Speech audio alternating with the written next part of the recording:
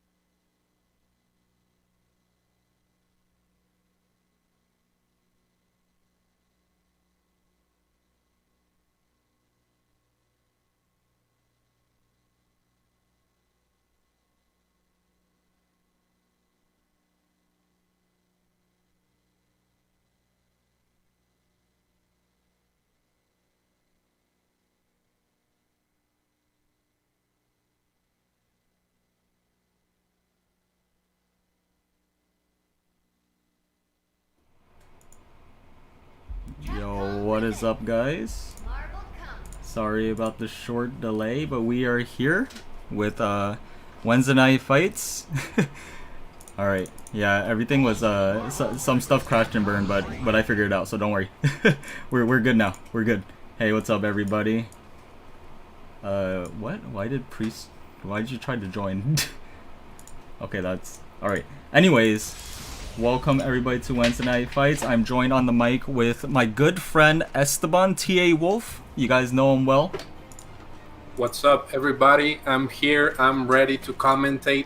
This is a very special Wednesday Night Fights because today we say fuck cancer. We're gonna support Tong Lee's wife the most we can so she can get even with cancer. With her fight with cancer, she's gonna beat it, absolutely. And we're not only gonna beat cancer, but we're gonna have a lot of UMvC3 beatdowns today. It's gonna be a really hype tournament. First time we have so much people. I believe we had a participant increase, right, Kevin? Yes, we increased the cap to 32 from 24 last week. We tried. Oh shit. Yo, Hondran, thanks for the sub. We did 2 weeks of 24, and then we also have a volunteer now, so we bumped it up to 32, but still only 23 people signed up, so hopefully next time we get even more people, but that's still really solid turnout. For sure, Marvel is more alive than ever, and just look at this Iron Man notification. There's nothing more you need to learn about Marvel. You just only need to watch that video. Your life will be better, and the matches will be extremely hyped today. I'm really excited for this event. And Kevin, what's the first match we're gonna get today? We're gonna try to get Rock Mode versus Weaverman, if they're both ready. I am gauging to see who's ready right now because, yeah, we started a bit late. Had a little bit of technical difficulties, but everything's working out. Just try to getting the players ready. There is a secondary stream too today, guys. Our volunteer Tri-Edge FGC, if you guys know Ricky, he's streaming and commentating with Frankie G right now. So half of the matches will be over there, most of the losers bracket until top 8. You guys know the deal. You guys know how it is. You're not gonna miss any of these matches thanks to the dedication of the Chicago family. Shoutouts to Ricky Tri-Edge, hardworking man. Shoutouts to Frankie G, commentating today, not blessing us with his gameplay, but with his beautiful voice. This man is ready to commentate. I'm ready to commentate as well. I'm here with the most handsomest man in the universe, Kevin Ha, and we're ready for this extremely hyped tournament. And I feel like this match is actually going to be really fun to watch. We're going to see two different styles. We're going to see the lame Morrigan do Miami play from Rock Mode. But we're also going to see Team Karate Chops, Team Chancla, Team I Don't Even Need to Wipe My Feet with Weaverman. Is going to be Iron Fist, Akuma, Ryu. That team requires a tremendous amount of intelligence to play at a high level to even making it work. Not even to win. Just to try and fight, you need to be a cosmic brain level human being repping San Antonio Weaverman. trying to show us. But we know Rock is one of the toughest competitors around here. We've seen him do wonders with the dog, with Amy. So it's gonna be a hype match. All right, we're just What waiting for. We're actually gonna go to a different match because I don't think Rock Mode is ready yet. So we're gonna do Tuda Max and Billy Ray first. Okay, everybody forget what I just said about the other two players. You'll see them later in the bracket. We're going to see Billy Ray. This is the first time I see him sign up. I don't know what he plays, so I'm in for some surprises. But we've seen Tuda Max before. We know his famous Hulk Nova robot play. So I need you guys in the chat to get those robot subs ready, those sub emotes. I need to see robot por favor every time the robot needs to win. And I need to see some Hulk player jokes in the chat. We cannot miss those. Chat asking for top 5 countries in Marvel. There's only 3 in my opinion. It's definitely the USA, Japan, Mexico, in no particular order because there's killers in every country, I believe. I think obviously because of size, the US scene is probably number 1, and because of players too, that the gods are from there. But Japan, Mexico, pretty even. Then I know some other countries in Europe have a couple of players, but Marvel was a very global game in a weird way. I know Chile has a strong scene. We know Brazil has a strong scene as well. Argentina has some cool players like Shuma. Colombia has Serpentaros, who's the best player in all of their games. A very big scene, very global scene, but my countries that I would pick for the top 3 are definitely US, Japan, and Mexico. I feel like those are the 3 strongest ones. And I would put money on that too. But speaking of money, okay, we see Billy Ray's team. A money-making team is Magneto, Doom, Virgil, Team NorCal, Team Takumi, as I like to call it, because I adopted Takumi for like a year. Shout out to Takumi. He reps Mexico now, if you guys don't know. But to the max, playing intelligently, moving around with the Hulk, knows that he can trade all of his health, and he only really needs 1 hit. But Billy Ray looking clean, getting the hit there on Hulk. I like this movement from this Magneto, Kevin, and I believe if we see an optimization station, we're gonna see a kill, but no, we see no optimization. It's part of the nerves of the stream.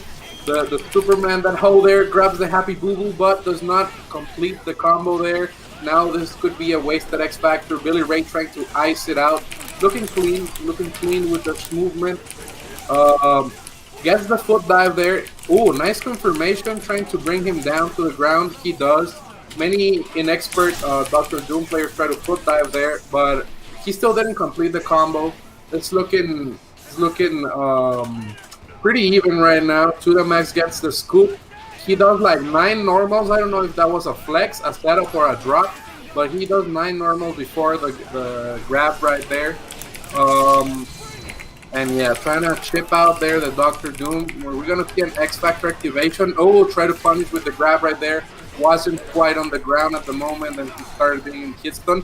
Nice scoop, scoops the guard break. Very important scoop there from Billy Ray. If he gets rid of Hulk, he's in a prime position to take this game, because we know Virgil does damage, but as soon as I say that, it's looking rough. It's looking rough right there because he gets the drop. La Cucaracha is in, and we know what Virgil does. Virgil will cut you.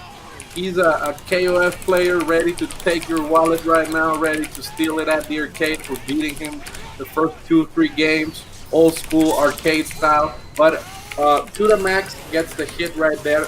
Robot in, and it's all up to Magneto.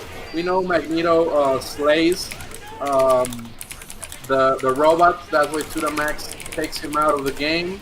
Looking clean at the moment, and now it's all up to time. Nice scoop there from To The Max, and we have not yet seen an X Factor activation from Billy Ray. And as soon as I say that, he activates, but it is not enough. He gets that buffered gravity. Magnetic? I forgot the name. I am not a Magneto player, even though I am the best Magneto. And it's 1-0 for To The Max. And I just want to remind you guys that if you can please support Tong's wife's GoFundMe. Kevin will be linking it in the chat as much as possible. Tong is one of the pillars of the Marvel community in the entire world, and he and his wife deserves all the support we can give them. Please, please support Tong Lee. And speaking of support, there is no better support than Dr. Doom at TAC. Looking clean right there, Billy Ray. I am liking this. He's having the mobility, he's having the zoning, but he's not quite capitalizing. Kevin, what do you think Billy Ray needs to do in order to edge it out against Tourney? I feel like Billy Ray is playing very well, but it's just maybe character unfamiliarity, because on paper, Magneto, Doom, and Virgil should just mop the floor with Hulk teams, right? But you know, I think he just has the edge on character unfamiliarity. Sometimes that goes a long way. Many people ask me, what do you think makes a region strong? And it's definitely character knowledge. Like, why did you guys think SoCal used to be good? Because apparently they're not good anymore, seeing the Tampa Never Sleeps X Factory tournaments. But they used to be really good because they had every fucking character. You had people playing Chris, Amy, Shenko, shoutouts to LLMD. You had the weirdest fucking teams, and that goes a long way in a big tournament where anyone can random you out, any style can beat you. So you definitely need that matchup knowledge. But what you don't need is matchup knowledge when you have X Factor versus. You just need to swing. Goes for the swing right there, Billy Ray. Gets rid of Hulk, and it's all up to Robot. Everybody in the chat, please type Robot, por favor. We need the Sentinel to do something. Nice crouch there. No activation. Goes for the Stinger. Ooh, I like that chip out. And Robot is doing his thing. Magneto against Sentinel. Oh my goodness. Ankle. Magneto's an old man, so this man, his ankles break easier, and the Robot takes it in this convincing 2-0 fashion. Billy Ray maybe gonna go for a character switch. Ooh, going for the Nova. Okay. The mirror match. Does he have some Cameron of his own? Team Nemo? Oh no, Team Coach Steve. The lesser Team Nemo, but still really, really good. Still a lot of damage. I feel like you trade a more stable character for a little bit worse assist for Nova, but it really doesn't matter what assist you have when Hulk just smacks you in the face. Whoops. Look, sorry about that. You see the Kirby dance right there, because we saw a drop, and we do not want you guys to see drop. We only want you to see high level Margot, so Kevin has to censor it. It happens like that. And speaking of censoring, you cannot censor certain beatdowns like this. Oh, look at Hulk looking like Magneto with the crossovers, the cross-up 2, extension, 1, 2, okay, goes for the Damaje, 1, 2 again, smack, no smack, okay, goes straight for the meteors in ass, power of the Nova Force. All of the Nova Force resides in Nova. It's crazy. Imagine sharing a room in your mind with like a billion other people. That must be fucked up. If I cannot stand my neighbors in real life, I don't know how Nova does it. But speaking of doing it, it seems that Duramax does not know how to do his game-winning combo, giving Billy Ray a chance. This is looking complicated for Billy Ray, but not impossible. If any character in the world can do it, it's definitely Dr. Doom. Gets the confirmation all over the screen. Why did the chicken cross the road to confirm the hidden missile? That's right. And oh my goodness, that was pretty good. But gets hit by the classic Nova slide. Push luck into slide is basically the most old school of Nova technologies, and that's a clean 3-0 from To The Max. Kevin, are we running Snake Tits rules today or just first to 3? Yes, it is Snake Tits rule, so it's first to 3 or first to 4 unless you get 3-0'd. So that's gonna be it for Billy Ray. To The Max takes it 3-0. Absolutely, and even though Billy Ray looked really good, To The Max has shown us that he is a competitor, a formidable one, and he adapted better to the situation. But good stuff to Billy Ray. And if you guys want to show extremely high level and matchup knowledge in life, everybody please support Tong Lee's wife. Kevin, can you link the GoFundMe? She is fighting her battle against cancer, and if she's anything like her husband, she's gonna win, because Tong Lee never catches an L, and his wife will never catch an L as well. I believe. Everybody, please, please, please support Tong Lee. Fuck cancer right now. If you guys have 10 cents, donate 10 cents. If you guys have $1 billion, please chuck them at the GoFundMe. Everybody, please help Tong and his wife out. They really, really need this, and they're a pillar of the Marvel community everywhere in the world. They're super important to me as friends and as family. So let's do our best to help them out. And speaking of helping out, Kevin, is anybody helping you stream today, or are we the only stream? There is 2 streams. So it is you know who Ricky Munoz is? Tri-Edge? For sure. Yeah, Chicago. he's the one doing the secondary streaming. He's also running the brackets. So yeah, make sure to check out his stream too. Twitch.tv/TriEdgeFGC. All of the secondary matches will be over there too. For sure, and that way you guys will not miss out on the action. We're gonna have the bracket linked over here. Let me see what matches we're gonna get today. Well, it seems like this the old last week's bracket where we saw Artistic take it. I couldn't commentate that one, but it seemed like it was a great match. If you have Artistic and Jabril, you know it's guaranteed hype. But Kevin, what's the next match we're gonna have right now? The next match is going to be Ken 123103 versus Priest. Okay, that's definitely gonna be an interesting match. I haven't seen Priest compete in these online events, but he's definitely a strong player with the Magneto Moto Doom. And it's gonna be pretty cool, pretty hyped event. We're gonna see some great matches.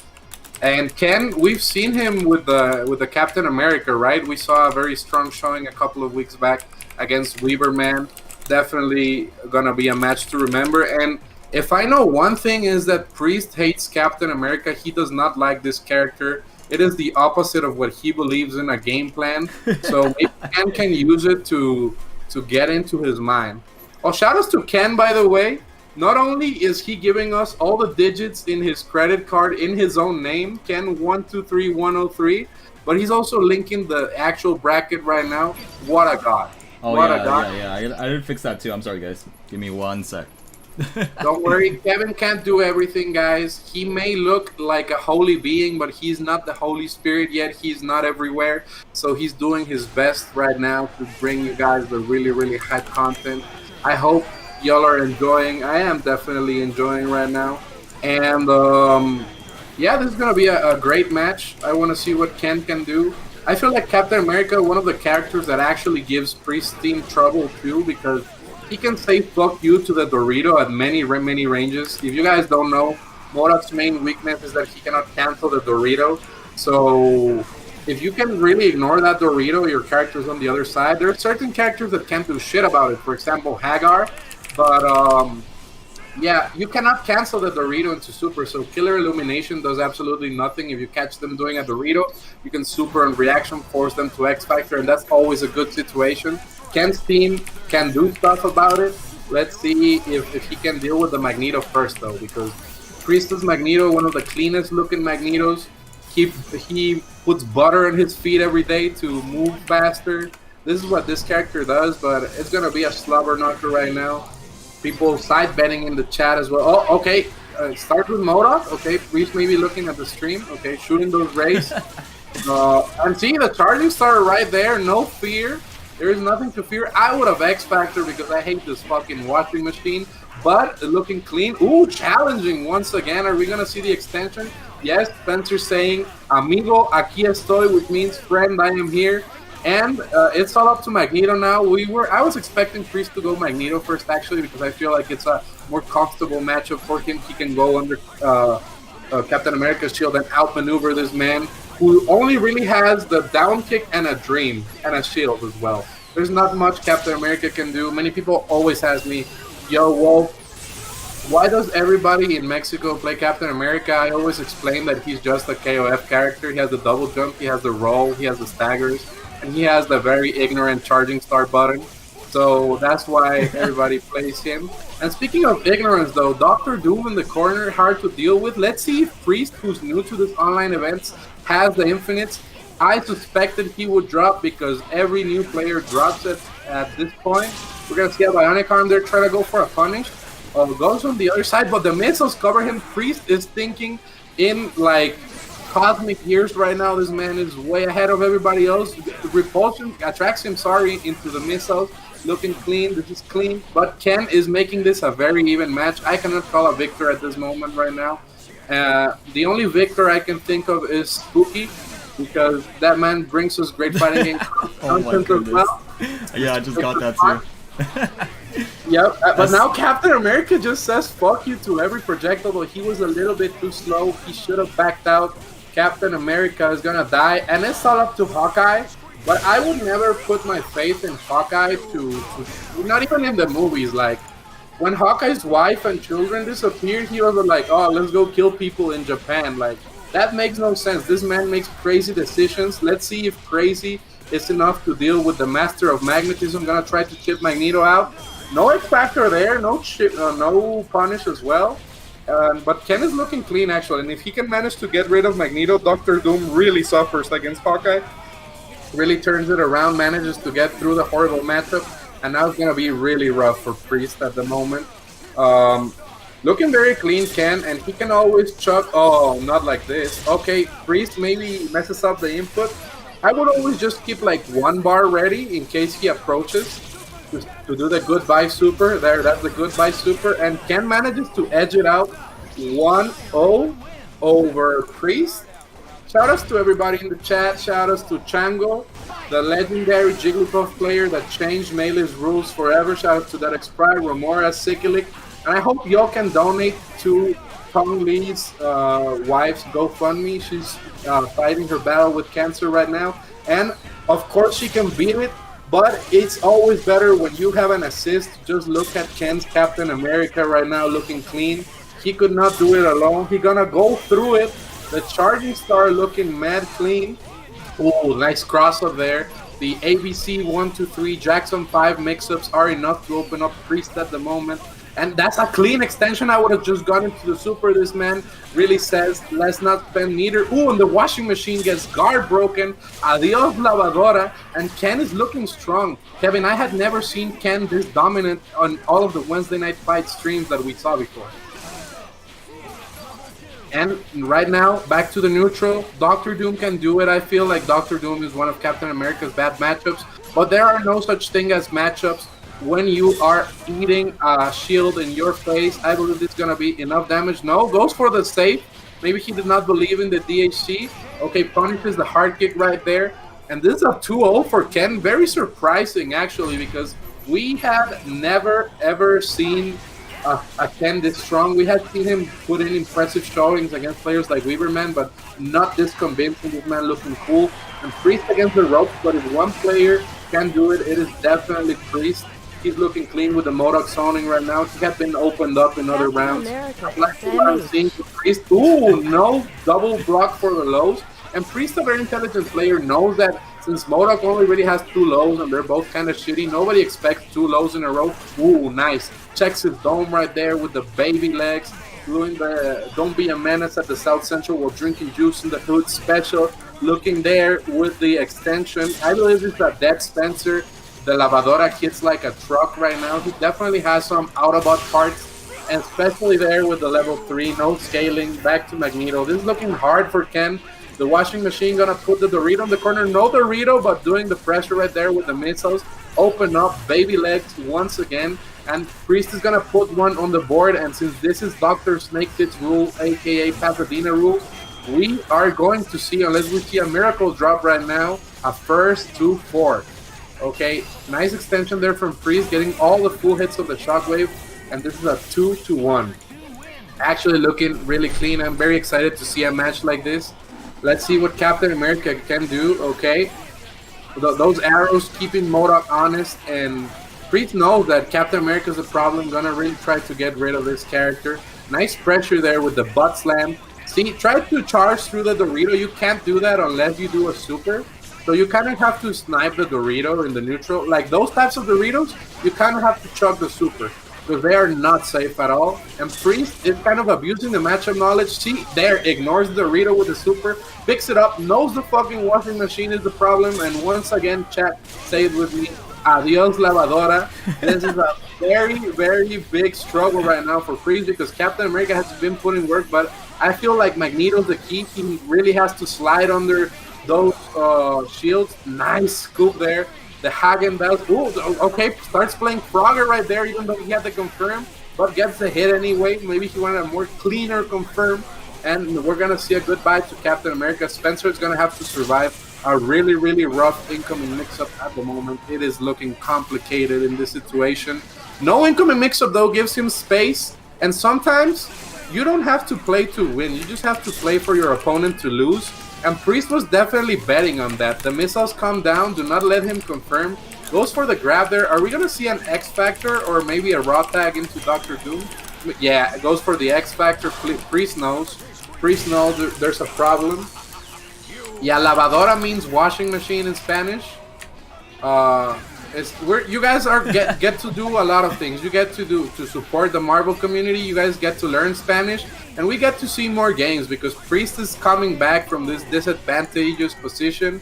And yeah, this is looking like an even match. It was looking like a wash at the beginning, but Priest waking up, looking clean.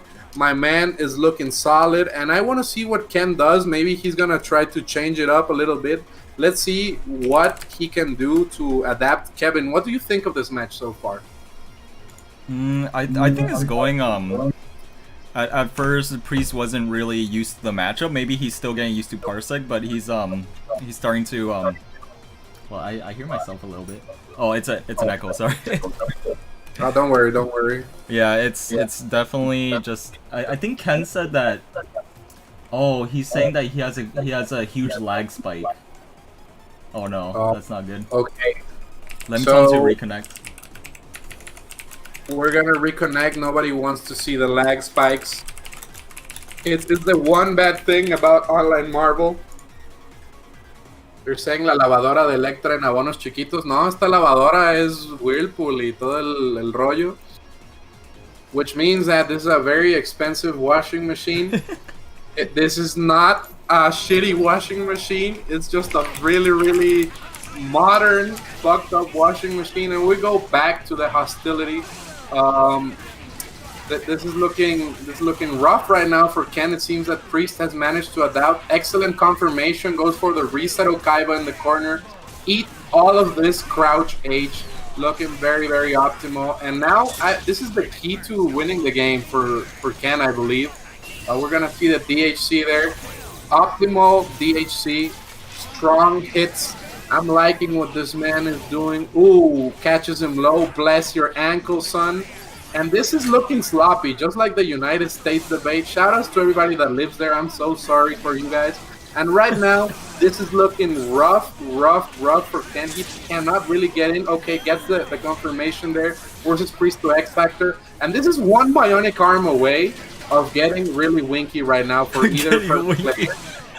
Very winky. Ooh, does not confirm there. I hate when that happens when you're dashing. You get the overhead by accident. Ooh, bionic arm. Okay, optimal does not spend the X. I would have spent it.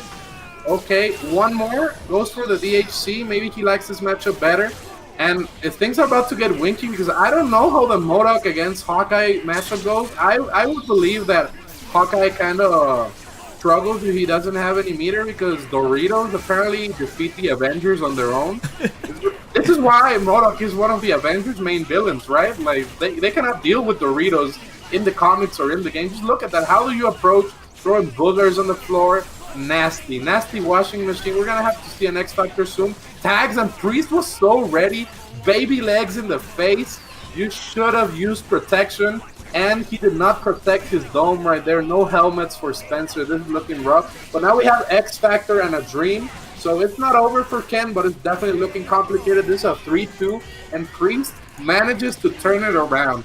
And speaking of turning things around, please everybody donate to Tong Lee's GoFundMe for his wife. She's currently turning around the battle against cancer. She's definitely gonna defeat it. We all know Tong Lee has never catched an L in his life, and his wife will not catch an L as well. And we're all gonna support and help this man because he's one of the hardest working, if not the hardest working man in the entire universe, not even the Marvel community. And right now, this is looking rough for Ken. It seems that Priest has managed to learn the Captain America matchup, but we only need one Charging Star and a Dream, okay? Priest manages to retreat, trades there with the Hawkeye arrows, catches the Dorito, forces the X Factor, and this is what I was telling you guys about. Kevin is gonna throw the GoFundMe link at you guys in the chat, don't worry. My man's is powerful in production. Speaking of power though, Priest looking very strong, does not manage to confirm right there. I believe if you guys write exclamation point Tong, you guys get the link as well. And speaking of links, Spencer needs to link into the Hawkeye arrows with the zip in order to approach. MODOK really has to take risks at this moment.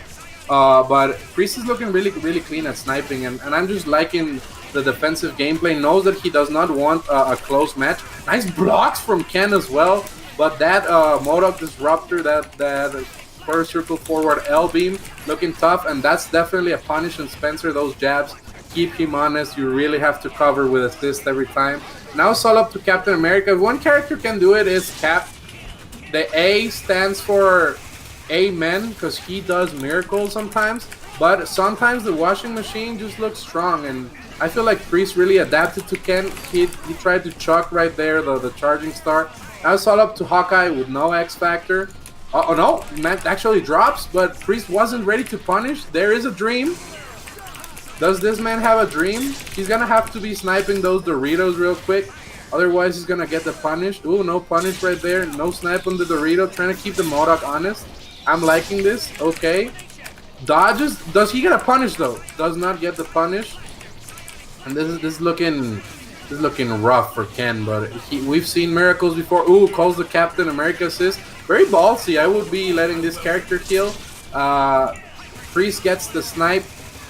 Nice snipe right there. And yeah, I'm curious as to what's gonna happen. There's 20 seconds on the clock. Okay, gets the snipe right there too, but cancels. We're gonna get a punish, no punish. Goes for the poison. Dr. Doom is bleeding. Are we gonna see a miracle? No, we're gonna see a very bad raw tag on Ken's part. And right now, it seems like this is GG's unless we see a Merry Christmas in the following seconds. I do not believe that Ken can do this, and even though he was looking really strong, Priest managed to adapt and overcome. This was a 4-2, and it was a really great set. Kevin, what do you think? Sorry, I was I was working in the background mostly, but yeah, that match was pretty crazy. Priest managed to turn around really well. Yeah, that's just really hard to fight for most of his team. There's not much Hawkeye can do versus MODOK, as we saw evident in the previous match where he was just chucking arrows at his shield. Yep. Sometimes you gotta rethink your life choices, and instead of going to Japan to kill people, you need to acknowledge you made a mistake and try to do better. And that's what Hawkeye needs to do if he gets the run back. We're waiting here on this next match. Kevin, what's the next match we're gonna get? It's going to be Streamburger and Mothman. Well, that's a classic right there. They fight like almost every week, and it's always really close, really hype matches. I'm really excited about this match, and I'm also excited, Kevin, about everybody donating to the GoFundMe for Tong's wife. You guys better donate. Like, Tong has done so much for this community, and right now his wife is struggling in the battle against cancer, but she's gonna beat it, and there is no way of beating a game than with friends, and that's what everybody in this chat is gonna do. Be a nice friend and donate what they can, and if they can't donate, please share it with your friends. I bet you all have at least one rich friend. You all have someone that has that paper, so go ask them if you don't have any money, and try to support, try to share. And speaking of sharing, also share the stream. Kevin Ha putting in the work today. You guys know Wednesday night fights be like that, bringing bigger, better, faster, stronger. Daft Punk inspired their lyrics in Kevin Ha's work ethic for streams. So all you guys really need to do is share the stream. And yeah, I hope that we're gonna keep having an exciting event today. Kevin, do you have any expectations? Because right now I am expecting some hype commentary from my main man, Razorburn. What's up, Razorburn? Yo, what's going on, Wolf? What's going on, Kevin? How you guys doing tonight? Doing pretty I'm great. doing better now that you're here. Okay, glad It's I could. always a better day when you're here. Glad I could brighten the day. You know, my main man Wolf over here, the show Master 2000. Let's go. That's like the downgrade from Andre 3000, but that's what you guys get. I'm sorry. I hope I could be better. But speaking of better, we're gonna have a classic Razorburn. We're gonna see Streamburger against Mothman once again. Oh, I'm hyped to watch it. You know what I'm saying? Like, two of my favorite players right now. And right now, Streamburger getting the okie doke there with the Shuma assist. Tries to go with the Absolutely. THD, but much hits done. Oh, and goes for the Walter Mercado psychic grab right there. Does not get it, but gets the air confirm. And we're going to see a dead Spencer. I see people in the chat asking questions about the Dorito. I will tell you how to beat this character because I hate the fucking washing machine. Command grabs go through Dorito. Supers go through Dorito. That's it. That's how you beat That's it. right. Just beat him up. Speaking of beating up, though, nice confirm there with the super from Mothman. Gonna get the happy boo-boo right there. Probably spend the X Factor. I'm liking it. Gonna get rid of the squid. Let's see if it's enough. I believe it's gonna be enough, yes. Optimal happy boo-boo punish. Fell up to Dormammu at the moment. Ooh. Nice cross up there. And even though Streamburger was looking strong, Mothman just managed to adapt really, really quickly. It seemed that sometimes one bad mistake can cost you your life. That's why people tell you don't drink and drive and don't call assist in front of Modok's face when he has a beam super. And right now, Mothman looking, even though he was looking not as strong, the first match he managed to turn it around. And let's hope that this doesn't get into Streamburger's head because I know that Streamburger is a very momentum-based player. And when he's on his game, he could beat like God himself, but when he starts to get flustered, he starts to make the little mistakes that could cost him the match. What do you think, Razorburn?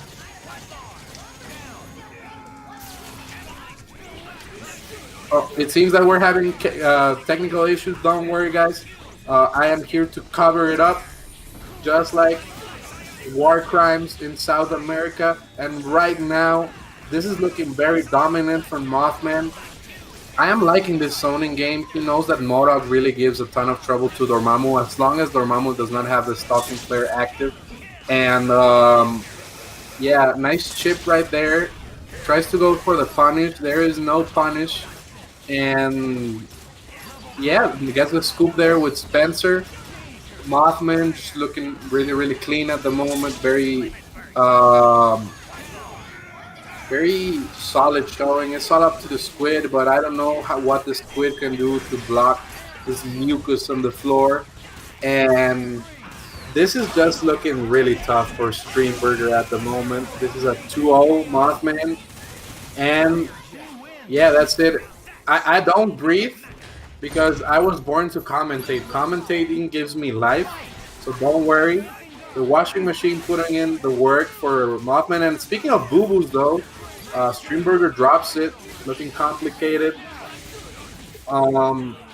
Nice scoop there, though. Gonna get rid of the Spencer. We know Streamburger, one of the most optimalist players of all time, using that purification to purify Spencer in the waters of Lake Minnetonka. That's a dead Spencer right there. Game blouses, putting up the pancakes on the table with a Dormammu.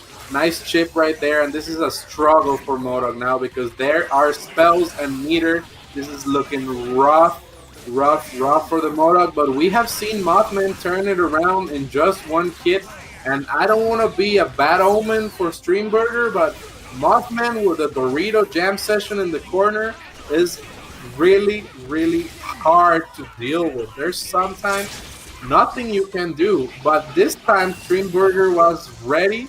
He's going to truck that Mongolian shockwave at Modok. There's not going to be any punish at the moment. And right now, Thor just looking confident, knows that he only needs one Shuma assist call, making sure that he can do it. Tags him there with the mighty strike. And the reset Okaiba there tries to catch him mashing, does not do it. Hits Modok, he says, get the fuck out, washing machine. This is not my wedding. I don't need more appliances to live at home. Get the fuck out. And right now we're going to see an optimal setup there because there is no way that Dante can kill Thor, not even in a million years.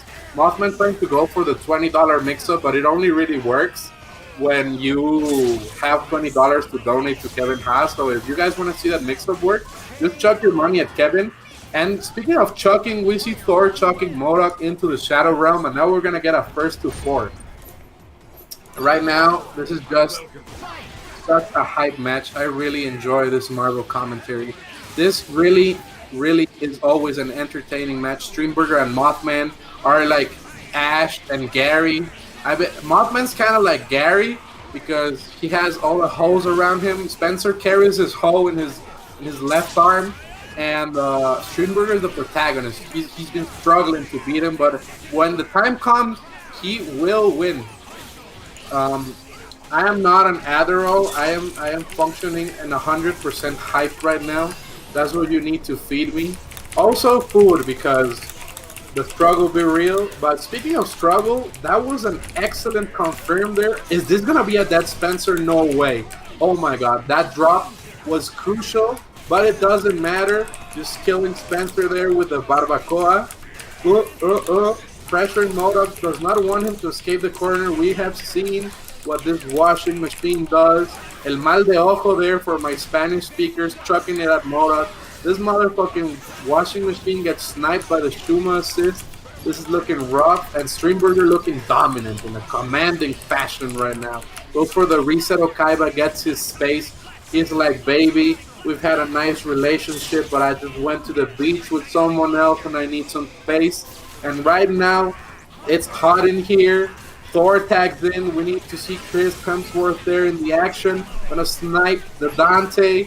Ooh, but nice confirm there. El Sacerdote right there. Confirmation from everywhere.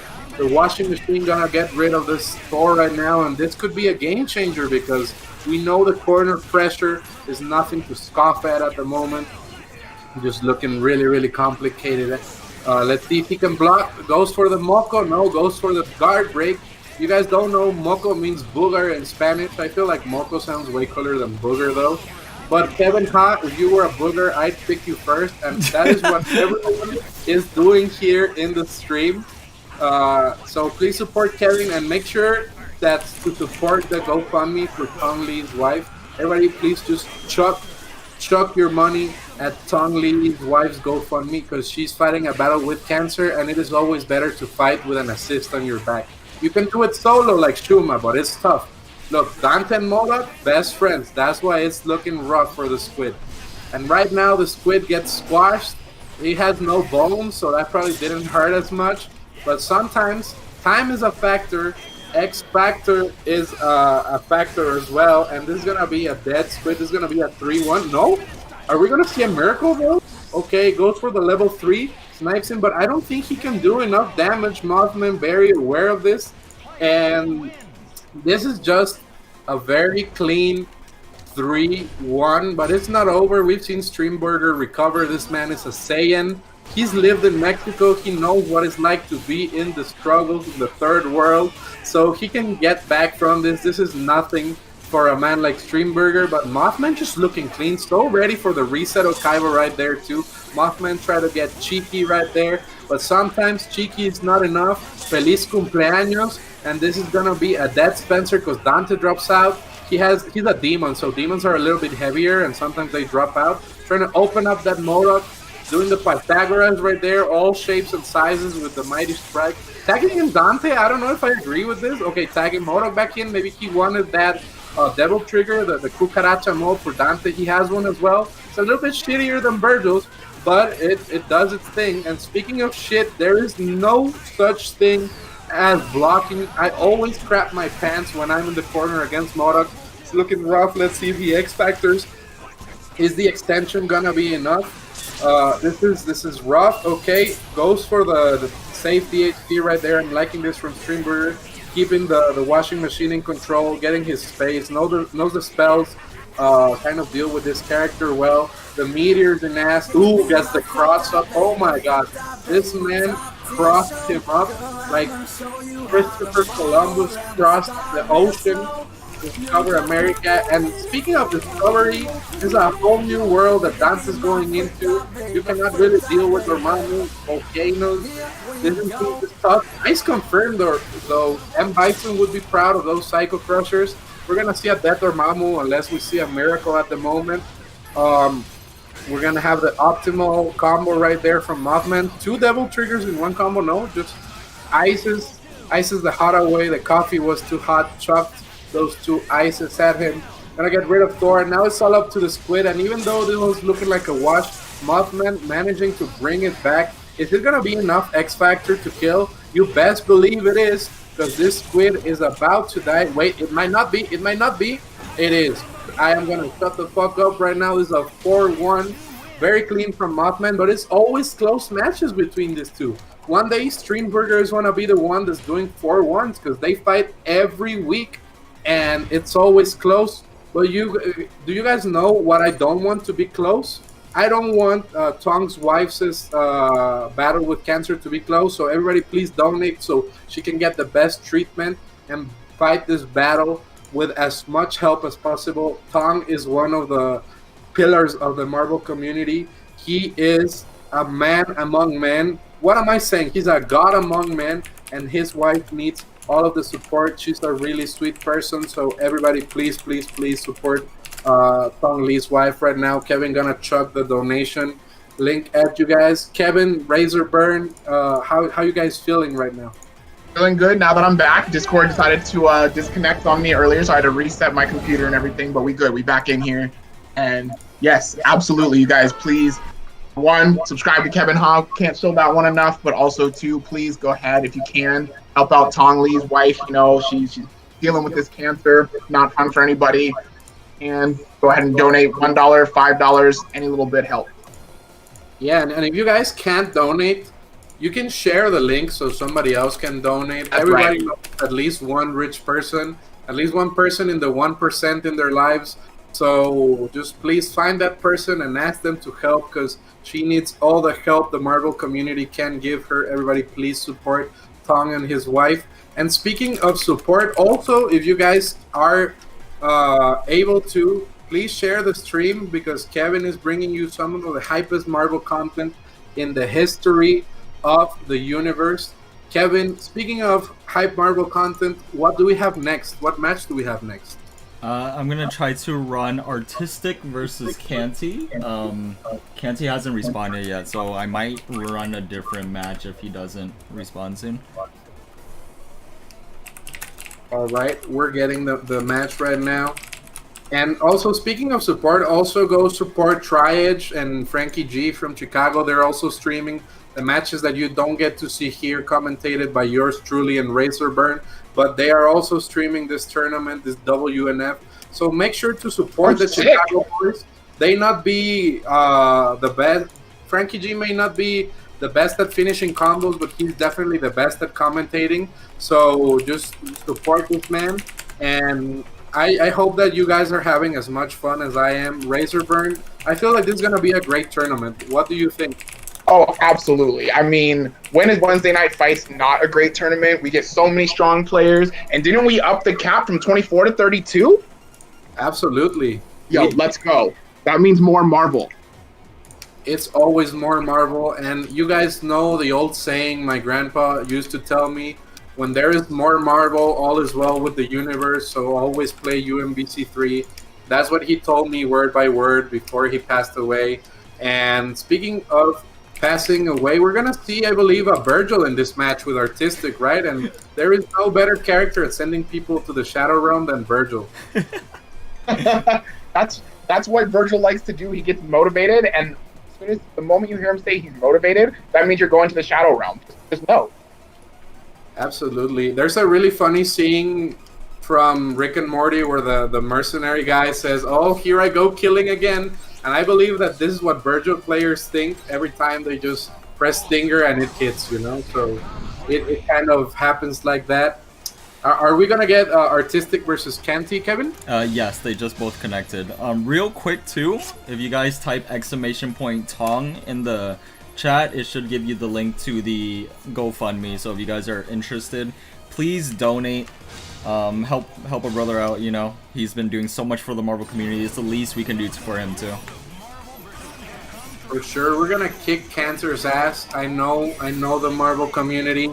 We fight for Burger King coupons usually, but this time we're gonna fight so everybody can donate to Tong Lee's wife's GoFundMe. So remember !Tong, and that's what you can do. Oh, I was like, this man is crazy, popping the X Factor right at the beginning. I was about to be like, what are these teams these guys are playing? I believe this is Canty's real team, but that is not Artistic's real team though. No, not at all. We know he plays Team Clockwork. So it's gonna be a definitely interesting match. I feel like Wolverine kind of mauls Virgil. Is one of Virgil's hard matchups. You think so? This could be interesting. Yeah, I feel like at the start of the match when it's point Virgil against Wolverine, Wolverine can really get in his face. He just kind of covers the angles that Virgil struggles with. Okay, that makes sense. Yeah, once he has meter, it's different though, because the swords are like, okay, Wolverine, you had your chance to shut the fuck up. But I don't think we're going to see that situation often. I don't think Artistic is going to activate at the start of the match. So it should really be a close set.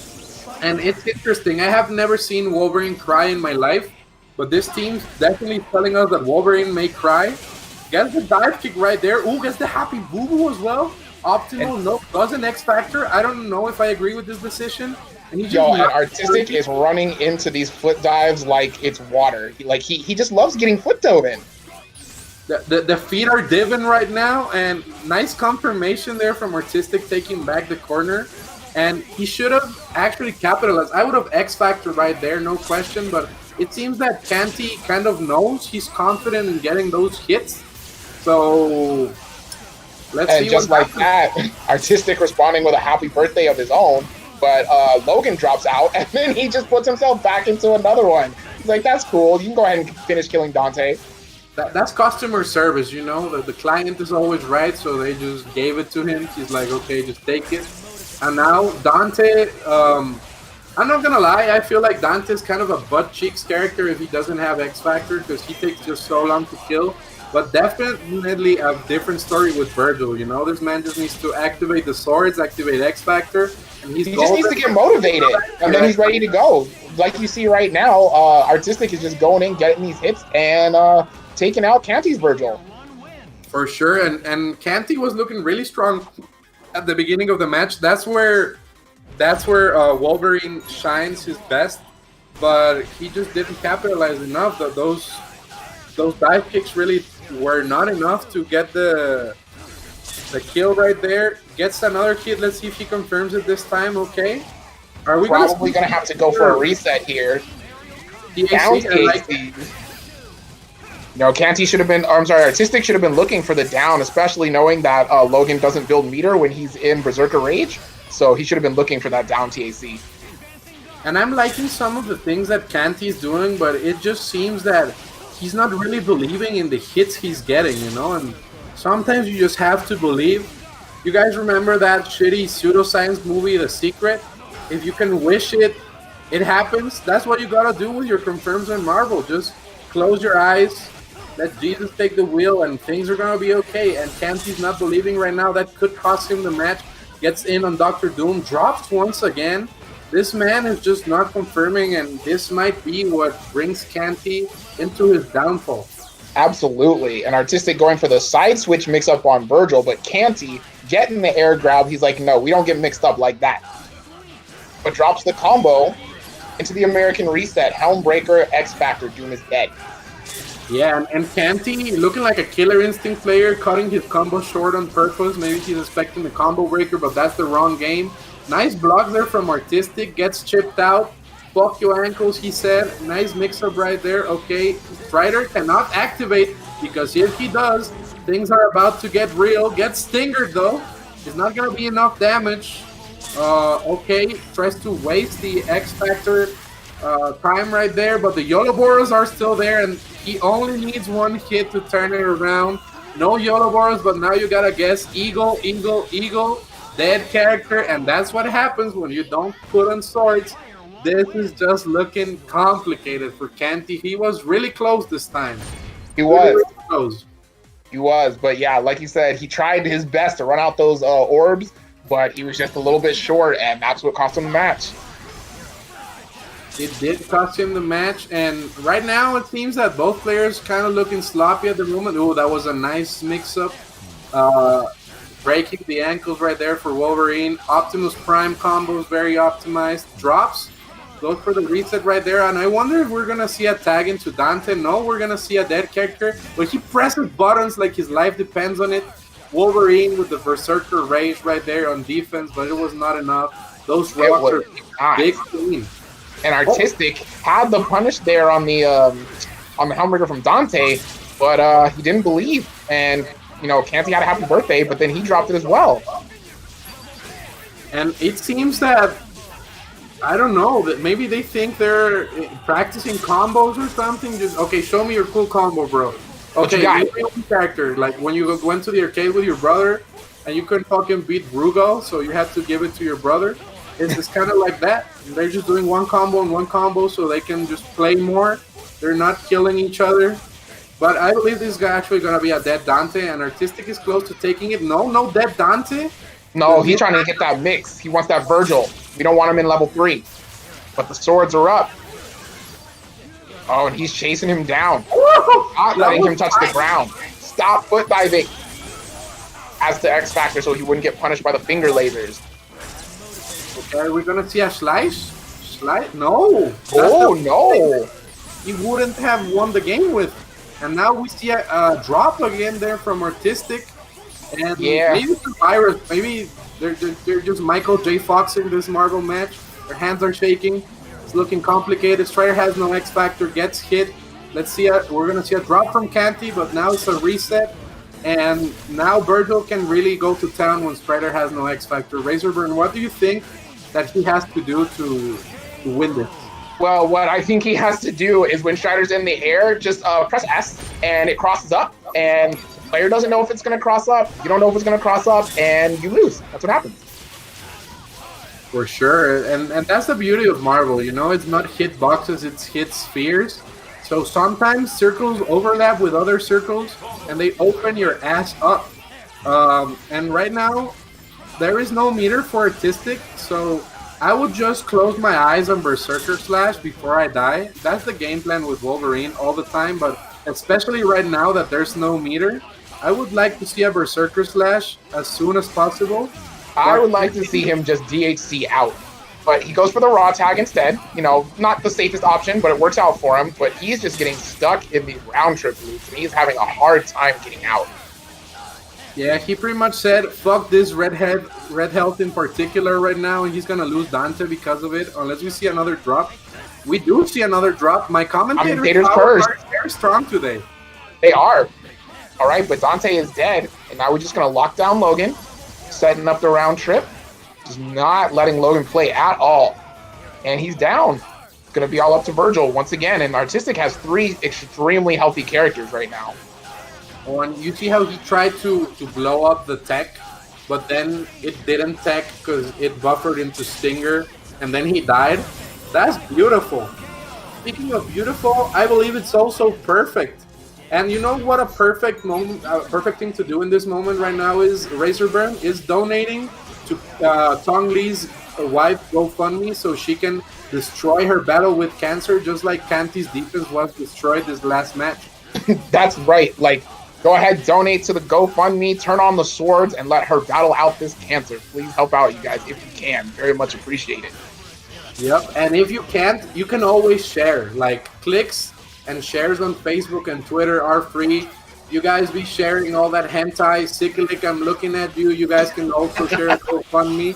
So, yeah, just do it.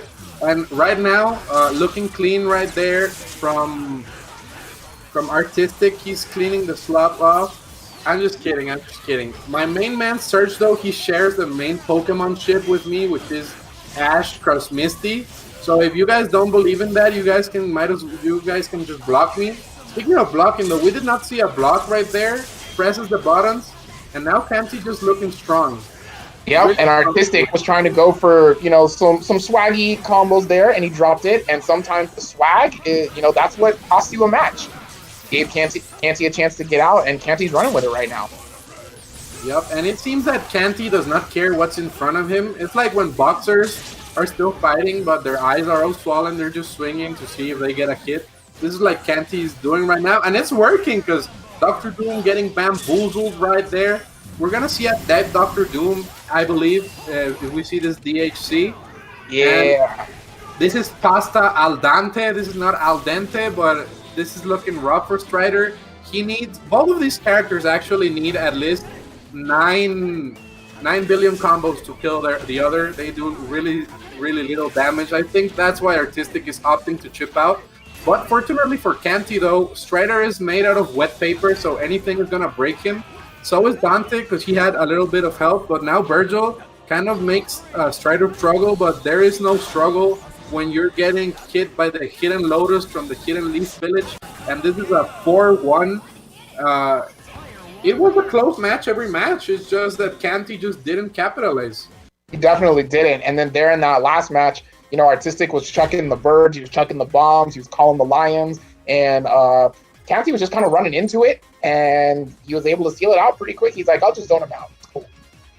Yep, I liked what I saw from Canty. It's just that he needed to clean it up a little bit. He was not believing in his confirms. So sometimes you just gotta believe, you know, and if you believe, everything goes well. And I believe everything will go well for Tong Lee's wife if you guys donate to the GoFundMe. So everybody do !Tong in the chat. And please donate so she can have a better matchup for her matchup against Cancer right now. She's doing the fight. She's going to win it, but we need to support.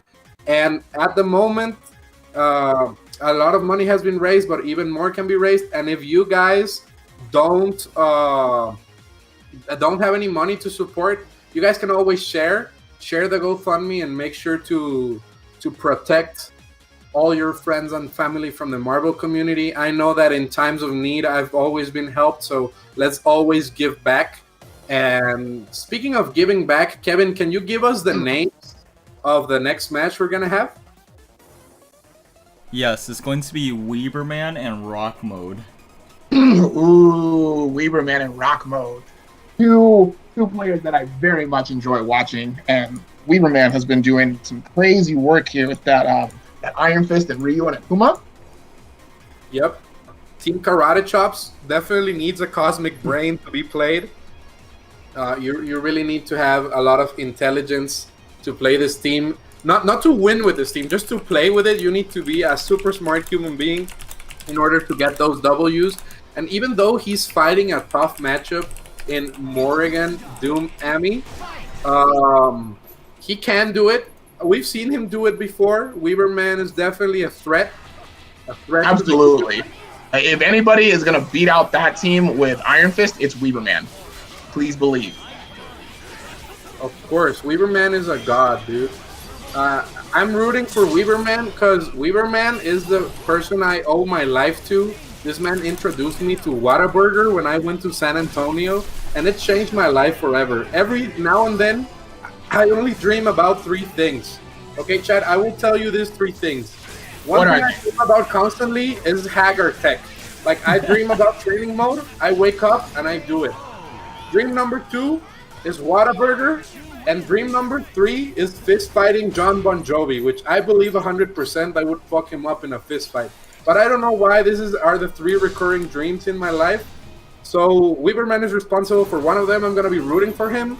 And I also don't like Morgan. Razorburn, who do you think is going to win?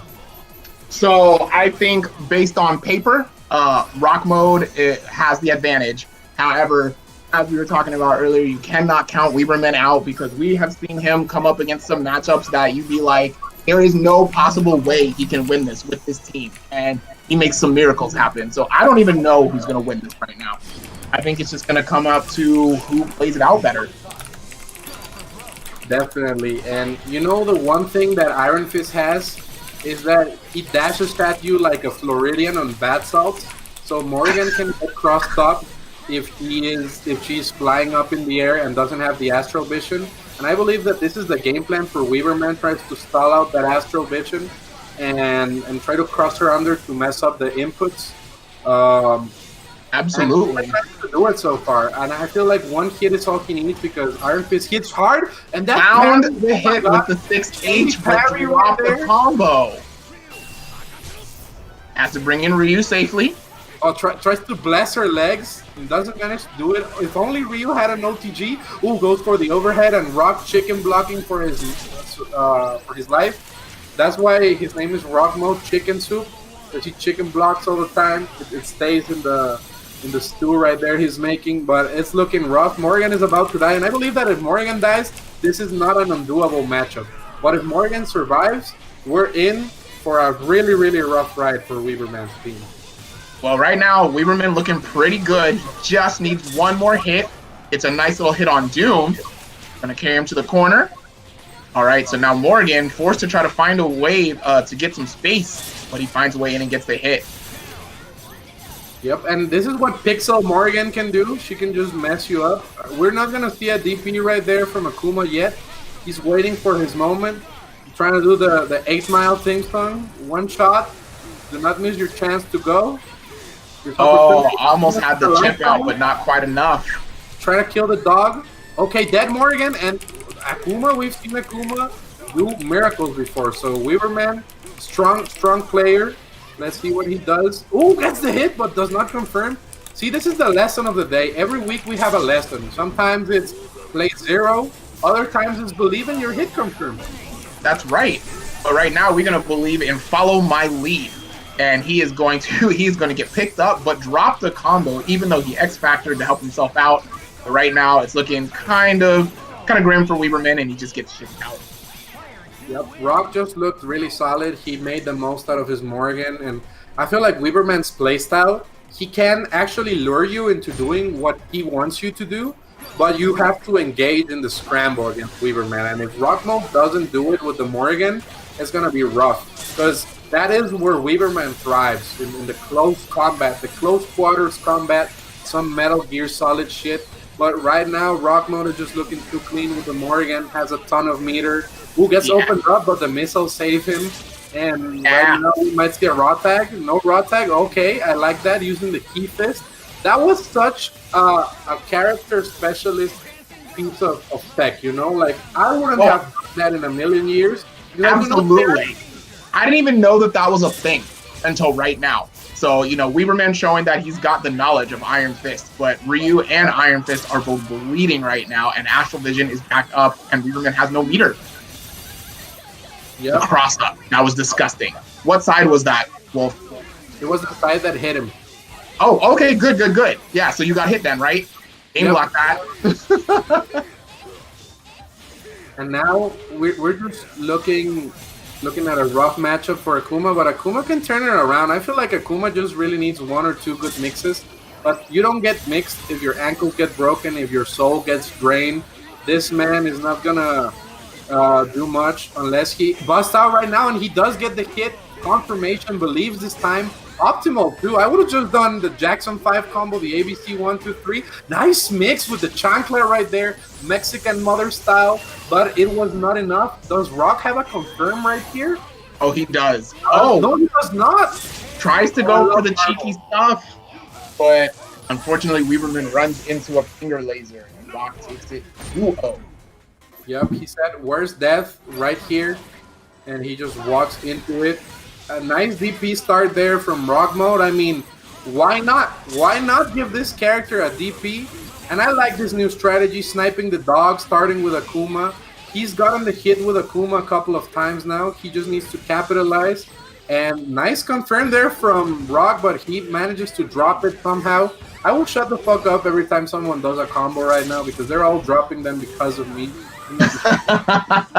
I too am liking this switch to Akuma point from Weaverman. You know, Akuma has a little bit more air options than both Ryu and Iron Fist. So, you know, that's why he was able to get in there and get that work done on Morgan. Ooh, he's definitely gonna do the there's this really funny video. You guys can look it up on YouTube. It's from Fnatic and Mega Man DS, where they're explaining like the new TACs in Ultimate Marvel vs. Capcom 3, and they just do TAC down, dash down, launch, jump, TAC down, dash down, launch forever. It's this UMvC3 cracked TV or something, but that's one of the classics. He hit him with the Day 1, November 7th UMvC3 combo right there, and it works out. This turns into a 1-4 right now. That it does. Weaverman putting one on the board. He's sticking with the point Akuma. I like it. Oh, but he's getting hit by these Soul Fists. Not a good look. Ooh, nice. And I like that relaunch he gets with the Iron Fist wall bounce. Go for the extension right there. Ooh, tries to go. Oh, he drops it. Okay, I feel like Rock Mode is actually engaging into Weaverman's shenanigans right now, and this could start getting him flustered. Look, like right now, Weaverman just thrives off of this. Just stay below you, watch you crack, but he's just not confirming. He gets foot divin right there, and it's gonna be tough to block this next team super. But Ryu at least has a ton of health. He will be forcing the X Factor right now if everything goes well. Oh, but it does not, and he does not block. Rock Mode picks up X Factors to make sure that Ryu dies, and this is looking like it might be in Rock Mode's favor right now. See, that was a huge mistake on Rock Mode's side, and I like that Weaverman didn't activate X Factor. He just ran away. He just committed a robbery right there, because he knows that he has the super there to keep Rock honest if he decides to go for a follow my lead. Just blow the dog up. Oh, but you know, sometimes you get locked into the ice and your legs get blessed. And that's what's happening to Iron Fist right now. He can go ahead and follow my lead anyways and optimize this damage. For sure. Oh! Yeah, that's Ryu, though. All right, Iron Fist lives, but he gets hit in the head. That Iron Fist, sorry. And I feel like Ryu can do this. He just needs to activate Florida Bat Salts mode and get one hit. And it's going to be rough for the dog. I feel like Ryu actually deals really, really well. I would not discard a Ryu comeback because there is no meter or X Factor on Rock's side. Ooh, if he had gotten that confirmed, I would have tattooed Weaverman's face on my left shoulder. But he did not get the confirm right there. And it's a 3-1 for Rock. Absolutely. I think if Weaverman had X Factor and then gone straight into Shinko Hadouken, he might have been able to get the pickup and the kill on Doom. But hindsight is 2020. Yep, and I'm liking this Akuma, dude. I feel like the strat he should be doing is getting the hit on Morrigan, getting rid of Morrigan, and then snapping the dog. And I really like that there. Weaverman chose to, instead of going for the S, because he knew the last time he dropped it, he's like, I'm just going to DHC into Ryu and make sure it works. Now getting the hit on Doom, X Factoring, but dropping the combo. Speaking of dropping, everybody drop your money at Tong Lee's wife's GoFundMe, please. She's fighting cancer right now and she needs all our support.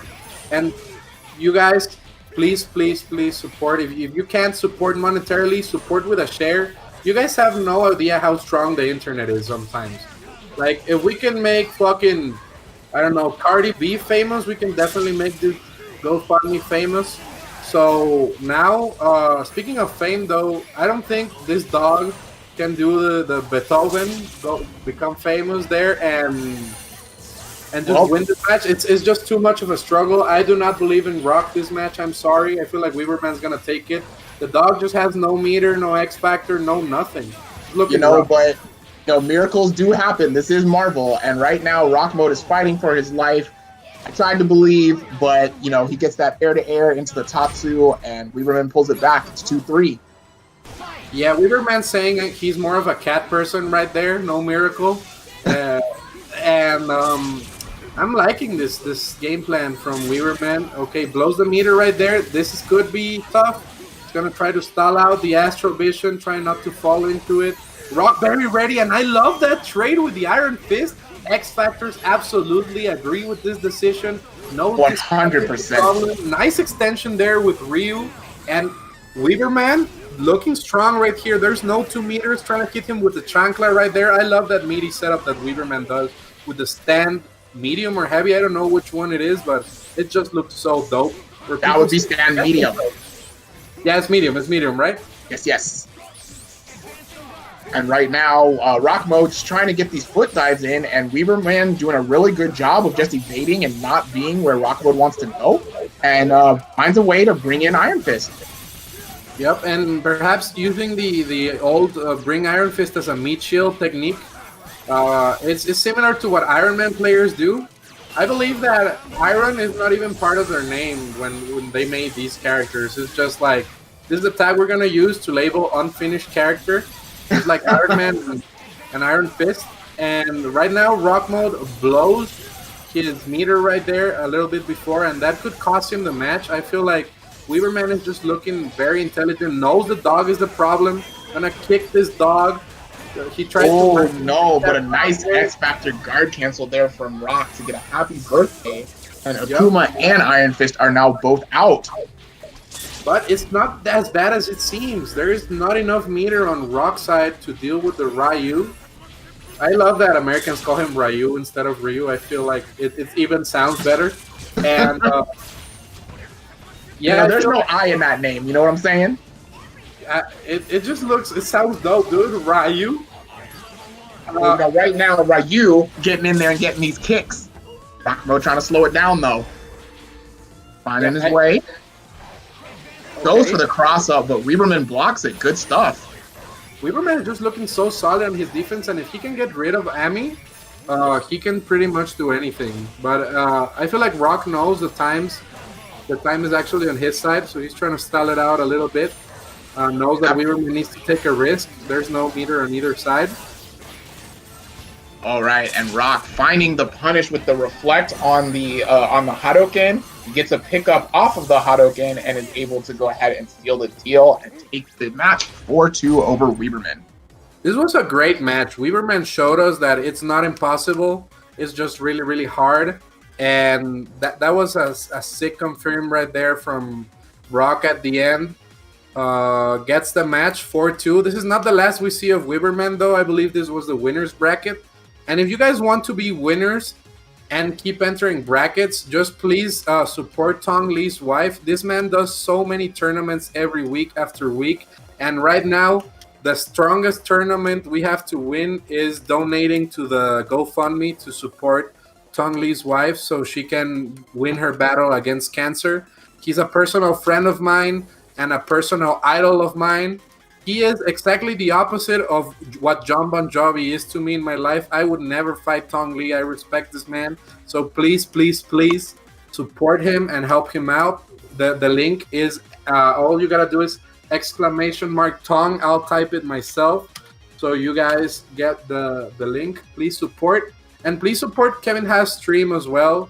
He's bringing you the Wednesday night fights action week after week because this man loves Marvel as well.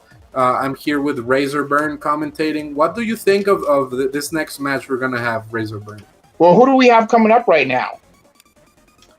That is a good question. I wanted to see if you knew because I do not know. Only Kevin Ha can bring us this knowledge. So, Kevin, what's the next match? Next match is going to be Priest versus Angelic. Ooh. Oh, okay. So this is really hard for me, right? Because Priest, like, that is my SoCal homie. Like, we were playing Marvel 3 together for the longest time. But Angelic is also one of my Dormammu brothers. You know what I'm saying? So, like, this is so hard for me to be like, I like one over the other. So I can't even put any bias on there. Like, I'm 50-50. I hope they both win. Yeah, it's the same case for me. Both really good friends, almost like family. Angelic being Mexican, repping Team Mexico at some Evos, that was sick. He's also from Arizona, but Priest is Mexican too, so I cannot really pick a side. Priest, a premier MODOK Magneto player, and Angelic, the Dormammu, Shuma, and Wolverine player. I believe there is no one better with those characters. Dormammu could be debated, but I feel that he's one of the strongest Dormammus in the world. Oh, absolutely. Definitely the strongest Wolverine. We will give him that for sure. You know what I actually hope happens in this match right now, Wolf? I hope that we go 3-3, and then on the last match, they time out and have the same amount of health, and everybody moves on. For sure. That if that happened in tournament, I would make them, like, guess what item on the Burger King menu I want. And if they manage to guess it, that's who advances in the bracket. But let's hope we don't get to that situation. Otherwise, one of them is going to have to buy Kevin Ha something from Burger King. Because that is the most a Marvel player aspires to, being a Burger King manager. So, I'm just kidding. That's the most I aspire to. I just project myself into each other, into all the other players. And we're going to have a great match. I'm really, really excited for Priest against Angelic. Me too. I'm definitely excited. Two very high-level players, two very respected players in the community, two of my favorite players of all time. So it looks like they're getting ready to get into it right now. Yep, and if we get a little bit technical, I will say Angelic has a little bit of the edge because Wolverine just puts so much pressure with the Mystic Ray right there that it's just extremely tough to deal with for MODOK because once the washing machine is in the air, if the washing machine does not get to block something, he has to fall down. He cannot keep flying unless he reflies again. So Angelic knows the matchup. He's gonna try to take advantage of it, and let's see what we're gonna get right now. All right, looks like they're just checking some buttons at the moment, making sure everything's working right. Yep. All right, now we got to get the real stuff underway. For sure. Now, you know, Magneto is one of Wolverine's natural bad matchups. You know, sometimes when you got metal running through your body, Magneto might want to take advantage of a little bit. So that might be kind of rough. But like you said, Angelic knows the matchup. He might be able to work his way through that. So let's see what happens. But I want to give a little bit of insight there. I feel like that's only a bad matchup in the comics because Marvel follows actually more of a real life sense. Like, Magneto's just an old person and Wolverine is an angry Canadian running at you. So sometimes angry Canadian wins. Okay, that's fair. We'll take that. And right now, Angelic dropping the combos and giving Priest a chance to get things going. And Priest picking up with a happy birthday here. And please believe he knows these combos. Yep. Ooh, very optimal right there from Priest. Gets the relaunch. Gonna get rid of both Shuma and Wolverine. That was one of the best situations possible for Priest right there. And Angelic with the Dormammu. He can do it. We've seen him do it before. But sometimes MODOK just opens you up. And Priest made everything out of that mistake that Angelic committed at the beginning of the match. Gets hit with the extension right there. MODOK's head is like a billion tons weight, so hard to get hit by that. And Angelic just always gets in, but it's just one small mistake, like not activating or not calling the Schumer Ray at the beginning, that is gonna cost him the character probably. Ooh, right. A nice reset, but Angelic was super ready. He was, and he gets in there with the Berserker Slash, getting these hits, but the Doom missiles are in effect, and the barrier stops him from getting in. Priest converts. Oh, but drops it in the end. Is that another happy birthday? It seems like it, but he's not going to be able to punish as much because there was not enough time before Dormammu came in. Right now, it's 1-0 for Priest. And Shuma, nice grab there. Knows there's a lot of lag after MODOK does that. He's going to get rid of the MODOK right there. Oh, no, drops because it's cosmic weight right there. And now it's a squid against an old person, but Dormammu comes in. This man is a demon. I feel like Dormammu with meter and Shuma is one of the air dashing characters' toughest matchups because he just manages to stop them. But once the meter advantage goes away or the assist has been called, if you do not have the spells ready, this is what happens. You just get smacked in the face. Dormammu's such a momentum-based character, it's crazy. Speaking of momentum, Priest trying to send himself swinging into the loser's bracket, calling assist point blank. Angelic making the most out of this. El Mal de Ojo, and this Dr. Doom can get in. He has one shot, but he really has to make the most of it. He has to do finger lasers, X Factor, dash in. He blew it, so I believe this is borderline impossible right now. The lasers do not go under unless you're full screen. That is a little bit of tech that you guys can figure out. There's no meter now, though, but that's the full screen frame trap there from Angelic, and it's 1-1 right now. Priest was a mistake, and Angelic made the most this time around. That's right, and just like you mentioned, you know, Priest, he knew that the finger lasers could go under the ball, but like you mentioned, at mid-range, they actually do not, and the ball will beat them all out, so good stuff to both of these guys. Yep, and they're trying to clip the head. MODOK cannot chicken block like other characters do. Angelic knows the matchup, tries to maul the washing machine, and does really great there. Throws a carpet on Broca Brute time, but Priest was so ready right there. Goes for the reset Okaiba as well. Greedy, but it pays off. And now Wolverine is about to go to a better life right now. He's about to go into the next game because this character is gone from here. Dr. Doom comes in. Let's see what sort of tech Priest has ready on the incoming. He misses the meaty by a little bit. Angelic manages to escape the situation. And if Angelic can manage to set up, this is going to be extremely tough for Priest. He cannot allow this man to throw a stalking flare on the screen. Razorburn, you are the Dormammu expert here. What does Priest need to do to deal with this? Well, what first thing he needs to do is not get Happy Birthday, which Angelic is going to take quick advantage of because Dormammu and Shuma have one of the best team supers in the game. And right now, he was able to take out Priest very quickly and bring himself up to 1. For sure. And this angry Canadian is just mauling MODOK, but this is where it gets rough. If Priest manages to get one Dorito up, it's gonna be tough. Angelic knows this. That is why he's rushing in. He's putting all his chips in on the table. Priest was ready for that reset Okaiba right there, and it's looking like a quick 2-1. But as soon as there is a Dorito on the screen, the matchup changes drastically. I would like to see Priest put one up. He does. Gets it. And the matchup changed drastically. Just like I told you, I am not from the future. I am not a prophet. I have just played this game and this fucking washing machine a billion times. Nice. Doing the Doctor Doom foot dive that Shuma has with the tentacles. He got tentacle divin right there. And it's looking rough for Priest once again. Angelic knows how to press those buttons. That he does. And he finds the right time to bring in Wolverine. We may see an X Factor here. Absolutely. Make sure Magneto dies, one of Priest's better characters. Yep. Now Doom has to deal with the mix-up. It's not going to be fun.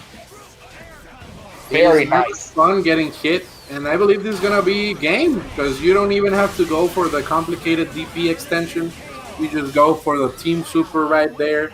3-1 for Angelic. And Priest is looking like he's up against the wall. He was just looking so strong the first game. But if you can't escape an angry, short Canadian man, you cannot make it out alive. It is right. Like that.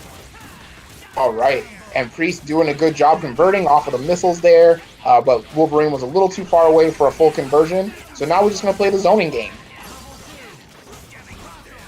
Ooh, and Priest man puts the bomb there, so Angelic has to respect it. But Angelic just has no respect for MODOK, and that was so weird. Like, he felt like he was going to be right next to him, but since MODOK's head is so big, the camera shifted. Angelic snipes the Dorito right there. This is a prime example of how you fight MODOK.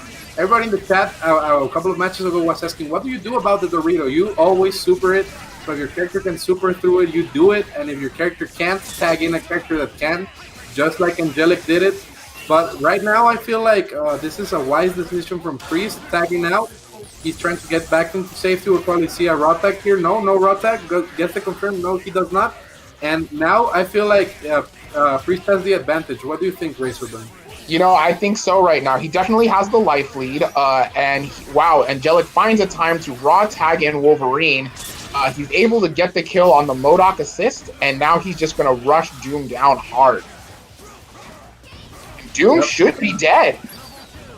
He really should be. Okay. Goes for the super, not because the DP didn't kill, because he wants the setup. Magneto does not escape, but he does not confirm. And Anchor Magneto is scary to deal with, but Wolverine is also very scary to deal with the Shuma Ray. Absolutely. Both of them swinging at each other. Priest gets the hit, and he could turn around this way. What do you think, Razorburn? I think he can. What's the mix-up? Yo, he tried to go for the side switch stuff, and Angelic was ready and waiting for it. Gets the grab and resets the neutral. And now it's going to be up to Priest to get in, because Angelic has two fairly healthy characters. Picks up off of the Shuma Ray, gets the team super, and is able to take it 4-1 over Priest. This was 4-1, but it felt like it was a first to one every single match. They were just playing like forward, and Angelic is so good at that rushdown style that it managed to work against Priest. Priest never really got his space. Even in the first game, he got hit first and then capitalized of a happy boo-boo. So Angelic just seemed really, really commanding the entire set. Oh, absolutely. Just like you mentioned, normally, actually, Priest has 3 flying characters, which can generally tend to give Wolverine a lot of problems. But like you mentioned, because he has the Shuma assist, which covers the entire screen, it allows him to get in and cover that space where Priest wants to be flying around and trying to keep Logan out. So it worked out. For sure. And if you guys want to cover health insurance, you guys can definitely go to !Tong, so you guys can donate to Tong's wife's GoFundMe. She is battling with cancer right now and she needs all of our support. So everybody in the chat, I want you to do these 2 things. Do it for me, okay? No, 3 things actually. Number 1, donate. Number 2, share the PayPal on social media and write "fuck cancer." And number 3, tweet @Tong Lee and send him your support because he is in a rough situation right now and he needs all the support we can get. So everybody, please, please, please support the most you can. And speaking of support, Kevin, can you back us up with this next match? What is it gonna be? It is going to be Max and a fan favorite, Living Legend, if you guys remember from last week. Oh, yeah. Going up against Max, Hulk extraordinaire. We're going to press some H's, try to move in, and we're going to have Living Legend trying to back up and throw these flames. For sure. And many people think that Chris is a zoning character, but against Hulk, he can't really do that. So he kind of has to rush down, just like Living Legend is doing the double Glock right there. There's a famous line from the I don't know if you guys have seen the Super Hot Fire videos, but the one where it's Chris Rock, he's like, I got Glocks. That is basically Living Legend's entire game plan, and he's just running through Nova, trying to make Hulk be the last. Gonna put the carpet there, and this is a very quick match. I believe this is gonna be game, but Max manages to escape. I like the teleport there to make some space, but Max only really needs 1 hit. Hulk is actually the strongest anchor in the game. Not the best, but the strongest, so 1 hit will be all he needs to smoke Akuma right now. Let's see what he can do. And, Living Legend is being really smart. He understands, Hulk has the H, he has the hyper armor. He was doing a good job of avoiding, but Max chased him down to the air, gets the hit on Akuma, and now it's time for him to root. Oh, and you see Max had the right read there, but he just did it a little bit too late and got scooped instead because Living Legend was ready for that grab tech. And now we see a convincing 1-0 from Living Legend. Oh yeah, Living Legend looking really strong there. Let's see what the next game has to offer. Yeah, I like it. My man said fuck Akuma. He does not manage to kill him though. But Chris cannot zone Hulk. You guys know that UMvC3 intro where Chris is shooting at Hulk and he's just there on the ground, hoping Hulk doesn't see him? That's how this matchup goes. Oh wow, gets another knockdown and a reset. And Max was ready with a grab of his own, but doesn't quite get the pickup. Yep, and I like those frame traps there from Living Legend. It seems that Max is not quite familiar with the Chris matchup. There's only like 4 Chris players in the world, so it's tough to know what to do in these types of situations. I'm liking what Living Legend is doing, but it's all up to Robot. So everybody in the chat, please say Robot, por favor, if you guys want to see Robot do this comeback. But it seems that it's tough for Sentinel. Okay, we're gonna see a punish right there. No punish. Ooh, yes. Oh, wow. But he got the buffer for the rocket punch. And that's sad. Okay, let's see if he gets it this time.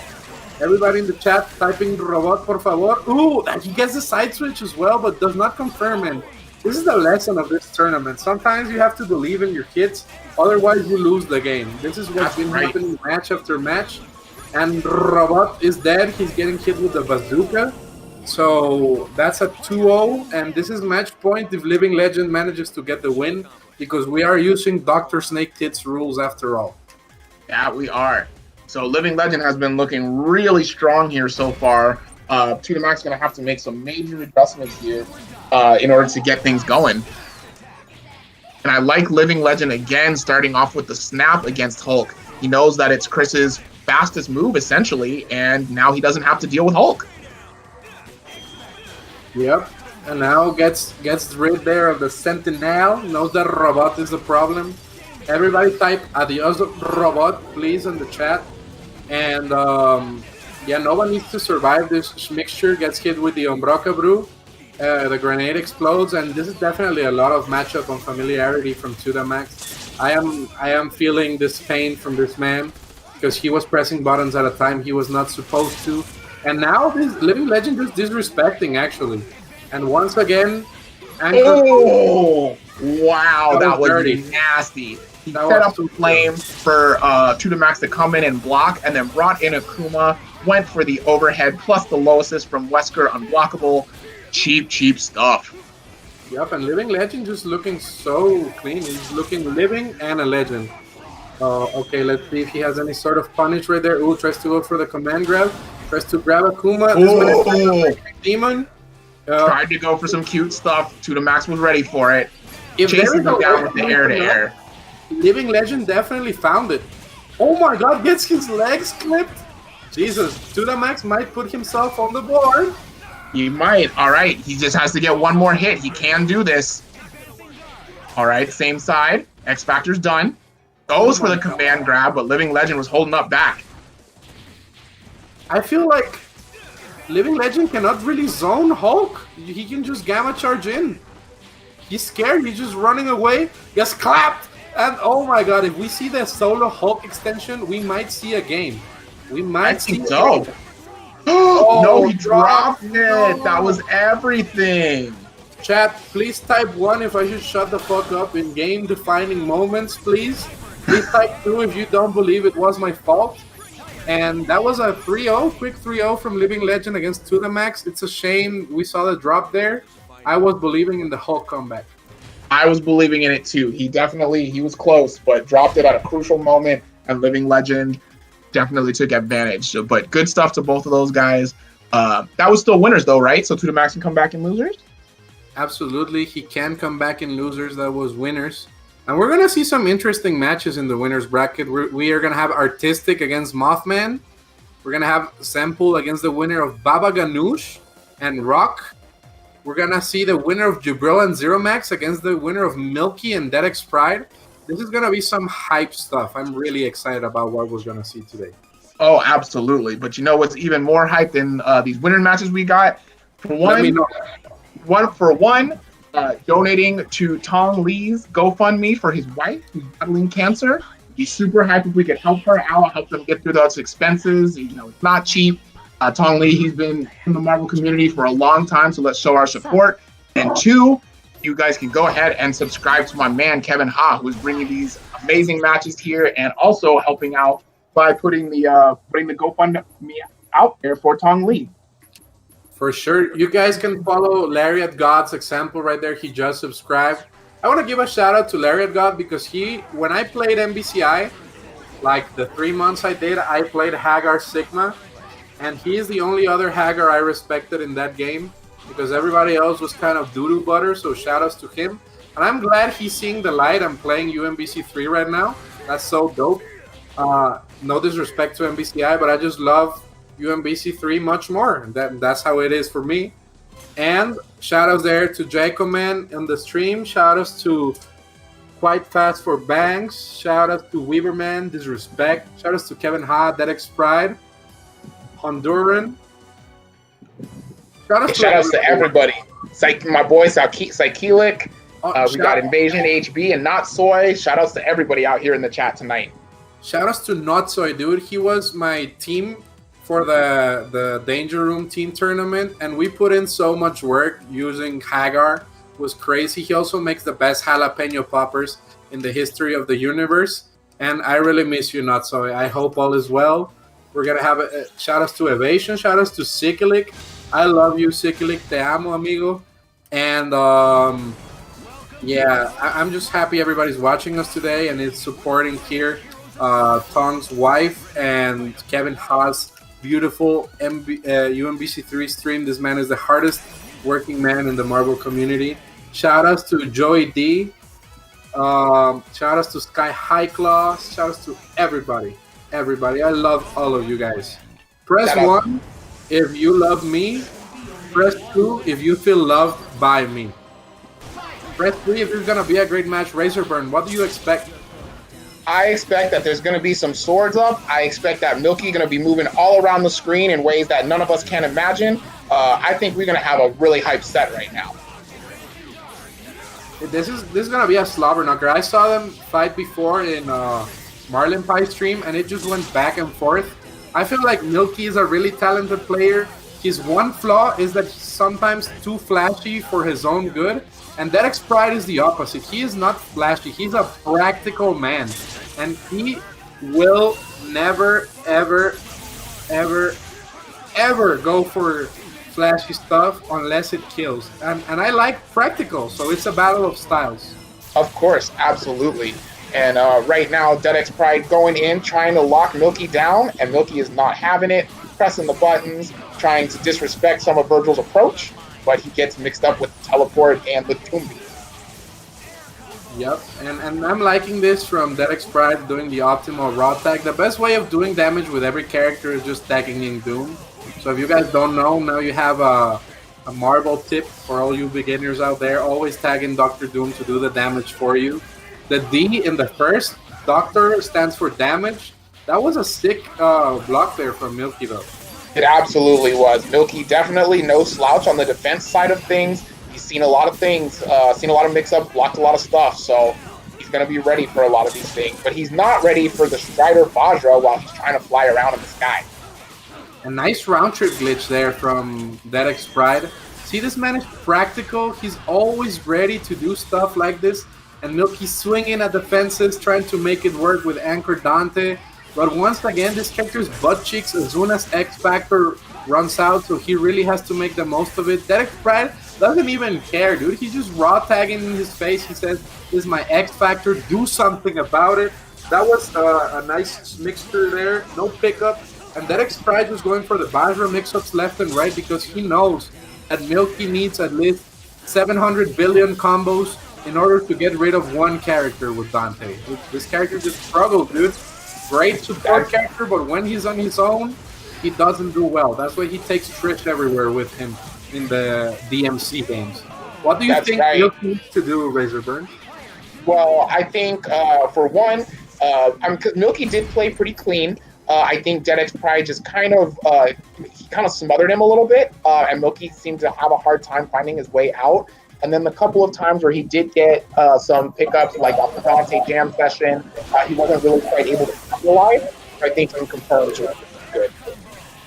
Yep, and now Milky with the momentum now, though. What didn't happen the last match is what happened this match. And here's another piece of old school FGC advice I'm going to give everybody. What do you do against a player you don't know how to block because he's just too good at rushing down? You don't get better with your defense.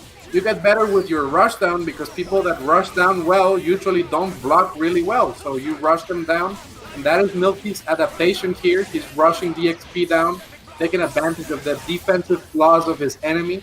And now Milky looking commanding lead right now. Right, and he gets a nice little punish there on Strider. So Strider's hurting pretty bad. Dedics Pride is going to have to be a little bit more careful with when he calls it. If he's looking for it. Yep. Are we going to see a confirm right here? That would be beautiful. But it also it was too high. All right, George Ramos in here. Gets the mid, drops it because the orbs ran out. Yep. The YOLO Boros ran out. There's still a little bit of X Factor, and Milky says, you know what? Just get rid of Dante. I would much rather have Anchor Doom. It's a sacrifice to appease the gods, like the Chandians in One Piece when Nolan visited them. Shout out to Kevin Ha. He gets that reference. And right now, this is just looking rough for Milky, but not impossible. He needs to tag in Doom, and he does, because the Team Super is what could turn it around for him. Absolutely. But just as we say that, gets a bad assist call where Dante goes down, and Dedics Pride definitely takes full advantage. Has to reset on Doom, but Doom is bleeding. What?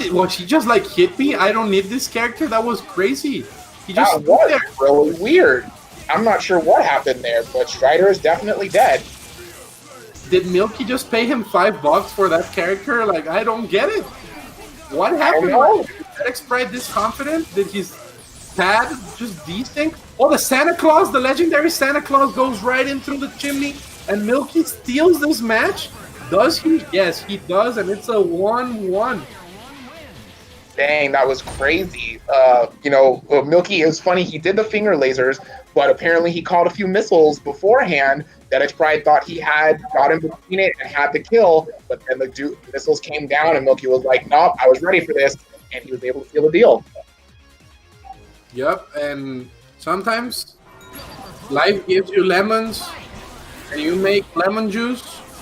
And other times, the controller desyncs for your opponent, so congrats there to Milky. It seemed like he did the best out of that situation, and Dedics Pride trying to rush down a little bit more. We're definitely going to see the Dr. Doom raw tag. Best way of doing damage in this game. Looking clean, looking confident. I am liking. This is a new Dedics Pride. Going for the snap there. Going to get rid of Dante. I agree with this decision because Milky definitely seems to be a very momentum-based player. He really wants that Magneto in. Look at how he moves. Sometimes he moves a little bit too much, though, and he runs into certain things. We see the tag right there, no punish. I would have liked to see a punish, but Dedics Pride seemed really ready for it. And we see this movement once again. Tags in Dante back in. I don't know if I agree with this decision, but nice confirm right there. That was sick. It was, and he goes for the snap to get rid of that red health on Strider. So Strider down to about a quarter health at this point. See if Dedics Pride can fight it out. And he does. He gets the counter hit with the Vajra. To confirm. Gonna bring in Virgil. Dedics Pride doesn't care about what you will do. He will go forward because he's confident. And sometimes confidence wins you matches. You don't need to be the most clean, optimal player in the world. You don't need to dash around left and right on some UMvC3 shit. All you gotta do is swing with some characters, and Dedics Pride does it better than most players in the universe. I am really excited to see this clash of styles. He always goes forward, and Milky starts to get flustered. And if Milky gets his momentum, he just runs over DXP. So it's just such a sick match, such a sick clash of individuals. It's the unstoppable object against the object that moves a lot around the screen really well. So let's see what happens. Gets hit right there, does not block, does not believe in blocking right there. Razorburn, what does Milky need to do to turn this around? Well, first off, he needs to get in and get some things going on Doom. He X-Factors to get himself out of the bad situation, but Dedics Pride answers back with an X-Factor of his own. He tries to get a snipe on the Strider assist, not quite able to fully convert. X-Factor's almost out on both players' sides. Ooh, that was almost a nice butter turn confirmed. Yeah, now this is looking pretty rough for Milky. They're both out of X-Factor. Milky does have the meter advantage. However, there's only 11 seconds left on the clock, and Dedics Pride still has 3 characters. So I don't even think Milky has the time to make this comeback, even if he does get the hit. Yep. Michael Jackson did tell us how to play Marvel. He always said, remember the time, and Milky did not remember it. He tried to get in a little too safely. Sometimes you just gotta take your clothes off, chuck them out the window, and say, fuck it. And right now, he is doing that. He's going in. He's like, enough movement, enough time to get in. And right now, getting the quick kill right there. Virgil's down, Doom's down, and it's all up to Strider. That it is, but Strider, no slouch. And just as I was about to say that, Milky comes in and blesses those legs on Dedics Pride Strider and takes him down. Nice and easy with a perfect. Yep, that was a quick perfect, and that's what Milky needs to do. Sometimes you just go forward. That's the type of matchup that both of these players are needing to bring to the table because they're momentum-based players, and you cannot defend against a player of this nature. You have to go out and murder them on the streets. And this is precisely what both of them are doing, and they're just doing it back and forth at each other. I don't know if Dedics Pride is going to get the kill here. He probably will. Goes for the extension. Gets it. Calls Strider. Level 3. No, just 2. And that's we want to bring in Virgil. But the swords were activated a little bit late there. Still worked out. He was able to chip out Magneto. And we're going to set up the round trip. Same side, good block from Milky. Milky's legs get blessed right there. Dedics Pride. It seems that these two have a rivalry, and they're just trying to disrespect their opponents so much. And it seems that Dedics Pride is just making the most out of it, just running over Milky this game. I do not believe in Anchor Dante, to be honest. I feel like Dedics Pride has too many resources for Anchor Dante to work, but I hope he proves me wrong. And this is a way of starting. Getting the chip in there on Dr. Doom. No punish there from DXP. And okay, fishing there for the mix-up. No teleport in between the gunshots. Gets the grab. X Factors. Dante's gone. Yes, and X Factor is going to help him steal out this deal here. Activates the swords. Calls Doom assist. Doesn't even get the combo correctly, but he still wins. Milky had given up at that point. And now Milky, I would like to see rush down Milky more. I don't like seeing scared Milky. No, and it feels like Milky does rush down, and then, Dedics Pride is just really good at kind of avoiding where Milky wants to go. He's definitely fought a lot of Magnetos, so he kind of has an idea of how to play this matchup. And it's showing. I feel like Dedics Pride is just looking so consistent right now at the moment with this matchup. Gets the extension there with the Cucaracha. Is not going to be enough. Trying to chip out the Magneto. Going to be almost there. We're not going to see a raw tag. Nice DHC. Trying to Santa Claus through the chimney. Let's see if Milky gets the confirm right here. He tried to go for the flashy one. I would dive there. But this is why sometimes Simple beats Optimal. Even though Optimal is Optimal, Simple wins games in clutch situations. And now Milky's in a bad spot because he just blew his X Factor away. Right, absolutely. And he goes for a raw tag there. Dedics Pride had the swords up, so Magneto basically just tagged himself into the swords, and now he's basically going to die. Yep. Manages to get Magneto out, goes for the spear flame trade. And now he can still do it, but not like that. Sacrifices Magneto. Bad assist call. Milky is able to pick up right there off of the Dante assist and snaps in Strider. Dedics Pride X Factoring. You can see what side it was going to be on. I was was down. still Doom, Ooh, this is not looking good for Milky. That snap is costing him so much, and it seems that Dedics Pride edges it out 4-2. And even though Milky played really, really well, Dedics Pride was just better at rushing down at the moment. Oh, absolutely, absolutely. And like I mentioned, Dedics Pride was just doing a really good job of avoiding the areas that Milky wanted to go, just being aware, and then capitalizing whenever Milky would try to come down from being in the sky. So, shout outs to both of them. They played their minds out. Definitely a strong match.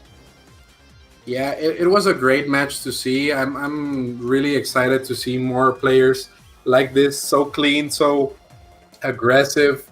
Like they grew up in the streets and violence was the only way. I don't want to see some lame marble. I'm a Hagar player. I want to see people swinging. That's good for me. And speaking of swinging, everybody swing your wallets at Tong Lee's GoFundMe for his wife. She's currently battling cancer right now, and she will defeat it, but it's always easier to defeat with our help. And everybody who calls themselves a Marvel player knows who Tong Lee is and all he's done for the community. So everybody just please support this man and his family, his wife, so they can make it through this rough situation. And also make sure to support Kevin_Ha on Twitch. Chuck the subs, chuck the shares, chuck the donation stations from across the nation. Make sure to support this content. I hope you guys are enjoying. I'm definitely enjoying. Razorburn, how are you having a good day with us? Are you not having a good day with us? What is your opinion of today's tournament? I am having an amazing day here, commentating here with one of my favorite commentators, T.A. Wolf. We got Kevin Ha here bringing us this amazing Marvel like he does every week. We've had some super hype matches on stream. I am having an amazing time. And of course, our bracket is now open from 24 to 32, so that just means more Marvel. Yep, and there's always more Marvel week after week. The W in WNF stands for Weekly Marvel. It's not for Wednesday. So all you gotta do is make sure you support and have fun.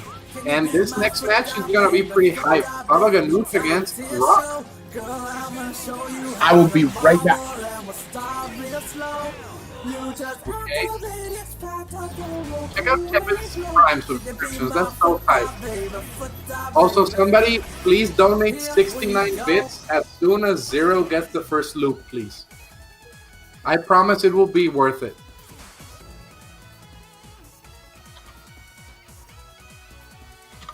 Press 1 if you like Baba Ganoush. Press 2 if you like Rock. Also, Press 3 shout if out. you like the commentary. I am gonna press 3 a million times. I love you, Kevin. Yeah, shout outs And to I love you TBT too, chat. for the sub. Shout outs to everybody that's donating to the Matcherino. I'm sorry. To the GoFundMe. Yeah, support Tong and his fam. GoFundMes are just real life Matcherinos, so make sure to support. That's true, actually, you're right. There's no coupons this time, so everybody chuck money. Please support Tong. And speaking of support, you don't really need better support than Morgan or Zero to carry you through a tournament. Just look at this gameplay. I'm liking what Rock is doing, trying to bamboozle Baba Ganoush, but Baba Ganoush showing he's a really experienced Zero player. Staying grounded, I feel like this is what Zero needs to do to defeat Morgan, because he gets to snipe Dr. Doom every time with the Sogenmu and the Buster. It's what he needs to do, and he's kind of abusing it. Rock letting Zero live, that might be a mistake. We all know Pixel Zero is a real thing. Arithmetic doesn't believe in Pixel Zero, but everybody else in the universe knows it is a threat. And Baba Ganoush is trying to get in, making the switch to Zero. He was a Firebrand player before.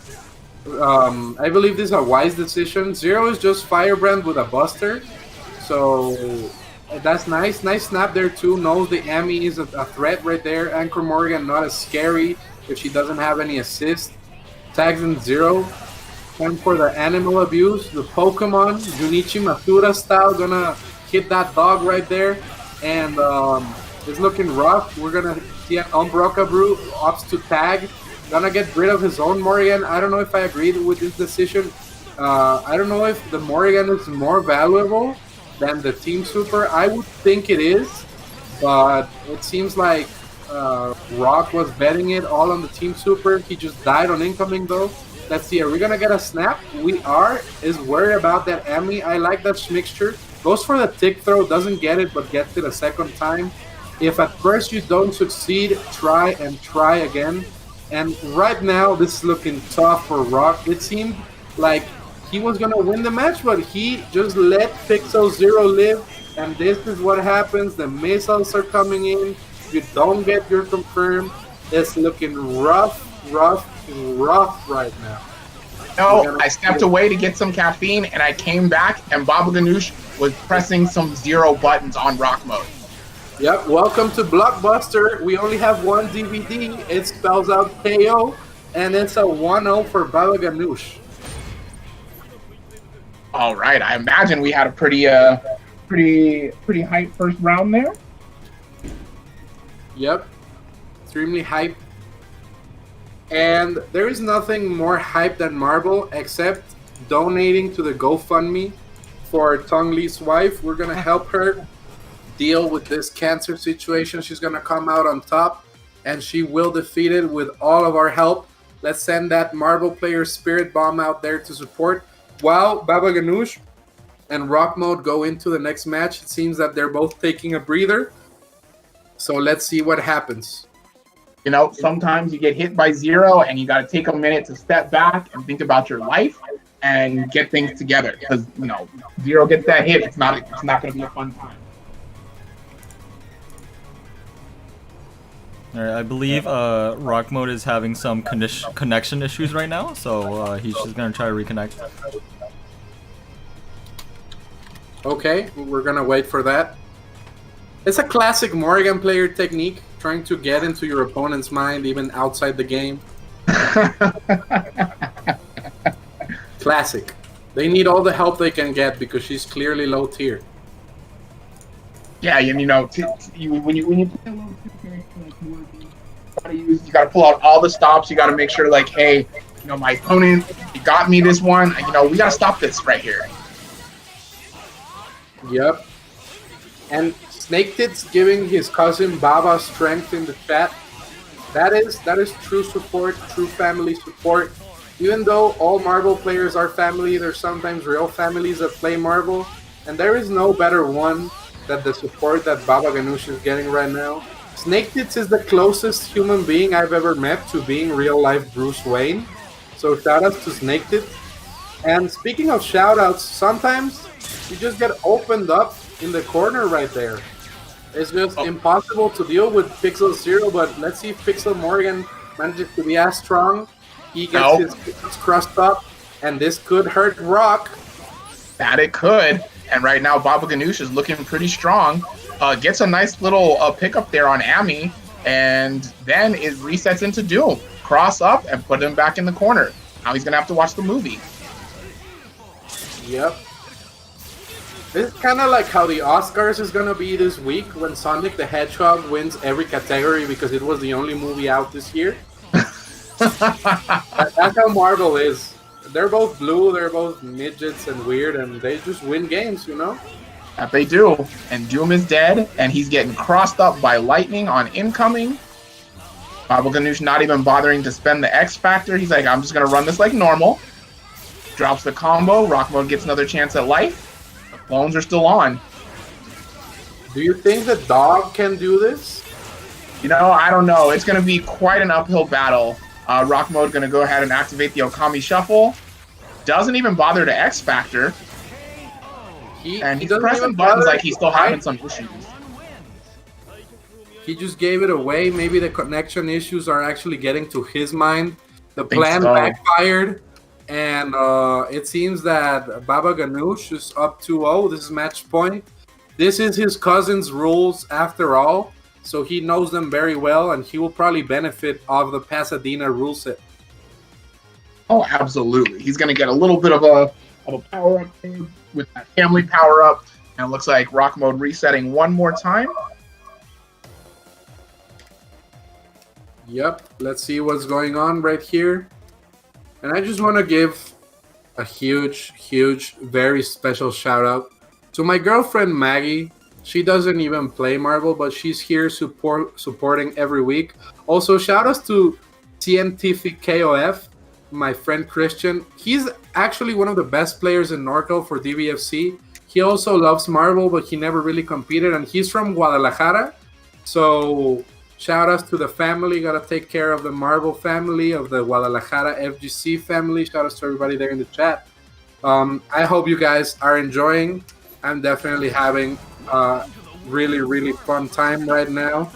And if you guys want to help everybody have a fun time, support Kevin Ha's stream and support Tong Lee's wife's GoFundMe so they can keep having fun with us in the Marvel community for many more years to come.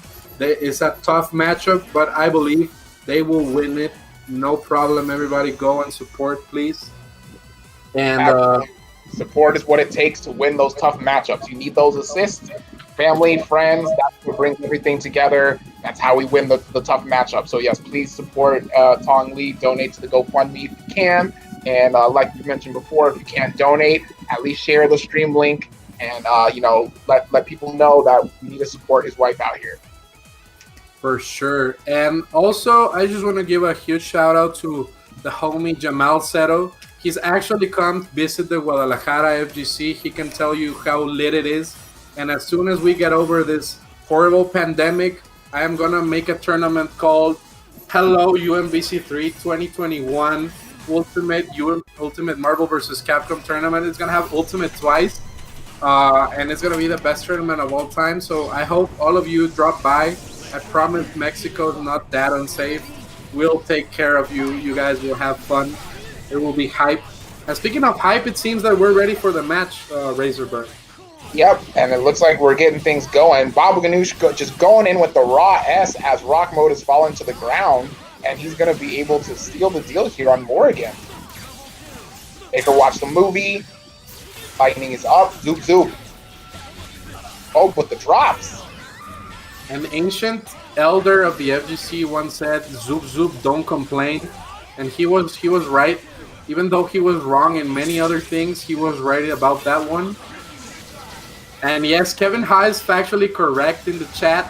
Hello UMvC3 2021 is the sequel to Goodbye UMvC3 2017. It's the sequel tournament. It's gonna be hype, so I hope to see everybody over there. But make sure to wear masks and take proper care of yourself. We don't want any more casualties. Just make sure to stay safe and stay home. And speaking of staying home, it seems that Rock is gonna go into the losers bracket at his own house if he does not do something different. It seems that Baba Ganoush is just too ready at the moment. He really is. He is just taking a commanding lead right here. He was ready for the foot dive there, and the missiles picked up on him. Rock Mode just trying to do whatever he can to find a hit. But Baba Ganoush now activating the Sogenmu, and it's going to make it even harder for Rock Mode to deal with. Scoop and a dead Doom. Yep, and I don't want to commentators curse it, but it seems that Rock is having no answers for Baba Ganoush's pressure. It seems that this robot with a human face is just doing too much. He's too ready.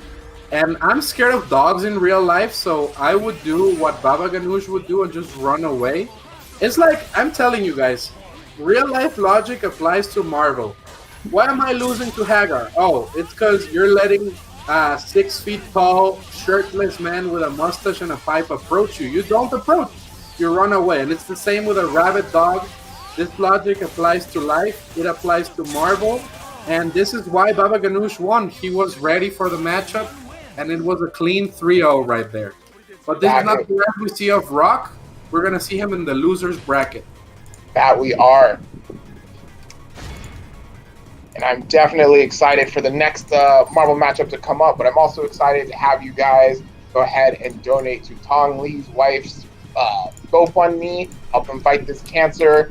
Tough times. We got to support. We got to be family. We're all family here playing Marvel, so please support that. Please subscribe to Kevin Hoff, and let's just help each other out and keep moving forward.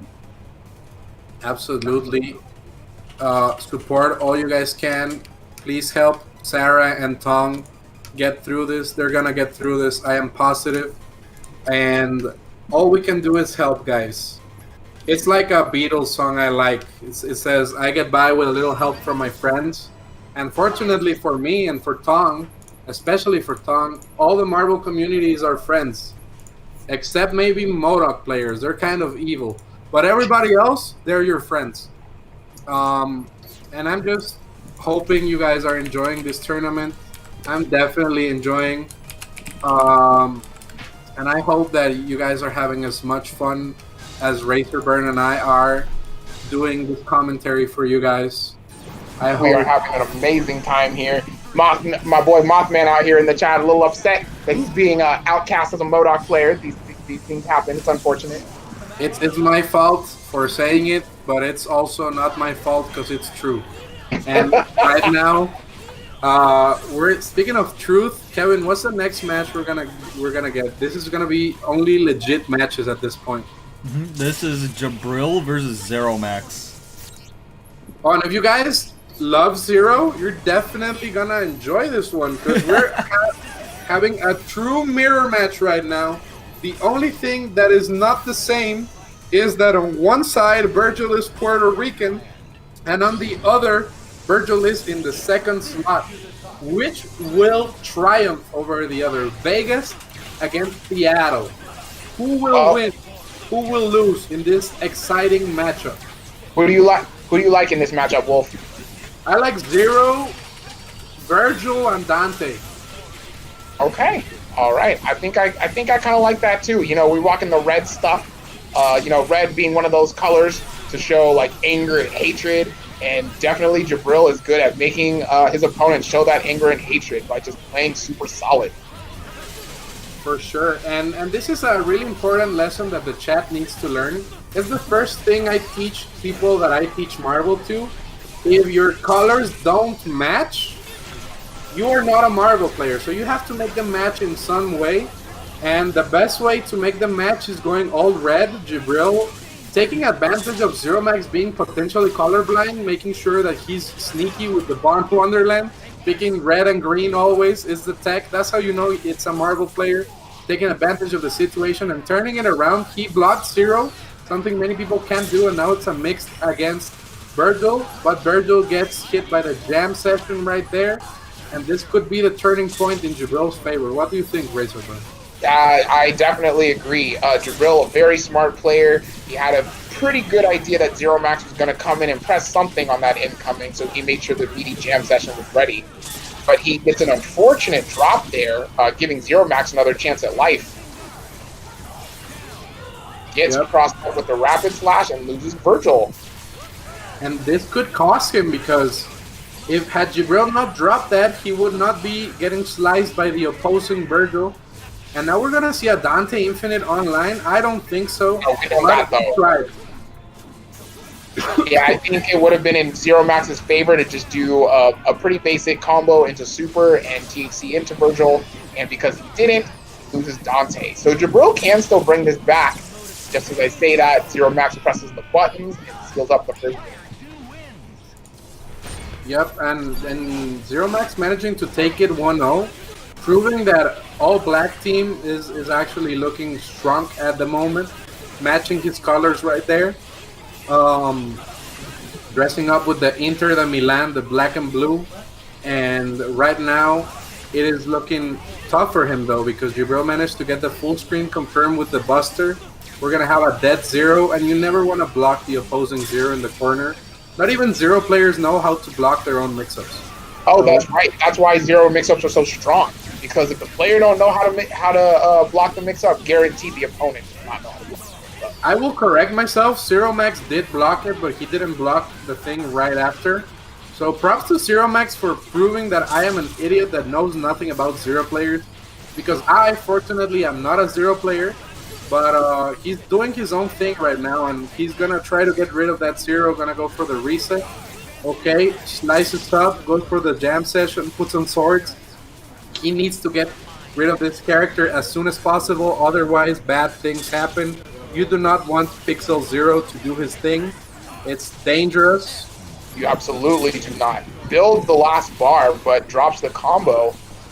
And this is going to be Jabril's chance to try to find a way out and save Zero. No, he's just going to stick it out, which most Zero players do, because like you mentioned, Pixel Zero, that's that level up, the Spirit Bomb that he needs. Right now, Jabril just playing a zoning game. No, Zero Max doesn't have any meter to combat it. He's just going to put the clones up and make him deal with this pressure. Yep. Pixel Zero is definitely his devil trigger. But it was not enough, and now Zero Max has a nice shot. Jabril tried to get under the round trip chucking right there to get rid of Virgil. Gonna try to chip him out.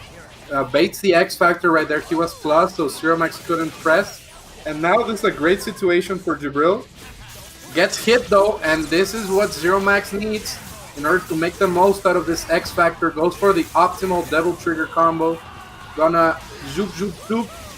Does he get the mix here? He does, but Jabril was ready. Gets the combo here. It's gonna be enough. And now it's gonna be a 1-1 situation. So now this is a first to four. That it is. And that was very good stuff from Jabril, keeping his composure, finding the hits, getting the grab, and then turning on the X Factor to seal the deal. Yep. And now we're back into the next match, 0 against 0, everybody's favorite mirror match. We love to see it. And let's see what happens.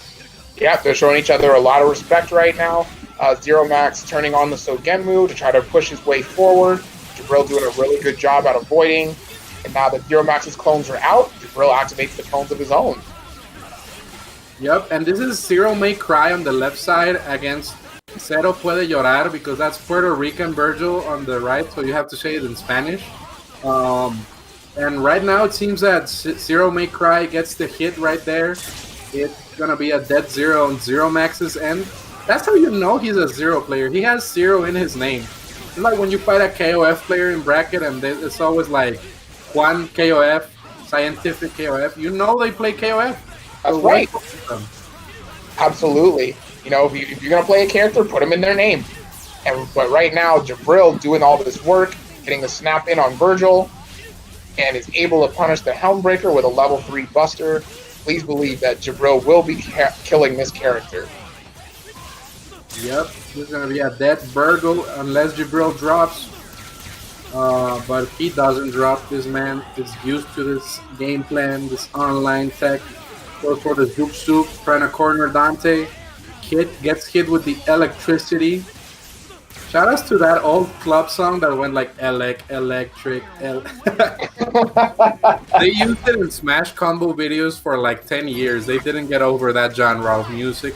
But speaking of electric, this is an electrifying start of the match. Both of them going forward, no fear at the moment. Let's see what happens. And it seems that Zero Max is pressuring Jabril in the corner, does not want him to get out. No Jordan Peele for this man, but he manages to activate Sogenmu, so now the neutral is probably going to go in his favor. And that it just did, as he got crossed up by the lightning there. Uses the Virgil assist to get the extension and carry him to the corner. And now we're just going to make him watch the movie. Build as much meter as possible. And please guarantee that Zero Max's Zero will be going down right now. Yep. And now there's a big swing of momentum. Even though Zero Max blocked it like a god, he got hit by the part where there wasn't a mix-up. That is just classic Marvel defense situations. And once again, blocking the Zero, so ready, but gets thrown. And now Virgil is in trouble. We know Zero Max likes his anchor, Virgil. It's just very strong at the moment. And now we might see a dead Virgil if nothing goes wrong here for Jabril. Yeah, well, drops are very rare on the part of Jabril. We very rarely see him drop those lightning loops. And right now, he's putting Zero Max in a very tough spot. Zero Max doing everything he can to try to find his way out. Tried to super, but Jabril was ready with the level 1 busters and a conversion to kill and steal the fourth team. Sorry. Yep, and now it's match point for Jabril. Even though Zero Max looked convincing the first game, it might not be enough for him. So let's see what happens. Yep. Zero Max got a few good hits there at the start, but wasn't able to fully convert. Jabril setting up Sogenmu and trying to zone out a little bit. Yep, and I'm liking this game plan from Zero Max a bit more conservative. Is not trying to take many risks, trying to snipe out Jabril's assist. And yeah, I'm liking this.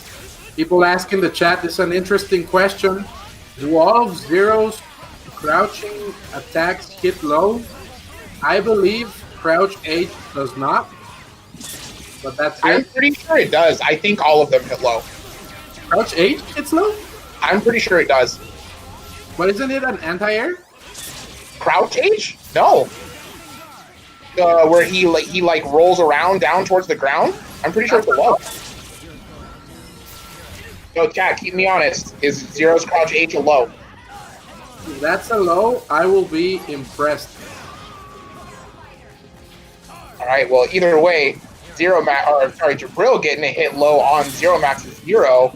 A bad assist call, though, and he loses Dante. Has to double trigger to bring in Virgil safely. But X Factors to punish the Helmbreaker, and Zero Max put another one on the board. Wow, apparently it is a low. I trust Natsui with my life. And Crouch H is a low, apparently.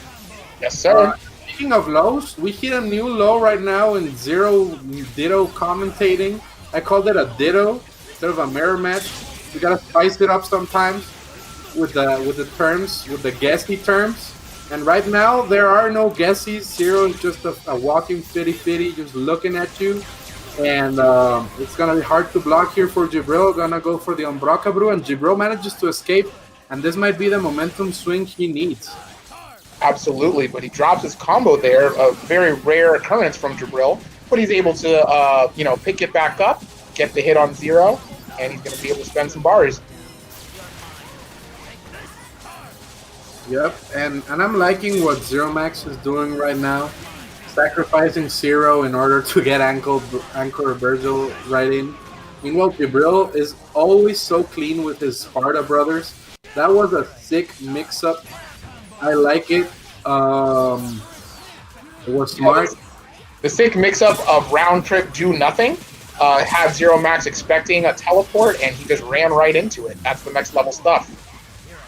Sometimes you just have to run into the swords. It's like that SpongeBob episode where he's learning how to sculpt with Squidward, where he has to be the marble.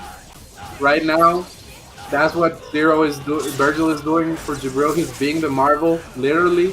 And it's all up to Anchor Dante. Is looking rough, but not impossible. Let's see if Zero Max can do this. Gets full screen, rapid slash, and this is such a tragic way to go out.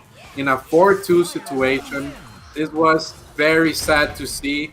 But sometimes it's how Marvel be, so you can't really be too mad.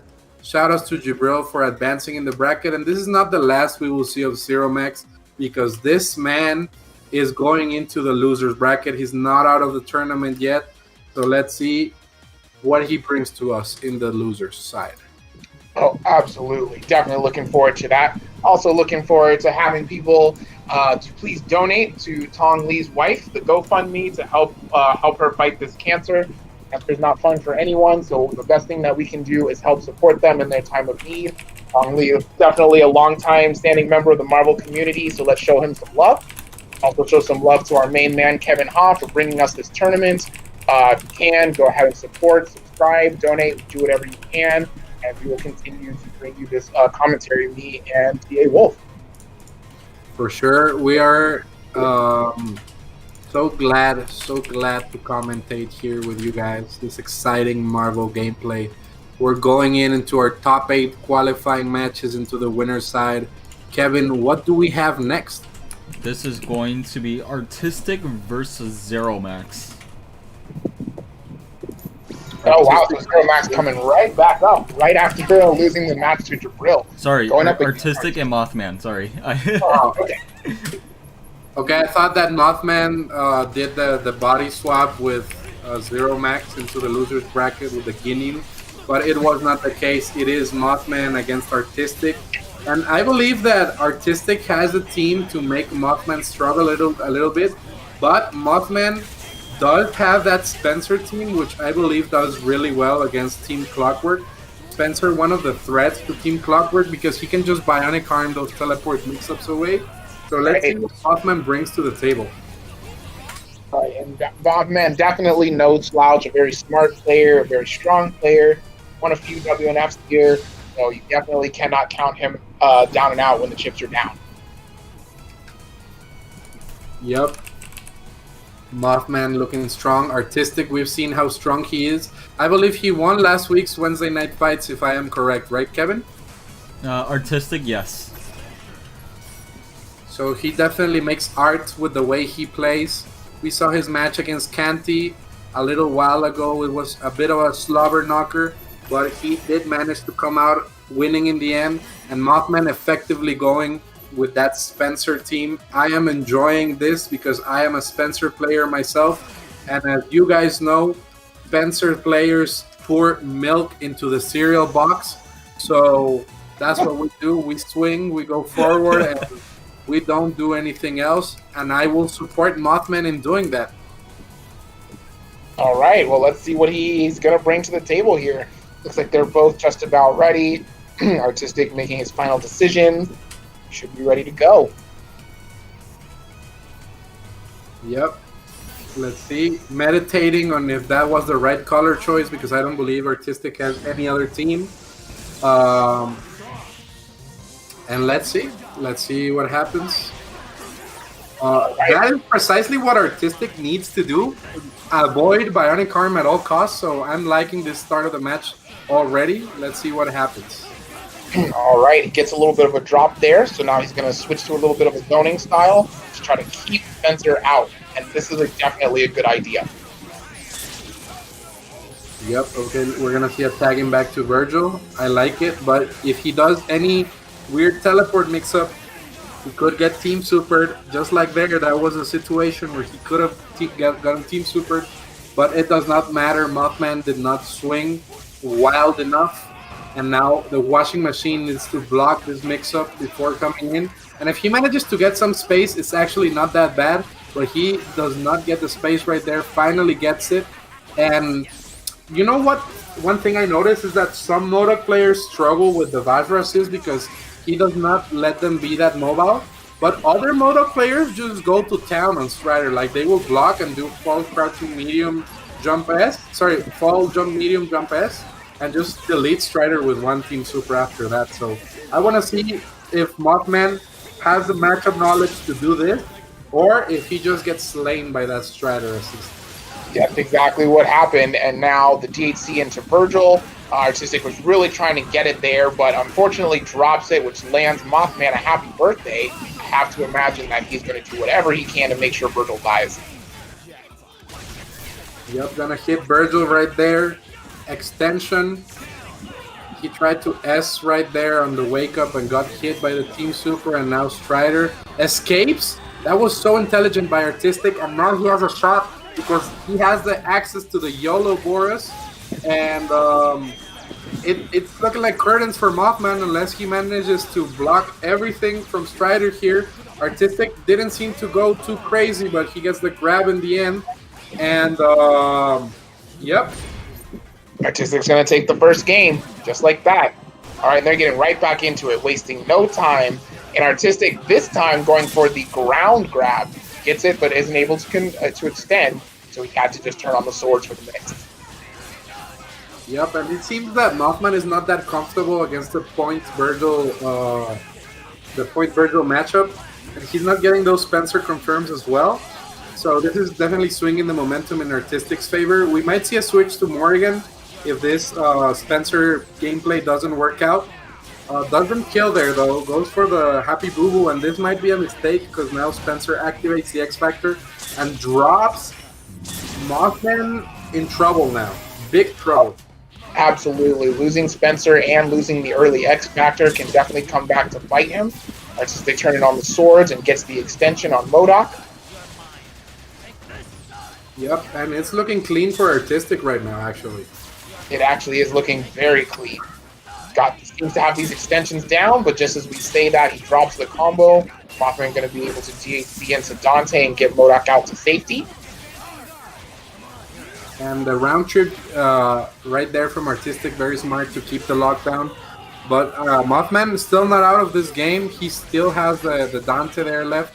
And if he manages to get a snap on Strider before he can activate, this is still not over. But Artistic is looking strong at the moment with this Doom Strider play. That he is. So right now, Mothman just trying to find the right spots to try to go in and get some stuff started. Finds the hit, but the missiles were on deck, and Artistic was a little too far for a full conversion there. X Factor's on the finger lasers and almost had the conversion, but not quite. Oh, that was so sick. That was a sick Strider conversion. You never see sick things from Doom Strider, but that was absolutely godlike. Now Artistic up 2-0 against Mothman, and that was extremely crazy.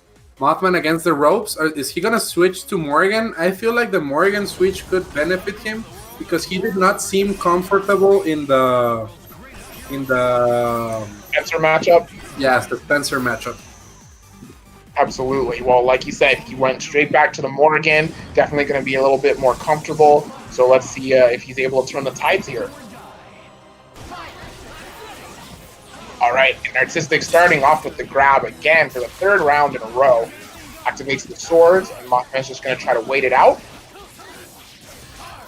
All right, so the swords are done. Crouching the round trip like Morrigan does.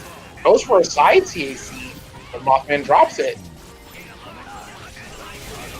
All right, we got the big cube up, blessing the legs.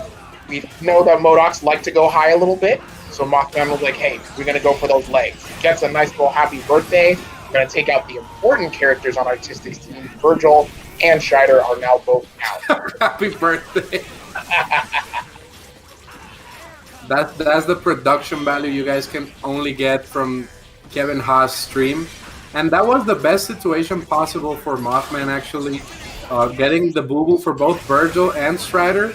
So now it's a first to 4, and this is where it gets interesting because Artistic felt like he was about to win, right? So that can get in your mind sometimes. Sometimes You do not want to be in that situation. It's tough. No, not at all. And so now, like you mentioned, Mothman now guaranteed to not get 3 out. So that's definitely going to be good in his favor. Oh, quick fun fact, that happy birthday image was made by MT Sugar, and it was made for the first X Factory versus TNS, which was also both mine and Tong's birthday. We have the same exact birthday too. Oh, wow. Well, That's the how you know same date, you not the guys same are- year, but Kevin, what day is your birthday? July 30th. So if you want your children to be successful, make them be born on July 30th. Oh, and also Sky High Claw. Yep. We all have the Yep, same that's birthday. the most successful birthday of all times.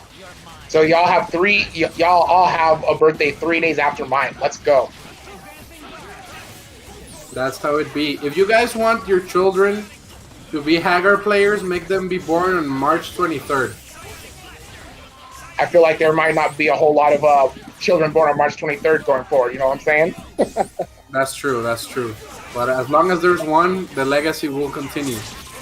And right now, it's looking tough for Mothman. It seems that Artistic was not shook at all.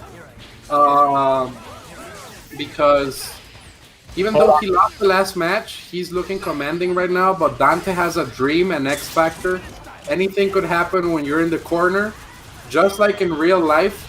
So let's see what happens with Mothman's mix-ups. If somebody donates $20, I'm pretty sure he's gonna go for the $20 mix-up. Gets this mixture right there against the Dr. Doom. Okay, gonna get rid of the Dr. Doom right now. Optimal. And now it's all up to Strider. Can Strider fall down without dying? That is the question. I think he definitely can. Mothman activating the Devil Trigger so that he can continue the pressure. Gets the hit on Strider, and he should be able to level 3 for the kill.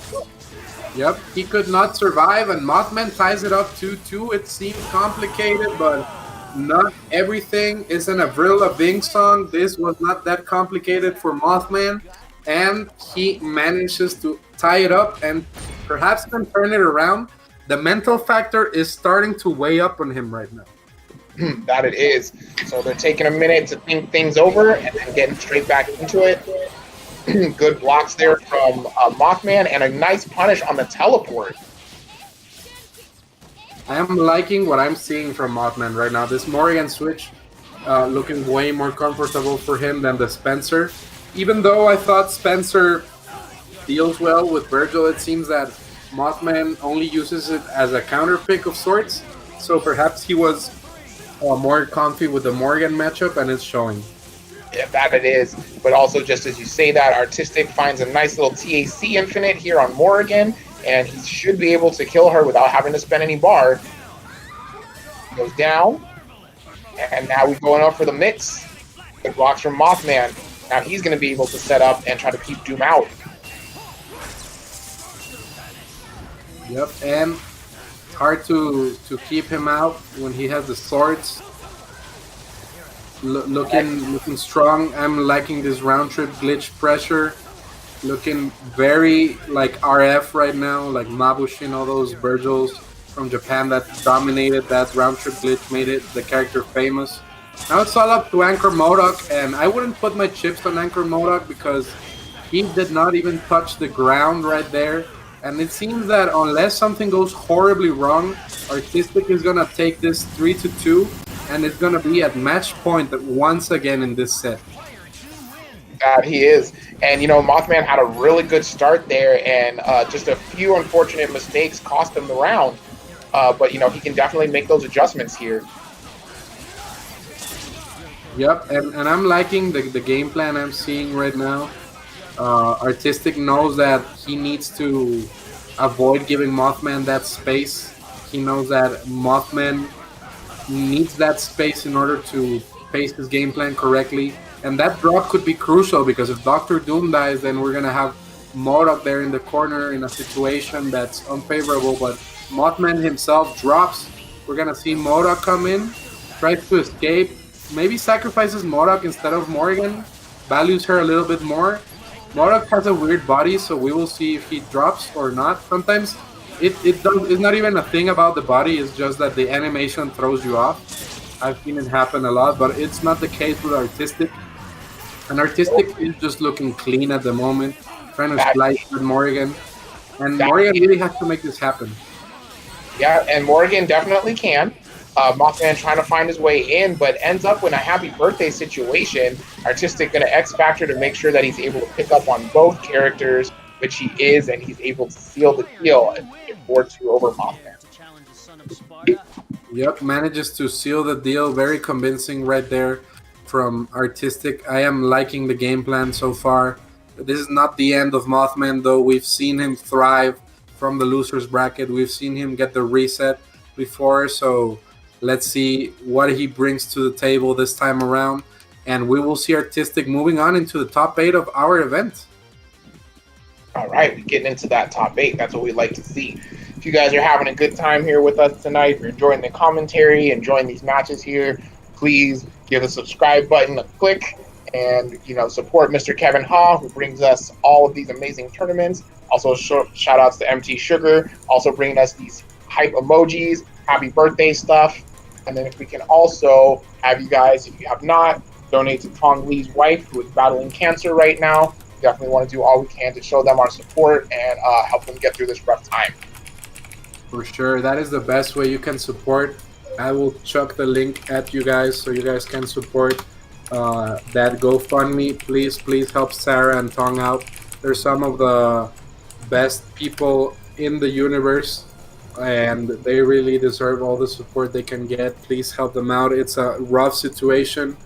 Fuck cancer, and that is the best way we can deal with it. And if you guys do not have any money to donate, you can always share the GoFundMe, and somebody will be able to donate eventually, because not everyone is broke and not everyone is a bad person, and everybody at some point can help in their own way. Don't feel bad if you can't support monetarily. There's many ways of supporting. And speaking of support, there is no better support for entertainment than UMvC3. Kevin, what is the next match we're gonna get? Next match is going to be Zenpool and Baba Ganoush. Ooh, that's going to be exciting. We saw Baba Ganoush be really convincing in his previous match against Rock Mode, but we haven't seen Zenpool all day. He's been looking clean. I know Zenpool has been doing some damage lately in the brackets, showing us the power of that real Deadpool, that ancient shell from Guadalajara territory is doing work. Shout outs to Lingas. He also plays that shell. Footwork played it at some point in his life. And speaking of sharing birthdays, Footwork and Lingas share one birthday, so that's crazy. Oh wow! And they both play Ryu Deadpool. Wow, and it's funny, like watching Zenpool reminds me of my vanilla Marvel days when I used to play Deadpool, Task, and Akuma. So like recently I've been like, maybe I should relook at Deadpool again. It's been a minute, and he's super fun. Yeah, Deadpool is definitely a fun and strong character. I can see you with like Deadpool, Taskmaster Strange or something. That seems like a cheap team. Yeah, possibly. I don't really love Deadpool with Strange, honestly. So I'd probably run like Deadpool, Dorm, Task, something like that. Oh, that's sick too. Yeah. You could even run like the Purification to close them off at full screen. That would be tight. Well, we'll see what I come up with. Absolutely. For sure. It's the beauty of Marvel. You can get so creative, right? Oh yes, like one of the most creative, expressive games to ever be out, and that's one thing that I feel like you don't find in a lot of games currently. Not no disrespect to anything, but Marvel it really lets you express yourself. Like you can tell if two players play the same team, you can tell who's playing just by their play style. Yep, you can always tell. You guys can do that test with me. I can tell you what Marvel player is playing, unless it's a Zero player that's not Cloud. I can always tell you who's playing. And even if it's a Zero player, if they don't play Zero, Doom Virgil, or Zero May Cry, I can probably tell you who that is. No problem. Speaking of Zero players though, Baba Ganoush is looking solid right now, getting the hit really quickly there on Zenpool. Yes, that he is. And Zenpool about to watch the movie here. He may lose his Deadpool, but Baba Ganoush didn't believe.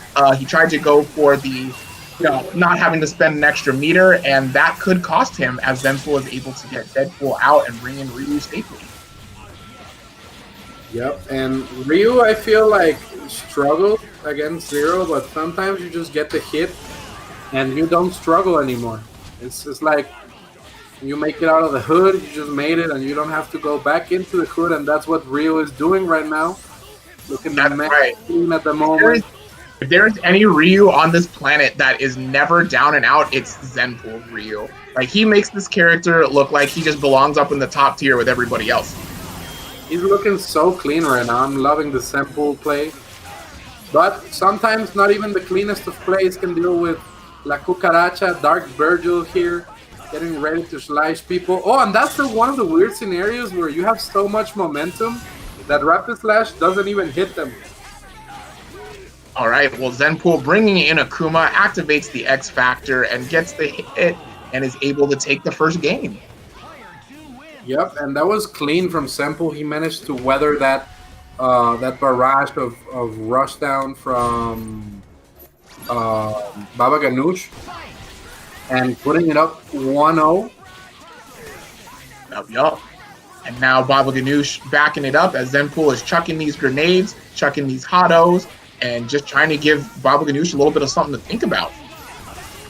Yep, and I feel like Baba Ganoush should really try a grounded game plan, try to buster the Deadpool, because there's not that much durability in the gunshots, and Deadpool struggles when the ground is dominated by someone that's not him. That is why he's trying to constantly run away and pace his approach, and sometimes it's rough. I would like to see a more grounded game by Baba Ganoush, but it seems that Zenpool has got it covered. Nice defense right there. And Yeah. I'm wondering, chat, do you think Stikilik will appear to correct Zenpool on Deadpool combos, or he will stay in the Shadow Realm? I feel like Stikilik will appear eventually during this match in the chat. Press 1 if you think so, press 2 if you don't think so. And speaking of grounded, there is not enough grounded gameplay right now, and it's costing Baba Ganoush deeply. Oh, absolutely. I actually feel that Deadpool is one of the harder matchups for Dr. Doom to deal with, but definitely not hard for Virgil when we have Helmbreaker into X Factor and we are killing characters. Yep, and that was such a clean sweep right there.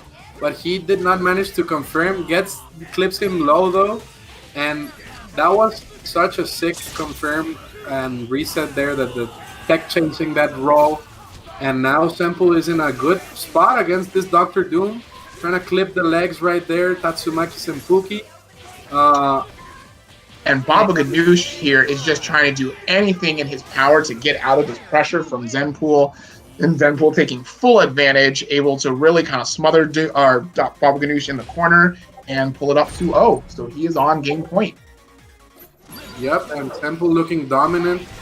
Let's see if we see a grounded approach from Baba Ganoush right now. It seems that he's getting flustered by this defensive style of play. And I would like to see more of a grounded buster, because that's what happens. You get clipped by that Volo, the guns constrain your movement, and this is what he has to do. Abuse those assists, abuse the grounded game, and you can get rid of Deadpool. He's not that solid of a character once you know which angles to cover.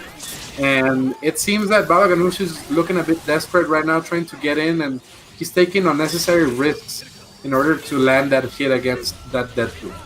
Right, and Zenpool definitely good at keeping his composure and, just kind of taking advantage of those that want to, go in and try to go a little hard against Deadpool, I'm sorry. So he finds a raw tag into Ryu, and Zero and Dr. Doom are both leading heavily on Baba Ganoush's side. And sometimes you get happy birthday. Yep, and this might be what gets Baba Ganoush into the game, but he gets hit by that Ryu super clean play right now from Zenpool. Sniping once again the Dr. Doom. We're going to see a super once more, but gets hit, and that was a smart decision from Baba Ganoush, X-Factoring. Going to try to get rid of Deadpool on the incoming mix-up. to make sure that Akuma does not recover that health.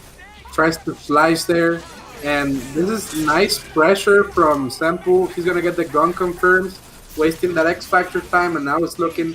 Rick Rock gets hit by the teleport disruptor that Deadpool can do. That gunshot into teleport is not safe, but it's kind of safe because you never react to it. And that was a clean 3-0. And also, you know, in X Factor, I'm pretty sure it's safe in X Factor because it's much sped up quite a bit, much harder to react to. Good stuff to both those guys, but Zenpool does take it cleanly 3-0 over Bobby Ganoush. Yep, that was incredible play right there from Zenpool. I am glad to see that level of gameplay, and we'll definitely see more of him in this top 8 for the stream. He advances. Zenpool just plays so clean. Great play, guys. Great adaptations. Zenpool just kind of able to keep his composure a little bit more, keep the control, and seal it up. Yep, and speaking of sealing it up, please seal your money in the GoFundMe for Tong Lee's wife, Sarah. She's battling cancer right now, and they both need all of our support at the moment. Marvel community is a family, and family takes care of each other, unless it's a dysfunctional family, but we are like the Brady Bunch in the Marvel community. We all love each other, so we're going to do our best to support Tong. Make sure to donate, and if you can't donate, make sure to share the message and to share the GoFundMe with anyone that is capable of donating. And also make sure to support Kevin Ha's stream. This man brings us weekly high-level Marvel and entertainment week after week. He will not hesitate to bring you good content. Absolutely. Yes, please show your support for Tong Lee and his wife going through those hard times right now. Show your support for Kevin Ha, bringing us this hype Marvel. If you're enjoying the content, if you're enjoying the commentary, the matches, please go ahead and show your support. Yep, and speaking of support, I love how Sikilic manifests himself whenever other Deadpool players are playing. It's just the most beautiful support I've ever seen in my entire life. I hadn't seen Talk all day, and now he just appeared. And that's just beautiful, right? That's the beauty of Marvel. People love their characters so much. You know, that's one thing, you know, that all players, they watch someone else play their character, and you tend to get kind of critical. You're like, I wouldn't have done that. I would have done this combo. You could have got out of that situation. And that's just kind of what it is, you know what I mean? And that's what keeps the community strong. Yeah, and that's how you learn as well. Like, if you have some people that know what you're trying to do, they can help you out better. And as Notsoy said, it seems that Sikilic is equipped with a psychic bat signal for when Deadpool players are playing on stream. And that's just beautiful, you know? It absolutely is. Love to see it. And Kevin, who's coming up next for us? Next, we've got Dedics Pride and Jabril. Oh, that's going to be a crazy match. Absolutely. Two very, very strong seasoned players. Just like you were talking about earlier, like Dedics Pride likes to play a very strong, very optimal game. And Jabril absolutely plays exactly the same. So it's going to be really interesting to see, like, you know, who's able to kind of get their game plan started and, you know, move forward. So definitely excited to watch these two guys play it out. That is big facts right there. We're going to see both of these monsters playing it out. We have seen that Dedics Pride never backed down on a challenge, and he will definitely not back down against Zero. But if there is one person that knows how to exploit that Virgil Doom matchup, is Dedics Pride. It's Jabril. All of his years fighting Kyle P, locked in a basement in Seattle, practicing Marvel, definitely showing his game plan. But sometimes you're just not ready for a player of Dedics Pride's caliber, where he will not stand back down against anything, and he is never fearing his enemy. I feel like that's valuable as well. Not at all. And right now, Dedics Pride is just smothering Jabril. Jabril doing anything he can to try to find an opening and get out of this pressure. And Dedics Pride is not letting him have it at all. A rare drop, though, so going to give Jabril a chance to get his game plan started. Doesn't quite work out. Both players now out of X Factor. Jabril finding a hit and a reset. That was a sick reset, by the way. I wouldn't have brought that in a million years. I would be mashing 24/7 if he tried to do that. Oh, absolutely. Absolutely. And he's probably going to lose Doom here. Jabril has one more meter left to spend on the swords, but Doom falls out. Yep, and gets sliced. Now Jabril slowly bringing it back with his Virgil, just looking so clean. And that was a wonky push block situation right there. Dedics Pride activating the swords, trying to get the chip in on Dante right there. Escapes the Strider, knows that the lockdown could be hurtful. Dedics Pride trying to get in the most chip as possible. He's not going to be able to get rid of Virgil though. And now he might get clipped right there. That was beautiful defensive offense from Jabril, managing to escape the chip from the Bashra assist. And now going for the setup.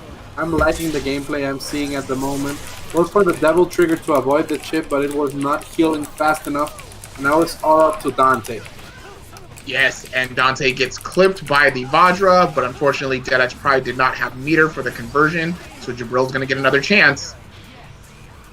Yep, and he only has 27 seconds, does not manage to make it, and Dedics Pride looking convincing. And the chat is saying something that caught my attention, so I'm going to give my opinion on it. They're asking if Dr. Doom is a Fantastic Four villain or a Doctor Strange villain.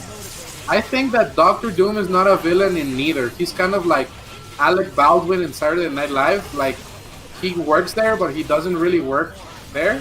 He's just there, you know? So I'm pretty sure that Doom originated as a Fantastic Four villain, but he's kind of expanded to the point. He's just a villain at this point. Yeah, he's just a villain. Like, he's been in literally every Marvel thing you can think of. But yeah, I believe he originated from Fantastic Four. Yeah, that's his origin, but he transcended it. Speaking of transcending, though, Jabril with that mix-up, getting rid of the Strider, getting the corner back, he's gonna destroy that Strider really quickly, and it's gonna be curtains there for Dedics Pride Strider unless we see a miracle. Looking clean. Now Virgil has to guess, and this is the right way of fighting Dedics Pride's team. You have to get rid of Strider or Virgil, then Strider or Virgil, and then Doom last, because you do not want to deal with the crazy anchors. This is what happens. We see a slice. Dedics Pride gets the hit, is a dead Virgil, dead Zero, all up to Dante again. And we really know that Dante is not that great of an anchor. Nice snap though. I respect this. Yes, definitely a good choice there from Jabril. He knew Snap was his fastest choice of button, so it gets Virgil out, gets rid of the timing on the X Factor, and now it's actually looking a little bit more in Jabril's favor at the moment. Yep, if he manages to survive this time without swords, he can make things work. He has the meter to do his bidding right there. It's pretty even match, but Virgil cannot really kill in one combo, and Virgil will die in one combo, so Jabril is just patiently waiting for the situation, trying to chip out safely while this is going on. Oh, that stare down though, that's how you know they're both scared. Right. The acid rain protects Jabril, and he's gonna try to chip out with the purple rain.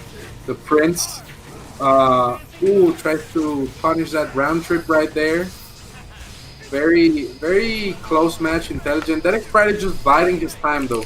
He really wants to get in there and try to get that punish whenever Jabril least expects it. But that's why Jabril was chucking that projectile. It covers both sides. So smart on Jabril. And he runs straight to the acid rain, just like Homer Simpson on the day that Maggie was born. And now it's a 1-1 situation. Absolutely. And I definitely like the patience there from Jabril. You find that a lot of Dante players, when they're in that, 1v1 situation, they want to teleport and get in and get the hit as quickly as possible. And Jabril was like, no, I'm just going to sit here and chuck these fireballs and wait for Dedics Pride to come to me. So definitely smart stuff there from Jabril. Yep. And now Jabril is looking in a commanding lead. But he drops there and gets the hit on Strider. This might be what he needs. Goes for the Umbraca Brew. He cannot keep punishing Strider. And Now it's looking up at Dedics Pride, but he still has Strider there in the back with the YOLO Boros, gets the hit on 0. And once you're in the corner, there are no rules. It just anything goes. They're gonna have to guess. It's gonna be complicated. And Dedics Pride really needs to make the most out of this situation, because if either of these characters land, it's a problem for Dedics Pride's team. And just as you say that, Virgil does touch the ground. He gets a nice air throw there on Doom, and is able to mix up Strider, spends the X Factor to make sure that he doesn't have to deal with Anchor Strider in X Factor. So definitely looking good on Jabril's side right now. Nice punish there though, but it was not nice enough because Dante did the Iron Man tech and took the hit for the rest of the team. And now 2-1 for Jabril. And Dedics Pride really needs to start getting his rushdown game going, because once he gives Jabril space, it's looking like curtains. Absolutely. All right, they're getting right back into it. Dedics Pride pushing forward. A nice throw break from Jabril, and then backs up to give himself some space. Yep. And now, it's just so tough. When Virgil runs out of meter, it feels like there is nothing he can do against Zero. Especially with the rocks assist. The Plasma Beam usually makes you get a little bit of lockdown with the sword normals, but Jabril is just outmaneuvering Dedics Pride really cleanly at this point, and Dedics Pride seems a little bit flustered. Yes, most definitely. And, you know, Jabril is really good at just knowing where to go on the screen, knows how to pick his spots very well, and is very aware of where his opponent wants to be. Right now, Dedics Pride trying to get some finger lasers going. Jabril answers with a trade of the snapback and then brings in Virgil. Yep, and this is a very close match right now, but Jabril once again making smart use of that meter, try to punish that Strider, and Dedics Pride just looking for his opportunity. I'm liking the chip, the lockdown right there. Nice confirm. This is going to be a dead Virgil unless we see another Christmas miracle, which we do. Merry Christmas to everyone. It came early this year since 2020 was canceled, and now it's looking rough for Dedics Pride. He had that hit. He was going to get rid of this Virgil, but now it seems like he's in trouble. Zero is doing Zero things in the corner, and it's looking rough for Dedics Pride. He doesn't have the 3 meters for the YOLO Boros, but he still has X Factor. That he does, and he gets a nice little punish there on Dante. Jabril was ready for it and chucked the upward lightning to stop the full conversion. So, you know, good awareness there from Jabril. And he's forced to raw tag in Strider to let Doom regain some health. But Jabril is just turning on these clones and really just kind of smothering him. Yep, and he's trying to get rid of that Anchor or Strider. It's very smart from Jabril. Kind of tearing apart Dedics Pride's entire game plan, right? He's just doing little things that do not let this man just move the way he wants to move. And sometimes that's enough to beat someone like that, you know? I don't know if you guys watch Hunter x Hunter, but it's kind of like what Kurapika does to Uvogin. Uvogin is just a truck that runs over everyone, but my man gets shackled and there's not much you can do. What is Dr. Doom gonna do there except get shipped out and die? That's right. And Dedics Pride noticed that the time was running low. He tried to get himself in, and Jabril was waiting for that the whole time, and he just had a buster there waiting for him. So Jabril's going to go up 3-1. Yep, that's mad clean right there, and it seems that Dedics Pride, if he doesn't get the hit just like he did right there, he's in big trouble. I would have X'd. Let's see if he manages to get the mix up right there. He does not, and now it's Genmu time. And as old 2006 memes would dictate, prepare your anus, because there is not much you can do in this situation. It's tough. If you don't have the meter, Virgil cannot really do much. He had the meter right there, didn't capitalize, and that is the fabled crouch H0 that's apparently a low. And now it's just looking tough, getting locked down right there. All of these projectiles are gonna hit. Capcom, what the fuck were you thinking when you made this? Oh my god. The corner pressure is so strong at the moment. What can he do? You know, it really seems like Dedics Pride is having a really rough time just getting things started here against Zero. And just as we say that, Jabril goes for a raw tag.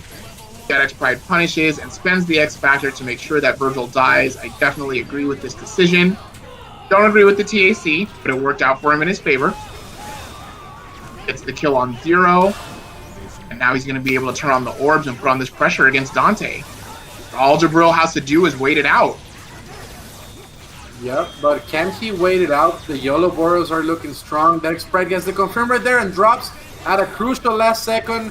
Merry Christmas 2021. We already had the 2020 gifts this time, but this is 2021. Dedics Pride just does not want to win this, and Jabril is looking like a rabid dog chasing after this Strider, gonna try to chip him out. Get hit. Maybe he tried to teleport quick. Did Yeah, not I work think out. maybe. Oh, gets sliced. Dr. Doom, why? Dr. Oh, Doom, wow. Gets why? mixed up, but Jabril wasn't able to convert. Oh, that was so sick. That was Cosmic Brain there by Jabril. And now it seems that either Dedics Pride makes something crazy happen or he's going to get chipped out. We see the Acid Rain again. Jabril saying, do it for her. Gonna go pick up his daughter from the other tournament and move into the top 8. Once again, going over Dedics Pride 4-1. That was crazy. Crazy match, but Jabril seemed commanding and had a lot of matchup knowledge demonstrated right there. And if you guys want to demonstrate compassion knowledge, all you have to do is donate to the GoFundMe for Tong Lee's wife. All you gotta do is send your money at them. She's battling cancer right now, and we have to help them. We really have to help them. And I'm sure you guys can do it in the chat. If you guys can support, it's gonna be a huge help. Believe it from me, medical expenses are no joke. I've been hospitalized all of this year, and it has drained me. So let's help Tong and Sarah the most we can. And speaking of help, also help Kevin Ha by subscribing and sharing the stream. I hope you guys are enjoying this Marvel content. I definitely am, and it's been a great event so far. What do you think so far, Razorburn? I think it has absolutely been an amazing event. And great seeing these high-level matches. It's been great commentating with TA Wolf. It's also been great having the stream support Tong Lee and his wife get through these rough times, and the support for Kevin Ha and MT Sugar bringing us this amazing content every week here at Wednesday Night Fights. Thank you guys so much for joining us. Yep, thank you so much. And speaking of joining, what is the next match that we're gonna have joining your Parsec server, Kevin? It's going to be Angelic versus Living Legend. Ooh, that's going to be exciting. I feel like Angelic's team kind of craps all over Living Legend's team, but Living Legend is a great player, so anything could happen. But on paper, Angelic has a ton of advantage. Wolverine just kind of destroys Chris, Wesker, and Akuma really quickly. These are all true things, though. You know, Chris on one of the higher health side of characters, so he will have that going for him. Also, having the Akuma assist can help to keep Wolverine out a little bit, and it does nullify projectiles, which can come into play against the Shuma assist. So I think, and obviously Living Legend, a very smart, strong, seasoned player, so you definitely not going to be able to count him out against Intelligence. Yep, I feel like Living Legend is a great player, but sometimes people underestimate Angelic's matchup knowledge, you know, like, you guys will think, oh, Angelic will definitely not beat Chris G, and then Chris G gets sliced, and things like that. And I really think that this is the type of matchup where Angelic thrives. When your opponent has no defensive options, that's where Wolverine shines the most. And I'm not saying that Chris and Wesker and Akuma don't have great defensive options, but there is only one DP on that team, and there are not many zoning tools that can keep Wolvie out at the beginning, so anything could happen. Living Legend is going to have to play extremely clean if he wants to clutch this one out. This is very true, so I'm very excited to see how these two battle it out. Definitely never seen them fight each other, so I'm very, very excited to get this going. And here we go. Looks like buttons are ready. They are choosing their stage. And here we go. Let's see what we're gonna get right now. Seems like a button check. Yeah, if Angelic is not walking forward, that's definitely a button check. Maybe they were going to the wrong page. No, he had the wrong colors, my guy. Oh, the wrong colors. Okay, going for the red. He out for blood. Okay, let's see what happens. The chat is betting, so this is clearly one of the hypest matches of the night. Shout out to all the money. I hope whoever wins a bet donates it to Tong Lee and his wife. They really need it at this moment. And you see Angelic walking forward, and this is what I wanted to see from the beginning. And Wolverine gonna try to slice Chris. Living Legend looking clean though. Nice confirmation. Doesn't quite get it though. And if Angelic only needs one hit, Living Legend looking solid. He just zones out the Wolverine completely. And now it's tough because I believe Chris and Wesker fight Dormammu really well. The guns kind of keep him at bay. But Angelic, a really optimized player, gonna get rid of Akuma. Okay, try to go for the side switch mix-up, covering himself really well with the Shuma. And going fishing. That's Angelic Dormammu's specialty. That's right. Master TJ, and now it's Angelic, the master of the hook. That's right. And Living Legend able to kind of get things started, brings in Wesker. So he's probably going to try to rush Dormammu down a little bit. Using these teleports, trying to find his way in. But Angelic right now able to get the zoning game started. Gets a hit full screen from super jump height, but not quite able to convert. Yep, and I would really like to see a more grounded game from Living Legend. There's no reason to jump against Dormammu because you kind of give him space. Going for the Siempre Pega there, and that's clearly a glitch because it didn't always hit. And now Angelic just keeping it safe. Nice tag there from Shuma, punishes the teleport. And Angelic's matchup knowledge is just immaculate, but that small drop is gonna probably cost him the game unless we see a Dormammu Christmas Miracle. That was very fortunate on Living Legend's side. That it was. Angelic finds his way out of the corner, not having to deal with the mix. And yes, Living Legend going to go ahead and turn on the maximum Wesker to try to get some things going. We're going to nullify the projectiles there, but it was not near enough to get the punish, but the scramble still worked out in Living Legend's favor right after.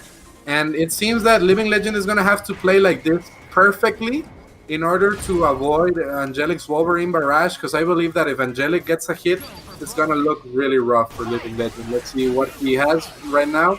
Okay, starts the pressure. Oh, gets the hit now. And this is where... oh, man. Attacks in the squid, but the optimal is not always the best. All right, well, Angelic finds another hit on Chris, and Chris's life was already down a little bit, so he's going to be able to get the kill with the DHC.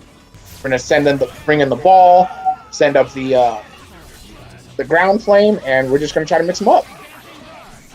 Yep, and I like this mixture there by Angelic. He's just looking clean at the moment, getting rid of that Wesker. And this is what I was telling you guys about. If you can dodge Wolverine, it's kind of like the dodgeball movie, right? If you can dodge a car, you can dodge a ball. If you can dodge Wolverine, you can win the game. And right now it's all up to Akuma. Akuma definitely a strong anchor, but not if you mash on incoming. So it's looking like Angelic is in a prime position to win. Does not do enough damage. Respecting the DP right there, knows what Akuma can do. Try to slide under, calls Shuma. Living Legend doesn't expect it, and it's a 1-1. This is going to be a very competitive matchup, everybody. That it is. Very smart play there from Angelic. He saw the demon flip from Living Legend, and he's like, nope, I'm just going to call it Shuma. Berserker Slash to the other side, and Living Legend wasn't ready for the block. Yep. Angelic is just so intelligent in the way he picks apart his rivals. But I'm liking here from Living Legend that he's not scared of Wolverine. He's willing to press buttons at the beginning.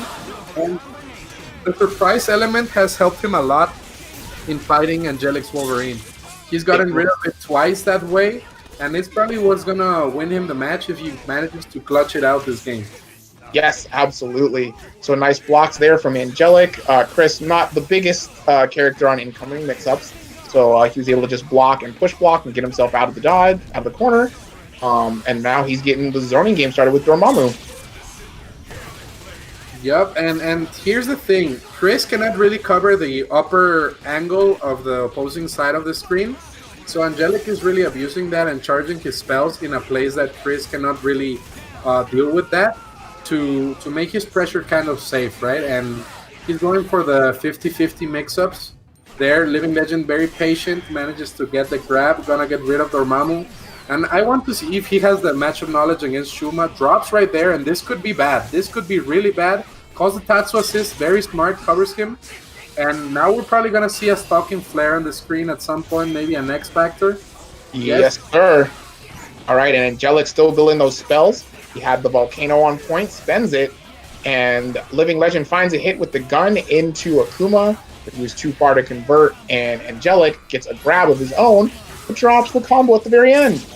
It seems that this has been a problem with Angelic a couple of times now. He's had those game-winning combos, and he hasn't really capitalized, and that was a beautiful snipe from Angelic.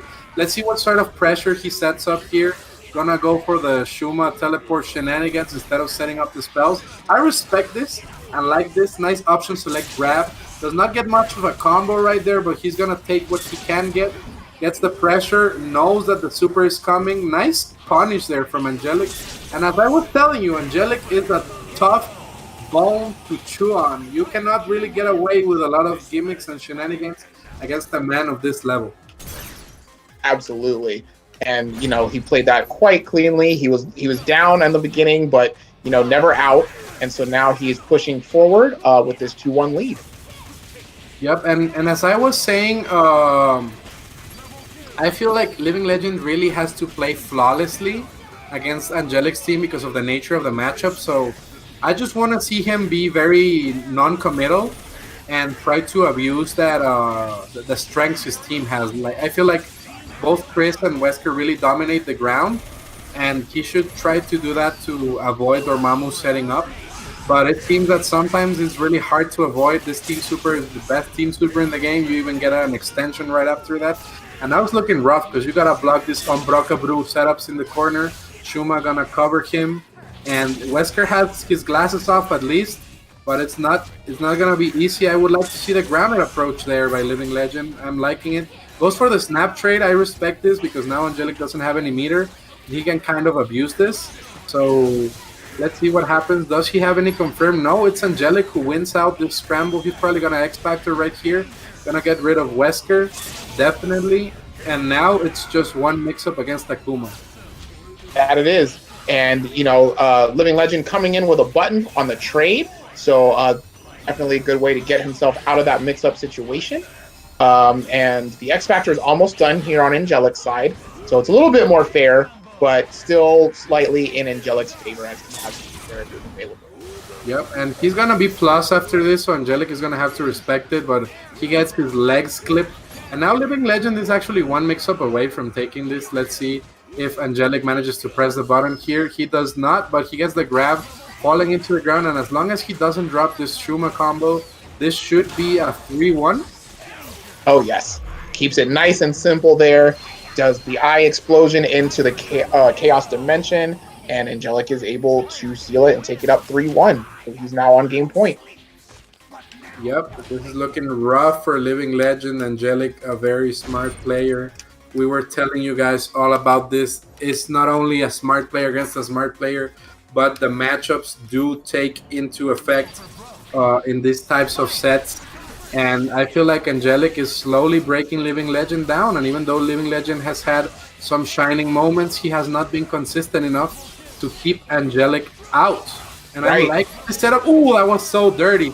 You see how he faked going into the back and then going down low? That was crazy. He gave him a fake double pregnancy test. That was incredible. Super smart, but an unfortunate drop on Angelic's side. Living Legend is going to take full advantage of that drop and get the kill here on Wolverine. What's the incoming mix-up? Ooh, that was nice. Goes right back at him with the same mix-up he did, but without the Schumer Ray. And I believe that this is going to be a dead Dormammu unless things go really, really weird. And I will just shut up. Chat press 1 if I should shut up and stop frustrating this hype Marvel moments. Angelic tried to get the punish right there. Was not enough. This tag trades. So smart by Living Legend. Also a little bit of matchup knowledge showing up. Yes, absolutely. So he actually may not kill Shuma here. Yeah, Shuma's going to live. I think he could have done a little bit more damage before the super. That's going to give Angelic another chance to try to get Shuma out. And it doesn't quite work out. Sir, I want you to condemn Shuma Magorov users. Do you condemn these users online? Yes or no? Ka knife, ka whack, ka yikes? Shout I don't out know what to just the happened. reference. Nice debate reference on Shuma players. And now, that was a great frame shot there by Angelic. Probably going to get rid of Chris at this point. We're going to see a tag, no tag. Smart, willing to play out the neutral game. Let's see what's going on right here. Do you think Angelic can make this comeback? Like, it's not looking probable. Well, he had the chance, but then he just got his legs clipped by the low. And now Living Legend is going to put another one on the board, and it is now 2-3. Yep, 2-3. Angelic still on match point, but once again, we were saying Living Legend, such a strong player that you cannot really count him out anytime. And No, not at all. And, you know, a man with the name Legend in his name, you got to imagine he's going to play like a legend. And it's not just any legend. Apparently, there were 25 other Living Legends before him. So he's the number 26 one. And if it's anything like Doomsday, he only gets stronger with each iteration. That was a great punish on the Wolverine dive kick. And now we're going to get a dead Wolverine. No, I'm just going to shut up, chat. Please tell me to shut up. Oh my god, I feel so bad about this. And now this is going to be a punish. No, Angelic drops it. Razor Burn, do not let me commentate anymore. I'm just cursing this match. You know, every time somebody gets a good combo going, you're like, they're going to kill this character, and then they drop the combo. This happens, so I'm going to need you to leave these players alone, Wolf. I will. Chat, I will stay silent. I will leave you with Razor Burn for the rest of this match. Well, right now it looks like Angelic is getting these loops here against Living Legends Wesker. He's going to bring in the Stalking Flare and set up for Wolverine. He's just going to keep Dormammu in. All right. And now he gets the cross-ups, and we should be able to kill Chris. Going to get a little bit more extension with the Dark Hole.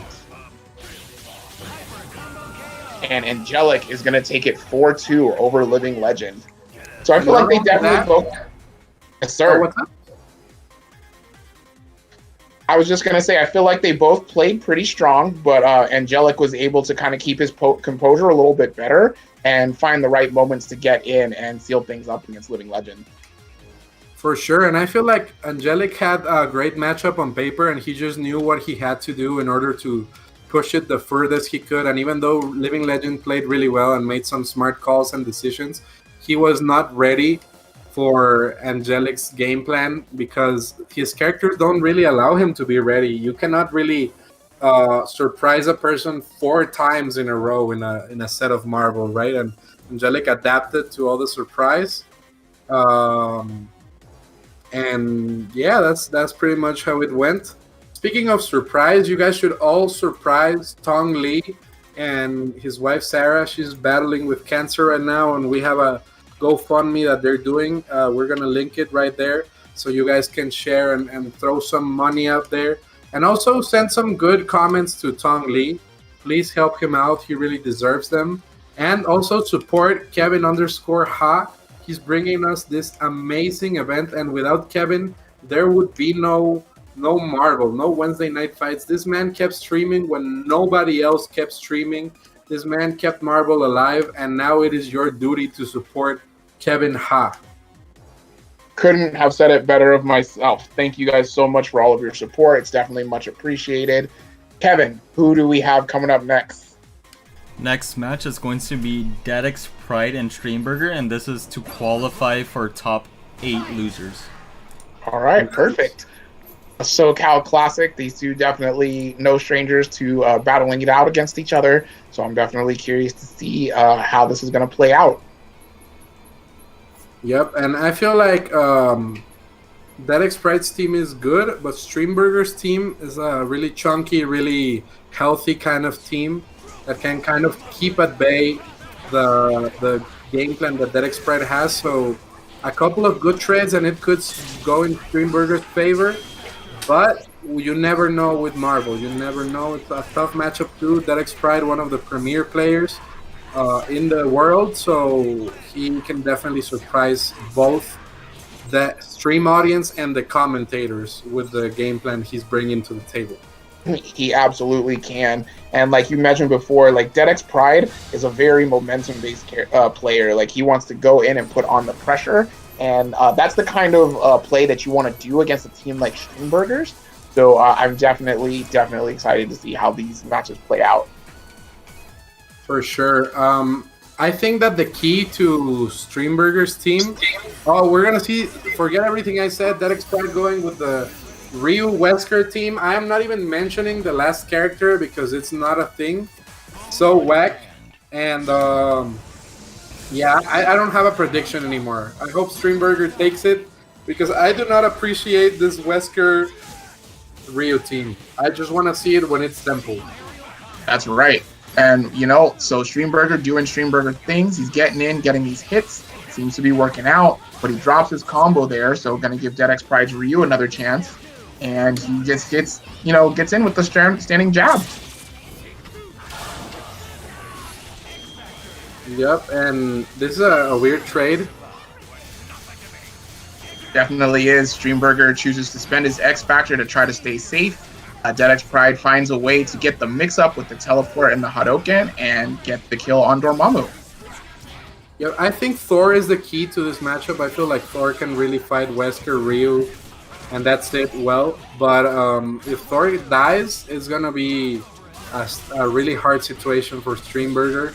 And maybe Dedics Pride is using this team to get into Streamburger's head, you know? Because he definitely doesn't have this extension. Why would he do that? Go straight into the chip damage, I guess, to do the maximum Wesker. El siempre pega. It always hits. Always hits. I've never seen it not hit. And when it happens, it's a glitch, definitely. So, yeah, that is looking rough right now for Streamburger, but not over. The Squid could definitely do it. He's pretty much getting a freebie with Iron Man, so he only has to get rid of Ryu. And it's going to be an even game.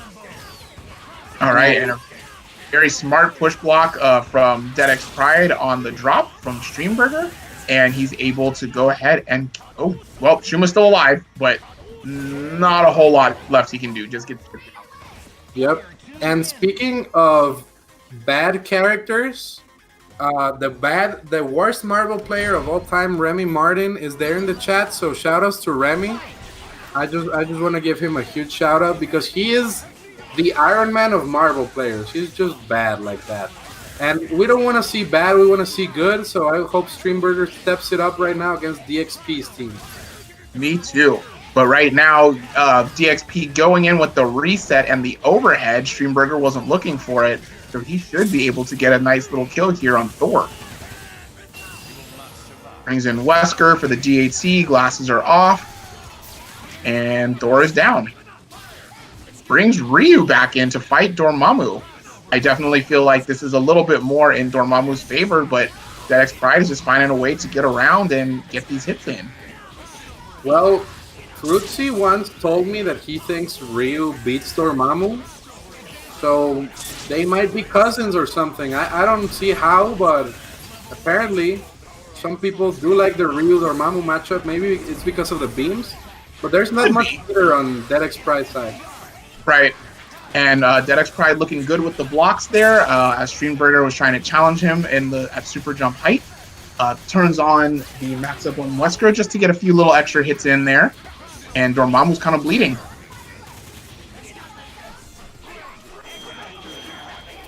Oh, what? That was such a weird interaction. He tried to bait the mash there on incoming, but then he X-Factored, and then he X-Factored back. And that was a quick 2-0 for Dedics Pride, who taunts mid-combo. That's crazy. It seems that both of these two have beef, and Dedics Pride is taking advantage of that beef in order to get into Streamburger's head.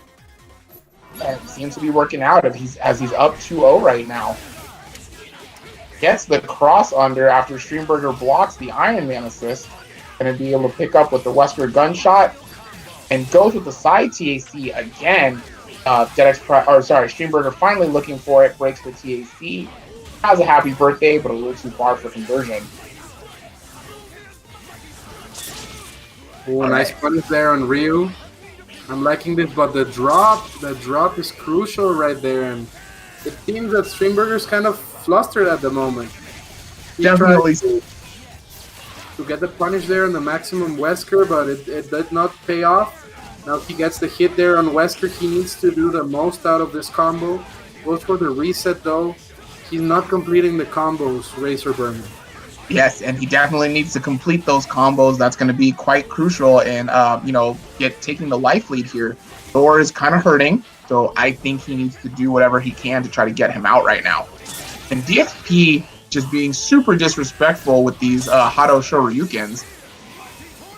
Yeah, very rude here from DXP, but it seems like Streamburger is crashing mentally. He's not being able to hold it down together, but it seems that maybe he needed a little bit of a break to get rid of that Ryu.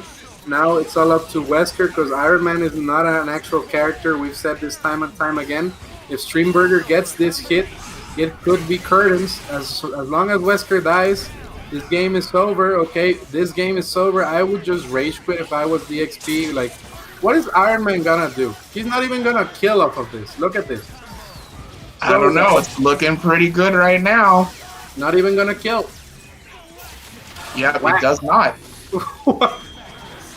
I don't believe he meant to level 3 there. I think that was just supposed to be a chaotic flame, but maybe he got the buffer for the level 3. And DXP using the DXP special, Team Super with Iron Man, punishes Dormammu on the way down.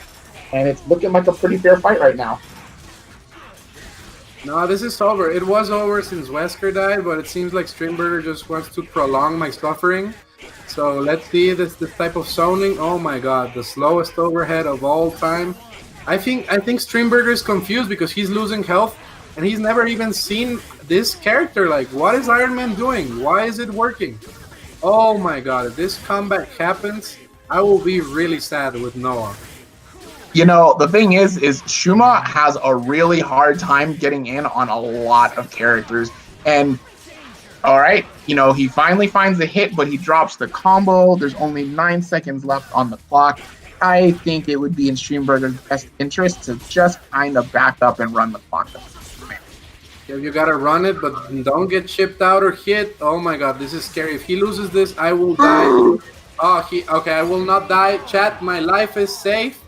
I was right. This character sucks ass. Goodbye, Iron Man. And now it's 2-1. It's a first 2-4 now. This might be what Streamburger needs in order to get back into the game. Iron Man is straight up doo-doo butter, and I was not going crazy. Okay, nice setup there from Streamburger, and it seems like he's back in the game. Nice snap, dude. Okay, taking his freebie. That Iron Man is like the free froyo you get after 10 purchases. It's just free. You just take it. There is no moral obligations to do anything else with it, but it seems that Dedics Pride was awfully aware that he does not want to be in that situation. Probably gonna get the trade right there, and Streamburger seems prepared now. He's so ready at the moment.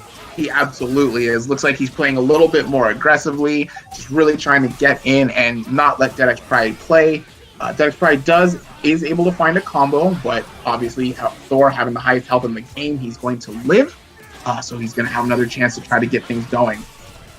And just as I say that, he finds himself with a gun and a unibeam to the face, and Dedics Pride should now be able to get the kill on Thor.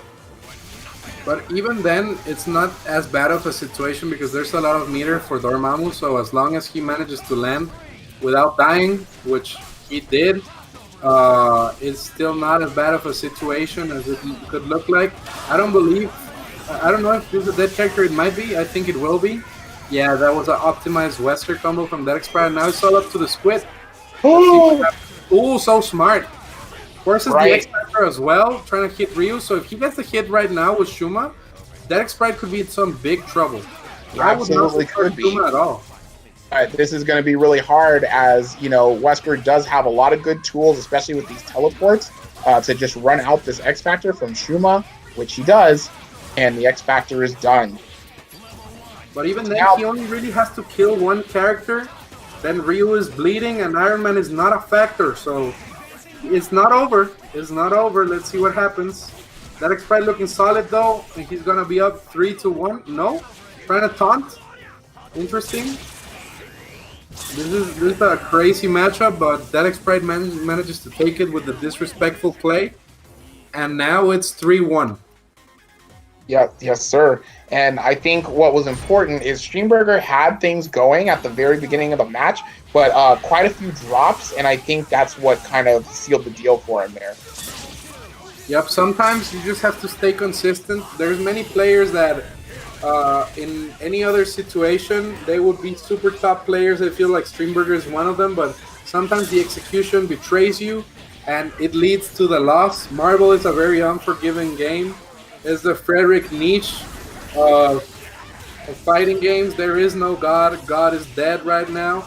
And right now, the only God on the screen is Thor, God of Thunder.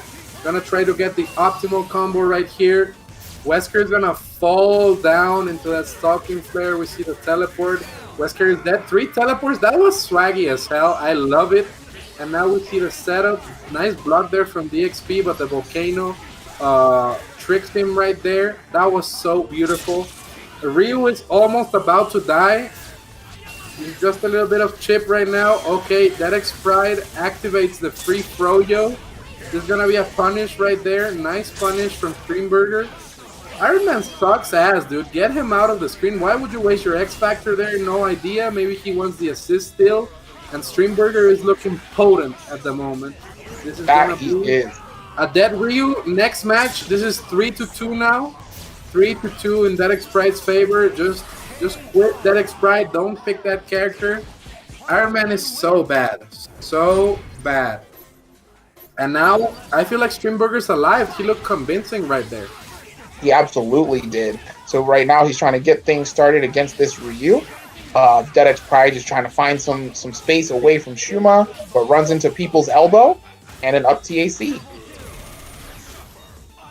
Oh no, but Streamburger drops the combo. That's unfortunate. Got the Mighty Strike there in his way. DXP activating the Shinku Hadoken, but had no meter, so he was forced to raw tag into Wesker, and now he's getting mixed up. Ooh, and if he manages to get this hit, this kill on Wesker, this is going to be huge. Oh, is he going to get that conversion from there? That's crazy. That's crazy. Wow, I have never seen that in my entire life. I learned something new today. I knew exactly what was coming from that. As a Dormammu player, I was like, yes, he's going to get that hard knockdown, turn on the stalking flare, and bring in Shuma for the OTG pickup. This is a smart X Factor here from Dedics Pride to get the kill on Dormammu, but he drops the combo. Stan jabbed for too much. Oh, that cross-up Ryu could be dangerous if he manages to weather this Ryu out. It could be a 3-3, but Dedics Pride looking good with that last X Factor Ryu left. Drops though. Oh my god, I would activate X Factor here. He's gonna try to chip you. No fear of God. No fear of God pays off. And now this is gonna be a dead Ryu. Taunts mid-combo, build that meter. Ooh! Oh, the Streamburger mix. Into the ground, to the window, to the wall. Squid in there. Oh my god, that was so sick. 3-3, Streamburger up on the board, and now Dedics Pride needs to realize that this team is booty sweat, and he needs to pick his real shit. And he's listening to your words. Goes back to the character select, and now he's bringing out his tried and true Team Clockwork Virgil Doom Strider. Oh no, he's gonna get out for you. Stars Wesker, gray empty slot. Is it 3-3? 3-3.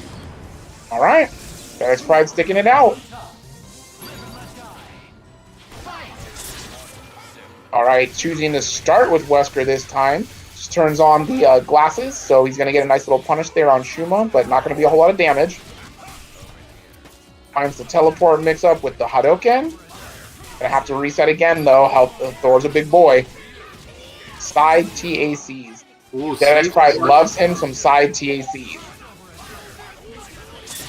Everybody's always so worried about the meter game that they always forget sides, so I respect that.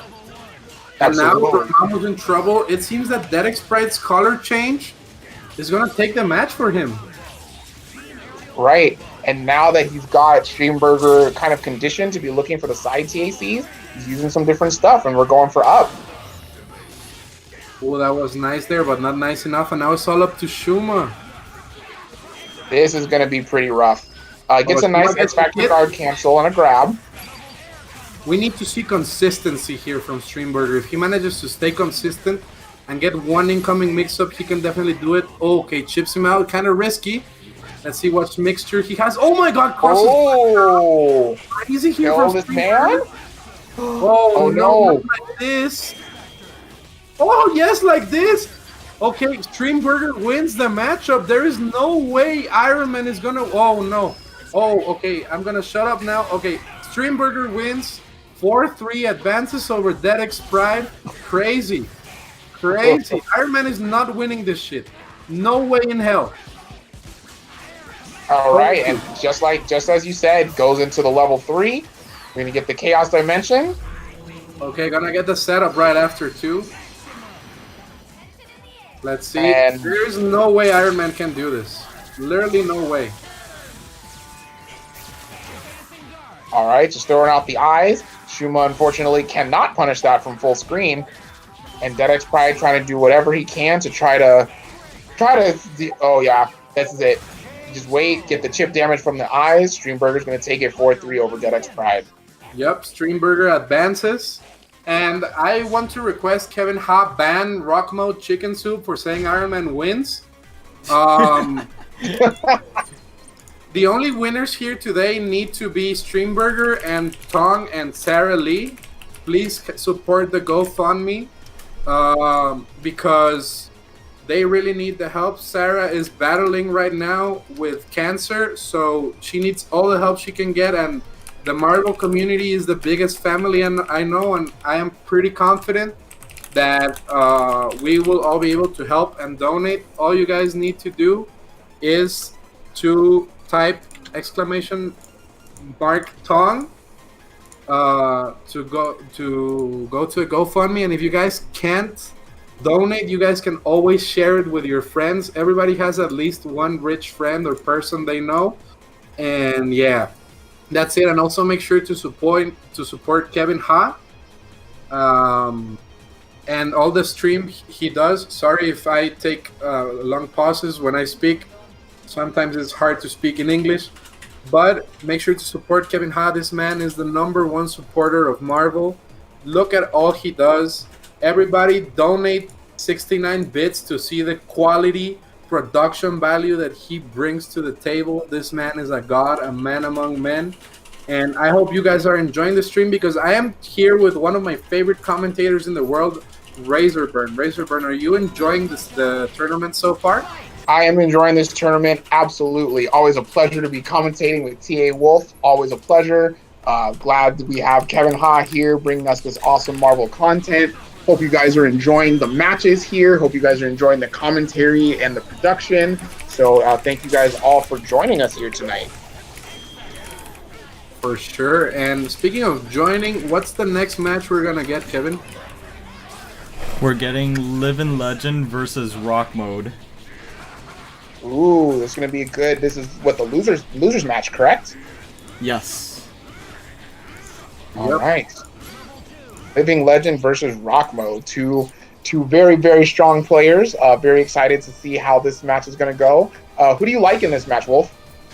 I feel like it's a tough one because Rock Mode has the superior team once again, but I feel like Rock Mode has been shaky throughout this event. So I want to see like Rock Mode cleaning up because he was kind of struggling against Baba Ganoush earlier before. And if we see a clean Rock Mode, I feel like Rock Mode could take it. But if we see the same Rock Mode we saw against Baba Ganoush, I feel like Living Legend is a clear favorite because he's looking really consistent today. That he is. Well, right now they're both trying to get their game plan started. Living Legend has the slight life lead currently, but that does not put Rock Mode out by any means. Living Legend currently has the meter advantage as well. Gonna use that super to try to get rid of some of these fireballs. Doesn't quite work out. All right, Yep, Rock Mode. that's a tough block. It was. And Rock Mode might be able to kill. No, he's just gonna go into the Astral Vision and do the chip damage, do what Morgan does best. And I like the Alpha counter into Wesker to bring him in relatively safely. And Living Legend finds a scoop on Morgan. This is important. Yep, I feel like Morgan is the heart of Rock Mode's team. And if Living Legend manages to get rid of her, it's definitely going to be a tough situation right there. Rock knows what Morgan is worth. He learned his lesson after he fought Baba Ganoush. The man, the myth, the legend. Such a beautiful human being. Shout out to Baba Ganoush. And yeah, this is looking like a pretty even match. I was telling you guys that it really comes down to who's more consistent. That's right. And right now, Living Legend finding the hit on Doom. Going to be able to go ahead and go into the super and seal the deal. What's the mix-up on Morgan? Side switch. Very good stuff from Living Legend. All right, good blocks there from Rock Mode on the incoming, and Living Legend answering back to the X Factor with an X Factor guard cancel of his own. Goes into the command grab, and he's going to be able to take the first game. For sure. I'm really liking the gameplay here from Living Legend, and once again, Rock is playing good, but he's just not cleaning it up. He's kind of panicking when he starts losing a little bit of life, and when stuff like that happens, it can get really rough. That it can. Well, these guys are backing up at the start of the round, showing each other some respect, and just trying to get their game plans going. Yep. All right, so Rock Mode, he's just taken to the top of the screen, trying to throw out the Soul Fist and keep Living Legend locked down. He's got the Astral Vision up, so Living Legend is going to have to run this out so he can get things going. And here's a fun fact about this matchup. When Marvel was on PS3, people used to think that Chris was a bad matchup for Morgan because it used so much RAM memory when Chris did a fire grenade that Morgan couldn't cancel her Astral Vision normally. So it was one of those sneaky Marvel player kind of ways to gain an advantage. But now that it's on PC and everybody is from the future, I feel like that matchup is horrible for Chris. And we could see because Rock Mode is activating right now. That's right, he absolutely is. He gets the hit on Wesker, chooses to snap in Akuma and go for the mix-up. I definitely respect this choice. The X Factors, but that causes him to drop the combo. So now Living Legend is going to do everything he can to keep Akuma alive. He mixes up Morgan with the maximum Wesker, X Factors, and kills her. I respect this decision. Yep, that's the Siempre Pega right there. And it seems like Wesker has been winning Living Legend his matchups time after time. So smart with the Akuma calls and the Wesker teleports. And now Amy could do this, but it's rough for Amy because Wesker's crouch medium really threatens Amy's entire existence.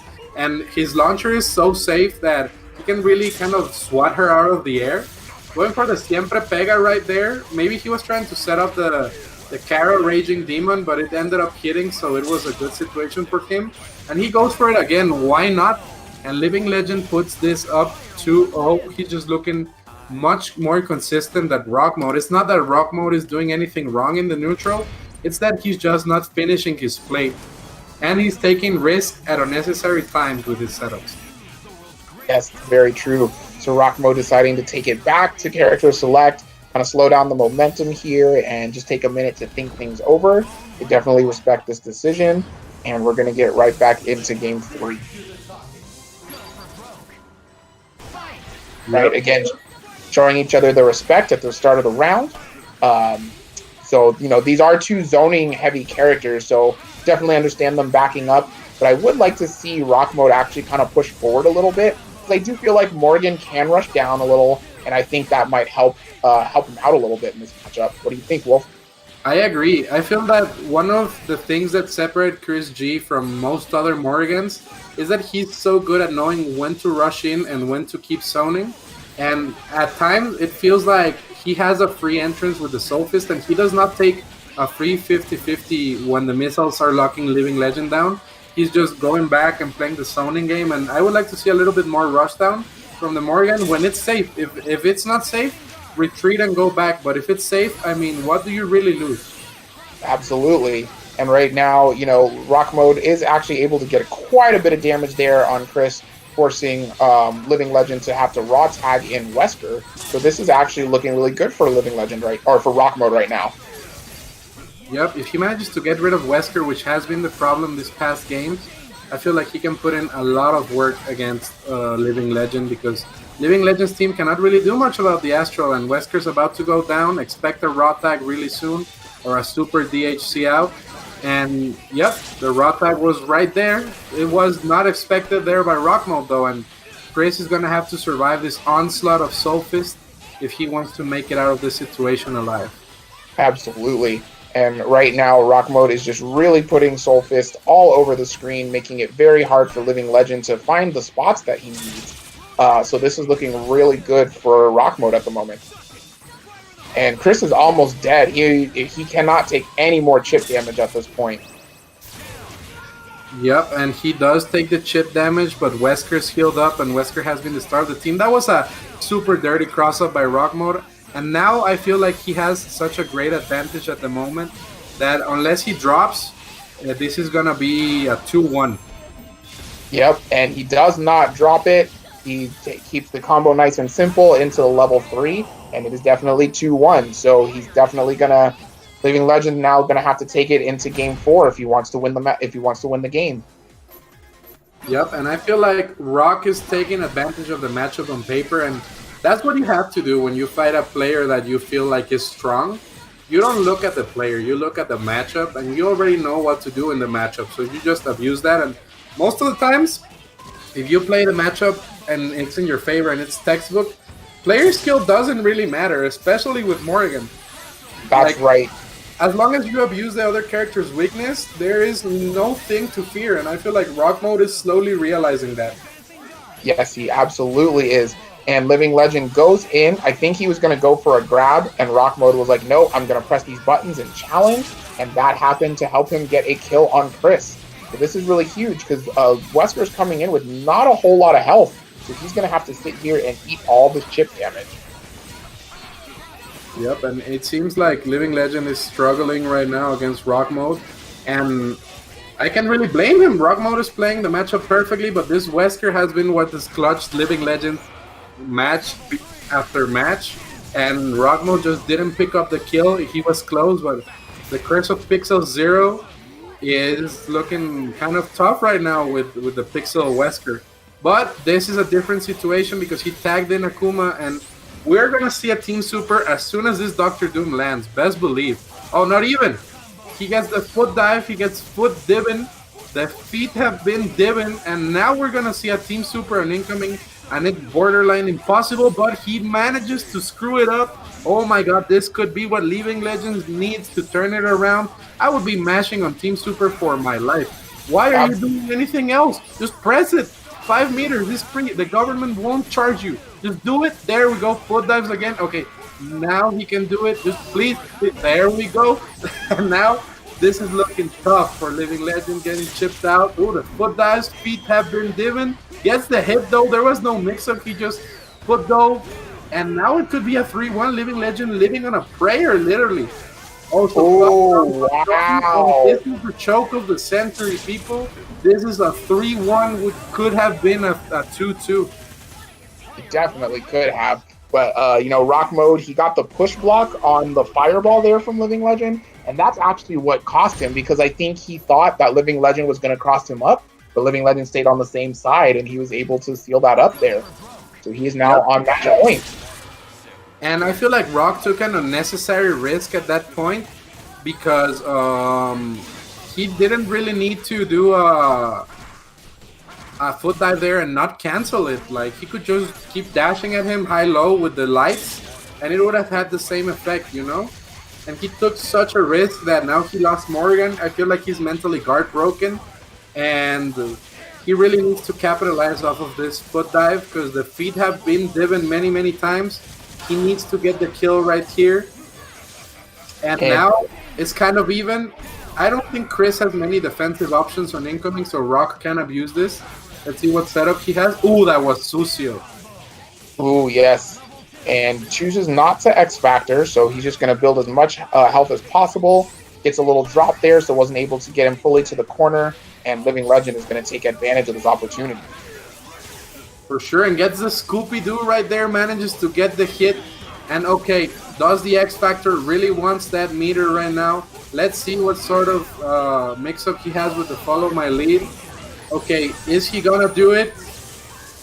Oh, Yes. that was the mix we were expecting. Maybe that's what he was trying to do the last match, and he just couldn't get it. He did the on-fly wrong, and he lost, and now goes into the Ami Super to make sure.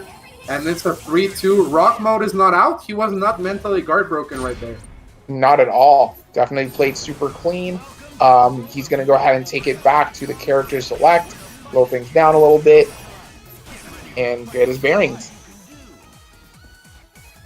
Yep, and I feel like that's smart from Living Legend because sometimes you need to ice your opponent out when it's a situation where they have the paper advantage for the matchup, you know?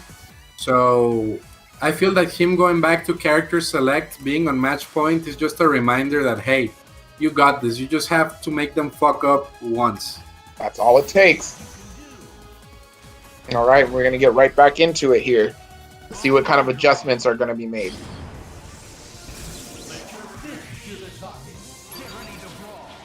Okay, starting Wesker right there. Yeah, I really like Living Legend choosing to start Wesker. Turns on the glasses, but runs into a Soul Fist. Able to find the teleport mix-up with the Chris gun and pushing Morgan to the corner. Does an X Factor right there, and this could be a mistake if he doesn't get a hit really quickly. And because Rock Mode is showing us what he can do with Morgan, and he's going to activate that Astro Vision, going to hit Akuma right before he's active. So now this is looking rough, and Rock Mode is looking like he's rushing down a little bit more, if you're noticing. He's not engaging in the zoning patterns anymore. He's just trying to rush down, but gets sniped right there. Living Legend trying to chip this man out. Knows it's pretty safe to DHC right there. Nice Soul Drain to avoid the DHC. That was Cosmic Brain level stuff. Ami icing out that fire. And this is looking like September is over. Earth, Wind, and Fire is out. And now you see a dead Morrigan. It's all up to Dr. Doom, but we've seen Dr. Doom clutch it out before for Rock. Not anymore, though, because he gets hit by the man that punches boulders. This is going to be a dead Dr. Doom. Waste X Factor. I'm not sure if I agree with this, because Anchor Ami is still a very scary anchor. Yeah, she is. But Living Legend is going to activate the Team Super to keep them locked down. A very smart X Factor. He's able to get a grab, but he drops the combo. Oh, but do you smell that razor burn? It smells like Mom's spaghetti. And it could be Mom's spaghetti here for Living Legend because he made a mistake trying to punish there the Ami. And now he got a block 150-50. Rocks Ami really good. Gets crossed up. Oh my god. Oh, wow. This dog is dangerous. Somebody get the rabies shots because this is a 3-3. This was a sick comeback from Rock Mode. It absolutely was. Like Rock Mode, one of the best Amis in the business. Able to get all the mix-ups on the incomings and seal the deal there. Good stuff. We got ourselves a real match here. Yep, this is going to be a crazy match. Do you think he will switch to Point Chris now? I don't think so. I think he's going to stick it out with Wesker. Wesker has actually done a lot more work in the point matchup than Chris has. So I think, just with a couple little adjustments here, I think Rock Mode can definitely win this game. For sure, and it starts with the Siempre Pega right there. I mean, there's no reason not to take off those glasses, but this could be a disadvantage if he doesn't get the kill right here. He really needs to optimize his damage, and that is not how you optimize your damage, but sometimes trades go your way, and this is looking good for Living Legend. He managed to get rid of Morrigan. That Morrigan had been troubling him, but now Rock Mode is slowly biding his time to get those 2 meters and start chucking some follow my leads, about which Living Legend cannot do anything about, except get penalty. Oh, wow.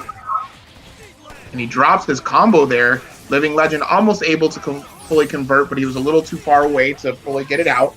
But he's definitely in a much better position. And he got a nice little shot here on Doom, and Doom is almost dead. This is looking a lot more in Living Legend's favor this round. Yep, Chips it's out all up too. to Amy again. But there's a difference. There's X Factor now for Living Legend. And it's looking really tough for Rock. Oh wow, and I think Living Legend was pressing the button. If he gets this mixture here, it's not that bad. Oh, that was crazy, but it was not crazy enough. Siempre pega, always hits. Does Living Legend have the confirm here? He doesn't. This could still go either way. X Factor running out. Siempre pega once again, though. Trades. Oh my god, that was godlike from Rock. X Factor running out on both sides, but gonna be enough. Oh no! Does not manage to seal the deal. This is looking tough. Gets punished through the Ami Super. What a crucial mistake by Rock, and Living Legend advances 4-3. That was a crazy choke right there. It really was. That was really quite unfortunate from Rock Mode because I really believe that he was about to bring that back, and that drop is absolutely what cost him that match.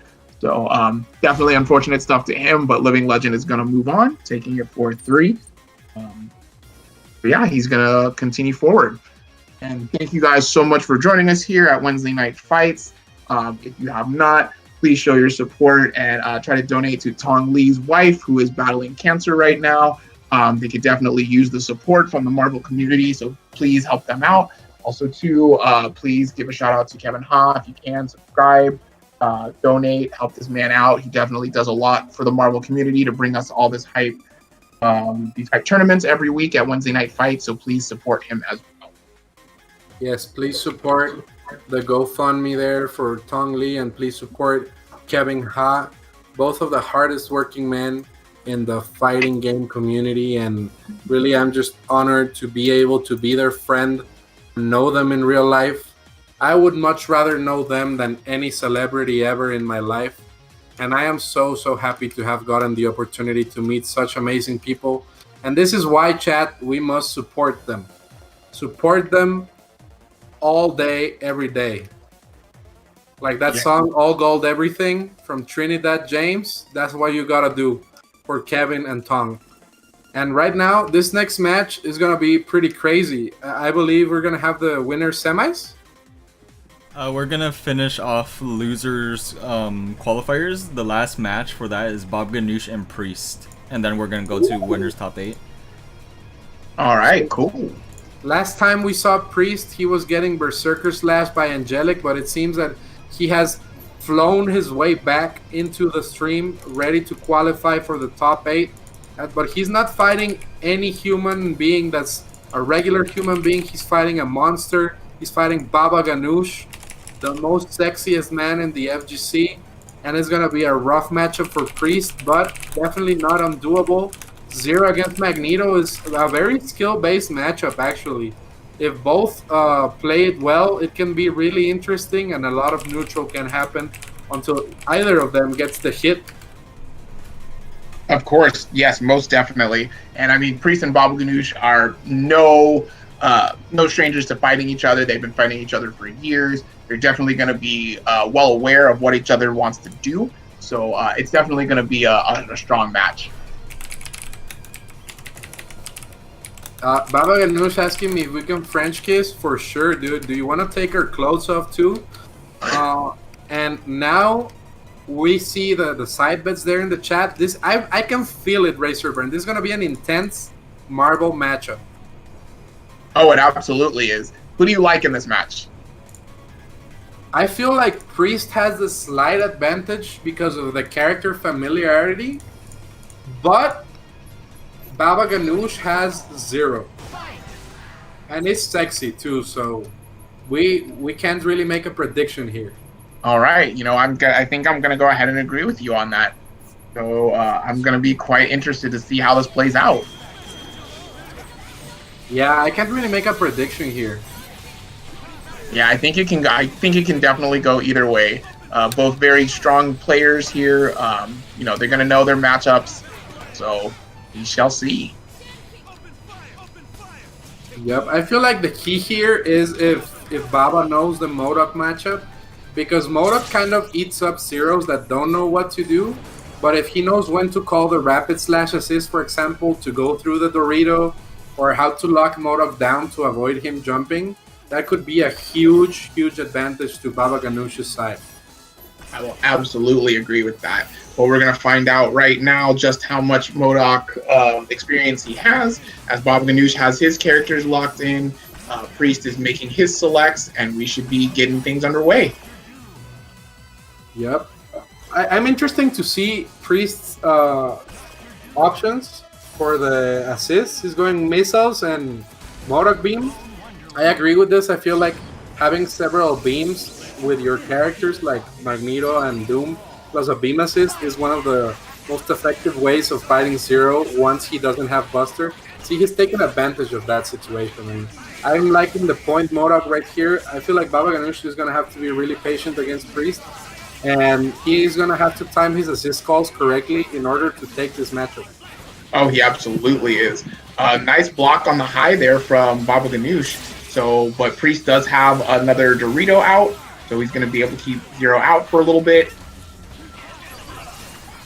And one would think that hidden missiles is good against MODOK, but since MODOK is so good at sniping them, I would like to see a more grounded game from Baba Ganoush and calling the jam session assist instead of the hidden missiles. I feel like not jam session, rapid slash. They're brothers after all. I get them confused. But the rapid slash assist is really good because it goes through the MODOK's Dorito and it kind of locks him down a couple of seconds in order to make the magic happen with the 1 or 2 seconds Zero needs to open you up. This is very true. But, Priest gets the first kill on Zero, and that's going to be pretty daunting for Baba Ganoush's team. So Priest right now just kind of playing a little bit more of a zoning game, keeping Doom out. Baba Ganoush trying to find his way in, but Priest is doing a good job at keeping him at bay.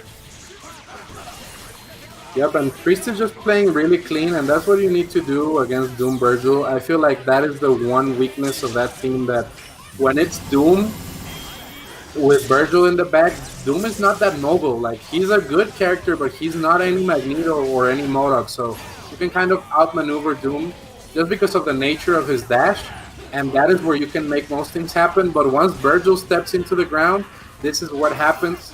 Baba Ganoush looking real clean right here. Nice mix-up there. Doesn't get the confirm, but picks up against the foot dive. Are we going to see a raw tag here? No. I feel like Baba Ganoush believes in his extensions. Let's see what he gets here.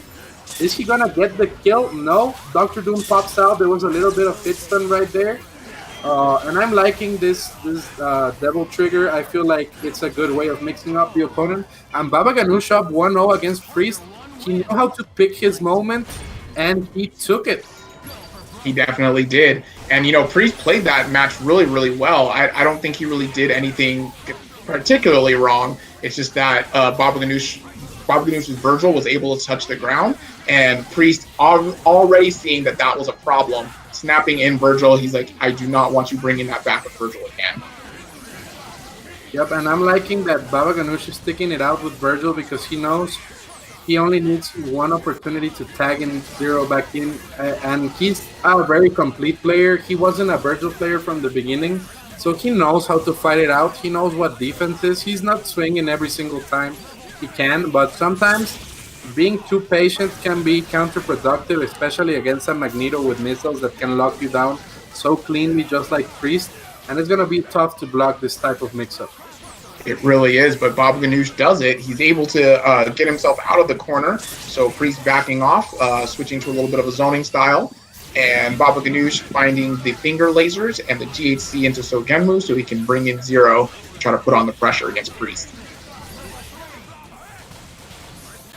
Yep, and I feel like Baba Ganoush really needs to make the most out of his Sogenmu on the ground, because Priest has very snipeable assists. They're really good assists, but they're also kind of slow.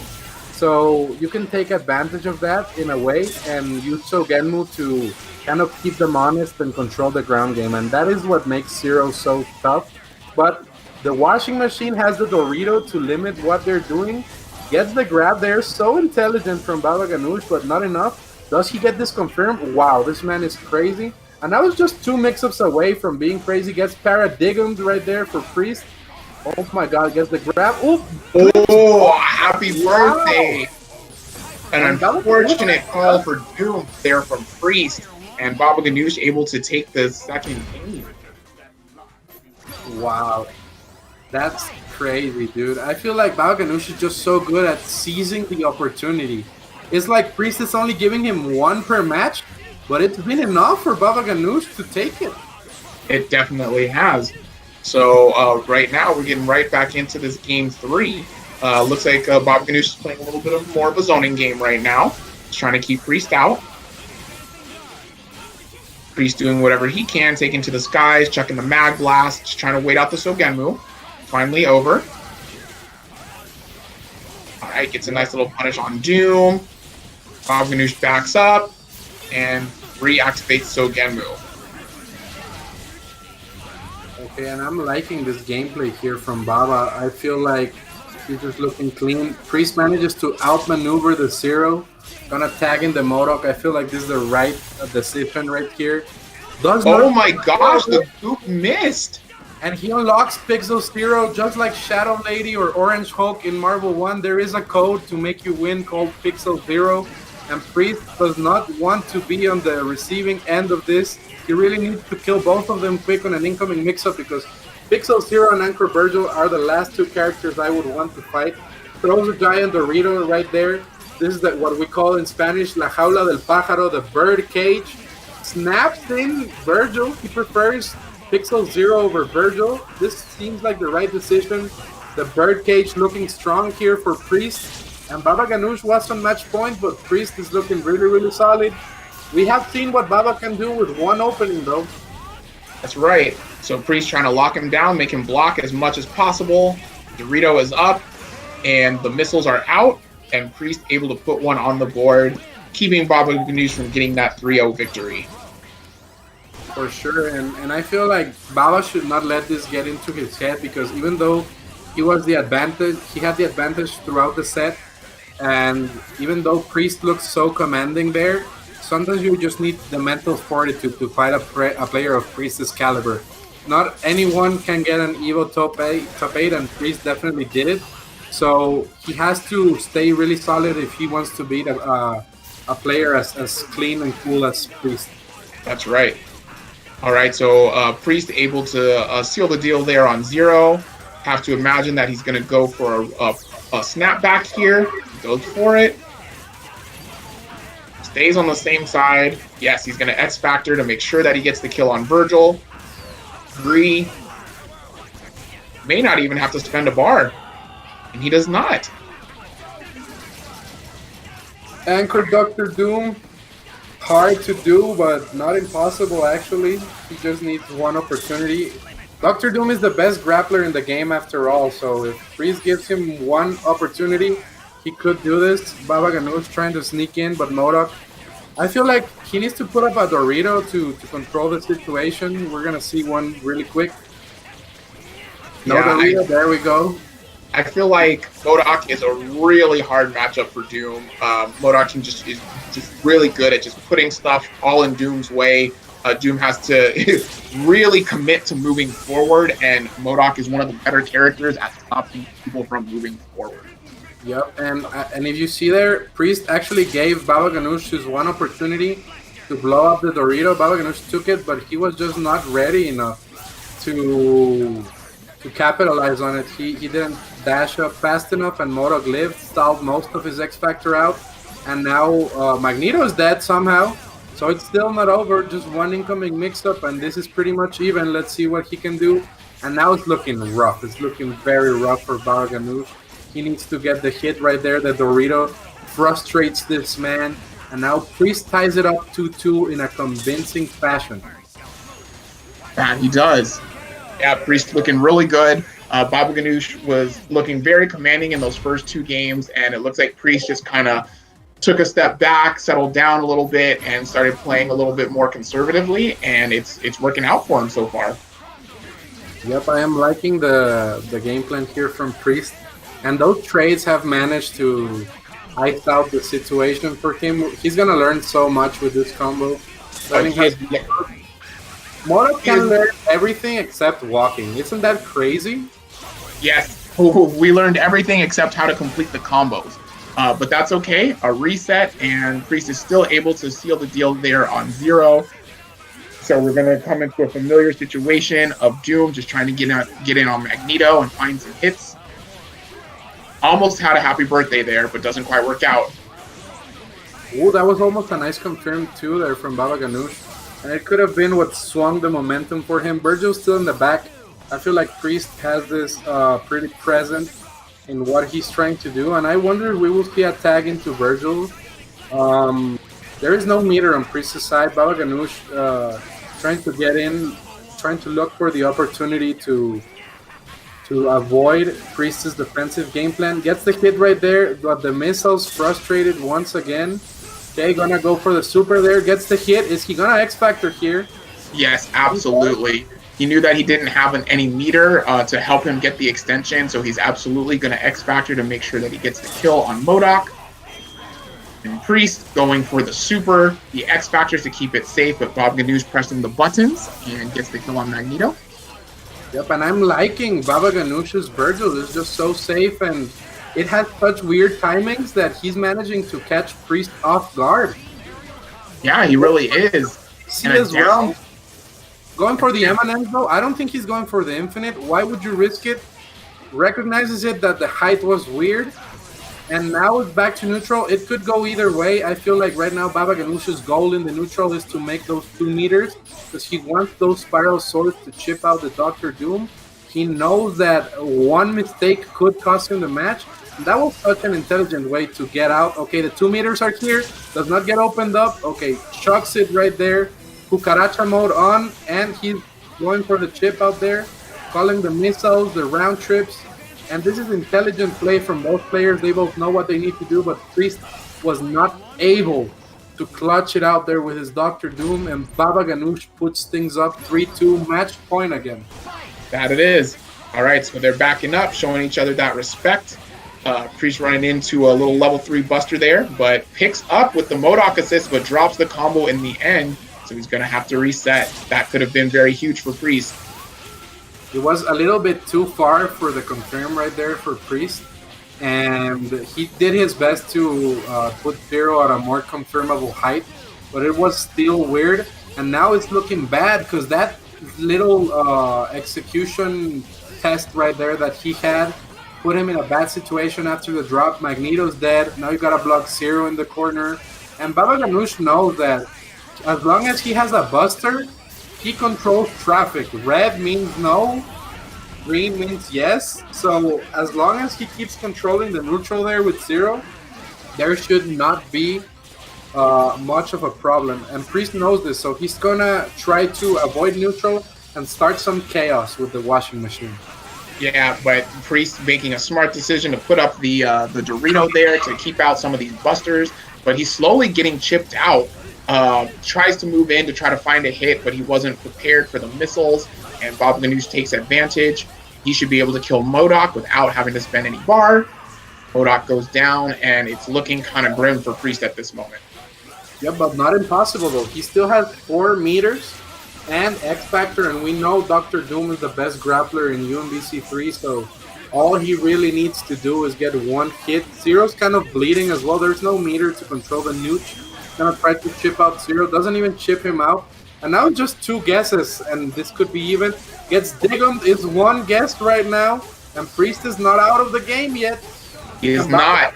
Block this. He cannot let Virgil touch the ground. He needs to get this mix up.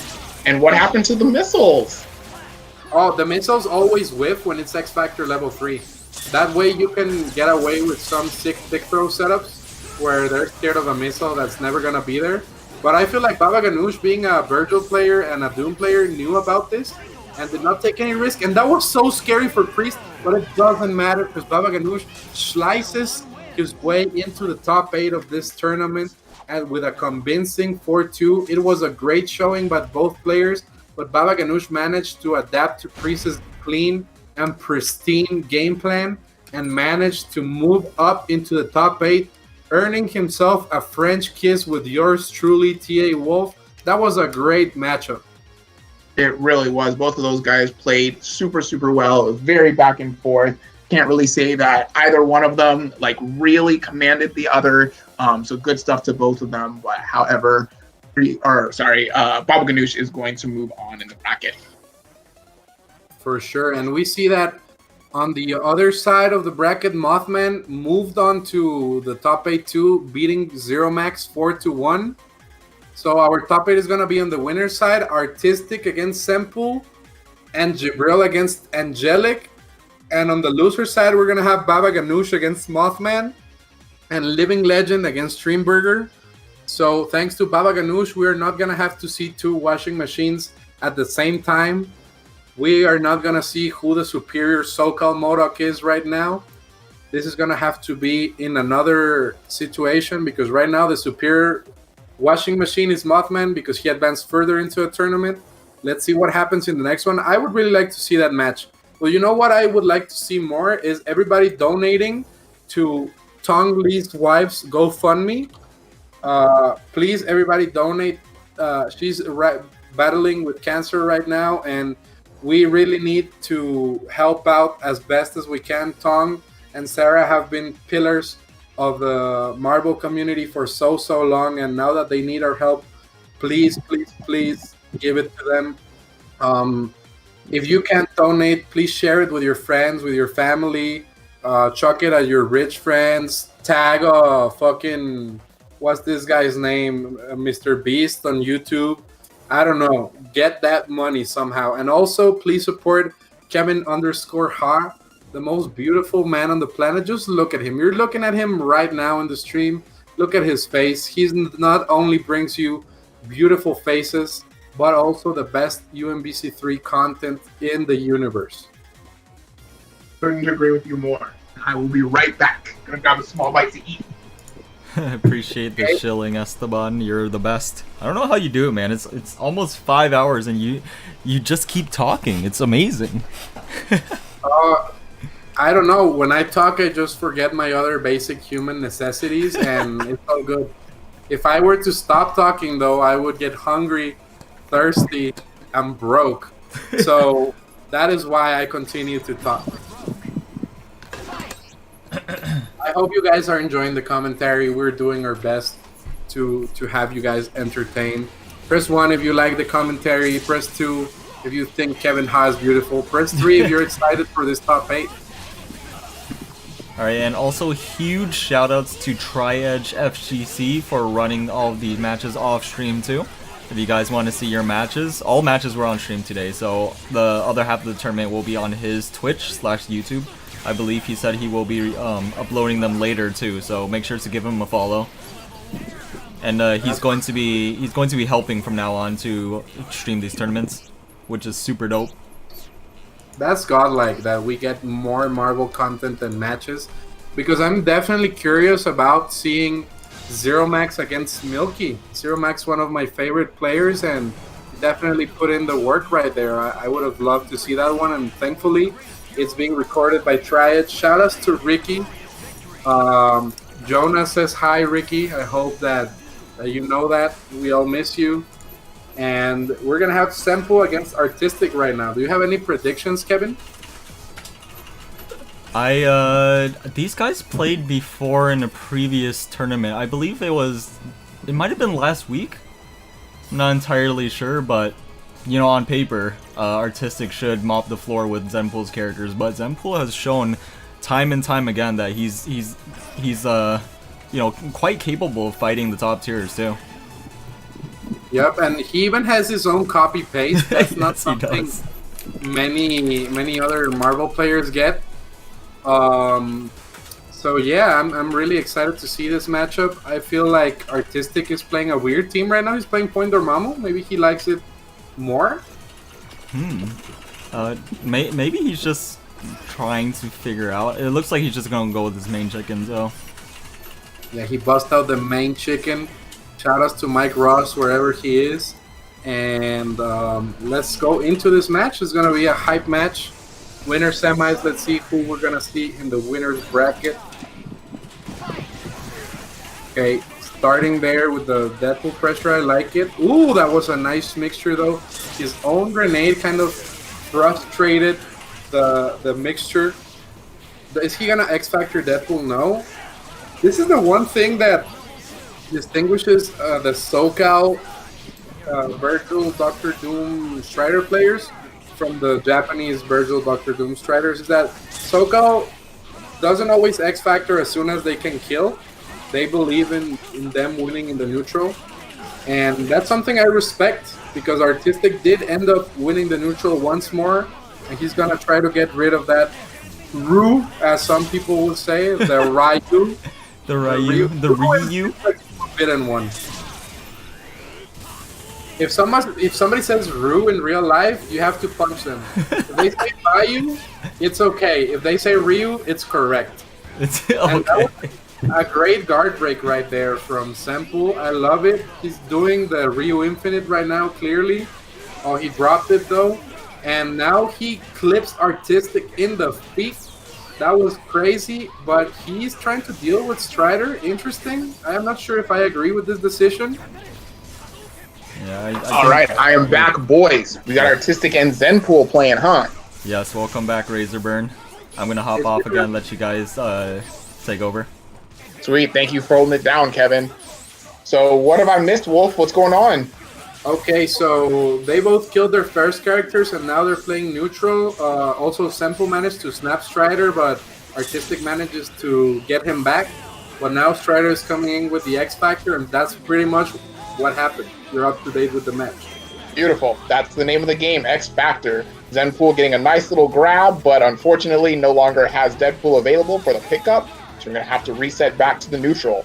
Artistic playing a little bit of a zoning game, finds the teleport, and takes Ryu down. But his X Factor is almost out, and Zenpool coming in with a healthy Akuma. Oh Yeah, no. but remember, Akuma's made out of wet paper, so this might not be it. And this is the weakness of Strider without X Factor, is that you cannot even kill Akuma, you know what I mean? Like, see, look at that. Disgusting. And now he's in a good situation, but the chip out is strong with this one. Actually, Artistic only really needs to keep chucking those animals on the ground, otherwise he's gonna get chipped, and that's precisely what happened. And now this is a 1-0 for Zenpool. That it is. Looking pretty good so far. He just ran into that fireball there at the end. But they're getting right back into this. Zenpool starting the zoning game. And Artistic finds himself with a nice little cross under there from the teleport. Going to go with the side TAC to take away Zenpool's only meter. Carrying him to the corner. Oh, swag stuff, but he drops it. Oh, you got to keep it simple. Yo, Nice Shout roll out from to Zenpool. Jake Ryan there for the sub, saying Maestro. You are a Maestro, one of my One Piece homies. I was literally about to say the same thing, Esteban. Oh, really? Yeah. Huge shout-outs to Jake that's Ryan. 3 of the One Piece homies. Shout-outs to General Reaction wherever he is, and it seems that Zenpool has managed to take control of the situation once more. Yes, he definitely has. Those Deadpool's kind of living on a prayer. Zenpool choosing to raw tag into Ryu, gets an accidental alpha counter into Akuma, but Artistic still has to reset because he did not have the meter for the kill. That is factuals, and this is the problem with Artistic's team when they don't have that, when it doesn't have that much meter. It's looking rough to kill Ryu. He's a very big, chunky, meaty character, so it's tough. And now Akuma just kind of gonna keep Virgil honest right here. Okay, escapes in case he was gonna get the punish. And I'm liking Deadpool against Virgil right now because there is no meter active on the screen. And now that it's wasted, it's looking tough for Artistic. I feel like Zenpool is just playing so well and exploiting the little weaknesses in the matchup, and Artistic really needs to step his offense up to be able to open up Zenpool. Yes, absolutely. But also you'll notice that Artistic choosing to go with the Doom Rocks in this matchup, which makes it a little bit harder for Zenpool to approach. Wow, but he gets a nice little Shinku there against Strider, and Strider is hurting pretty bad at this point, so he's going to have to be careful with those Strider calls going forward. Yep, let's see what happens here. Seems that Artistic slowly picking it up. That's right, and this is actually looking pretty good for him because he's slowly running out the time, and there's only 20 seconds left on the clock. So, Zenpool's going to have to do a lot of work, and he gets scooped up. Probably going to lose Deadpool here, and this is looking a lot more in Artistic's favor for this match. Yep, unless we see another Christmas miracle, it seems that like this a wrap for Artistic, because once again, as Michael Jackson once told me personally, remember the time, and the time is a big factor here. Artistic getting kind of disrespectful with Zenpool too. Oh yes, absolutely. He knew that Zenpool was in a bad situation. 10 seconds left. He had the crown up. There wasn't a whole lot that Zenpool was going to be able to do to try to combat it. Yep. That was the classic, oh, I'm fighting my homie. I gotta get in his mind somehow. I need to fluster him because we're going kind of even. That's right. So looks like we may be having a little bit of connectivity issues. So taking it back to reset things. In the meantime, while we wait for them to queue back up, hope you guys are enjoying this content. Hope you're enjoying the tournament. If you have not, and you can, please go ahead and try to donate to Tong Lee and his wife battling this cancer out here. It's not a fun time, so please show your support in any way that you can. Show your support for Kevin Ha's stream, bringing us this hype Marvel content every week. And looks like we might be getting back into the match here. Okay, we're going to get right back into the match.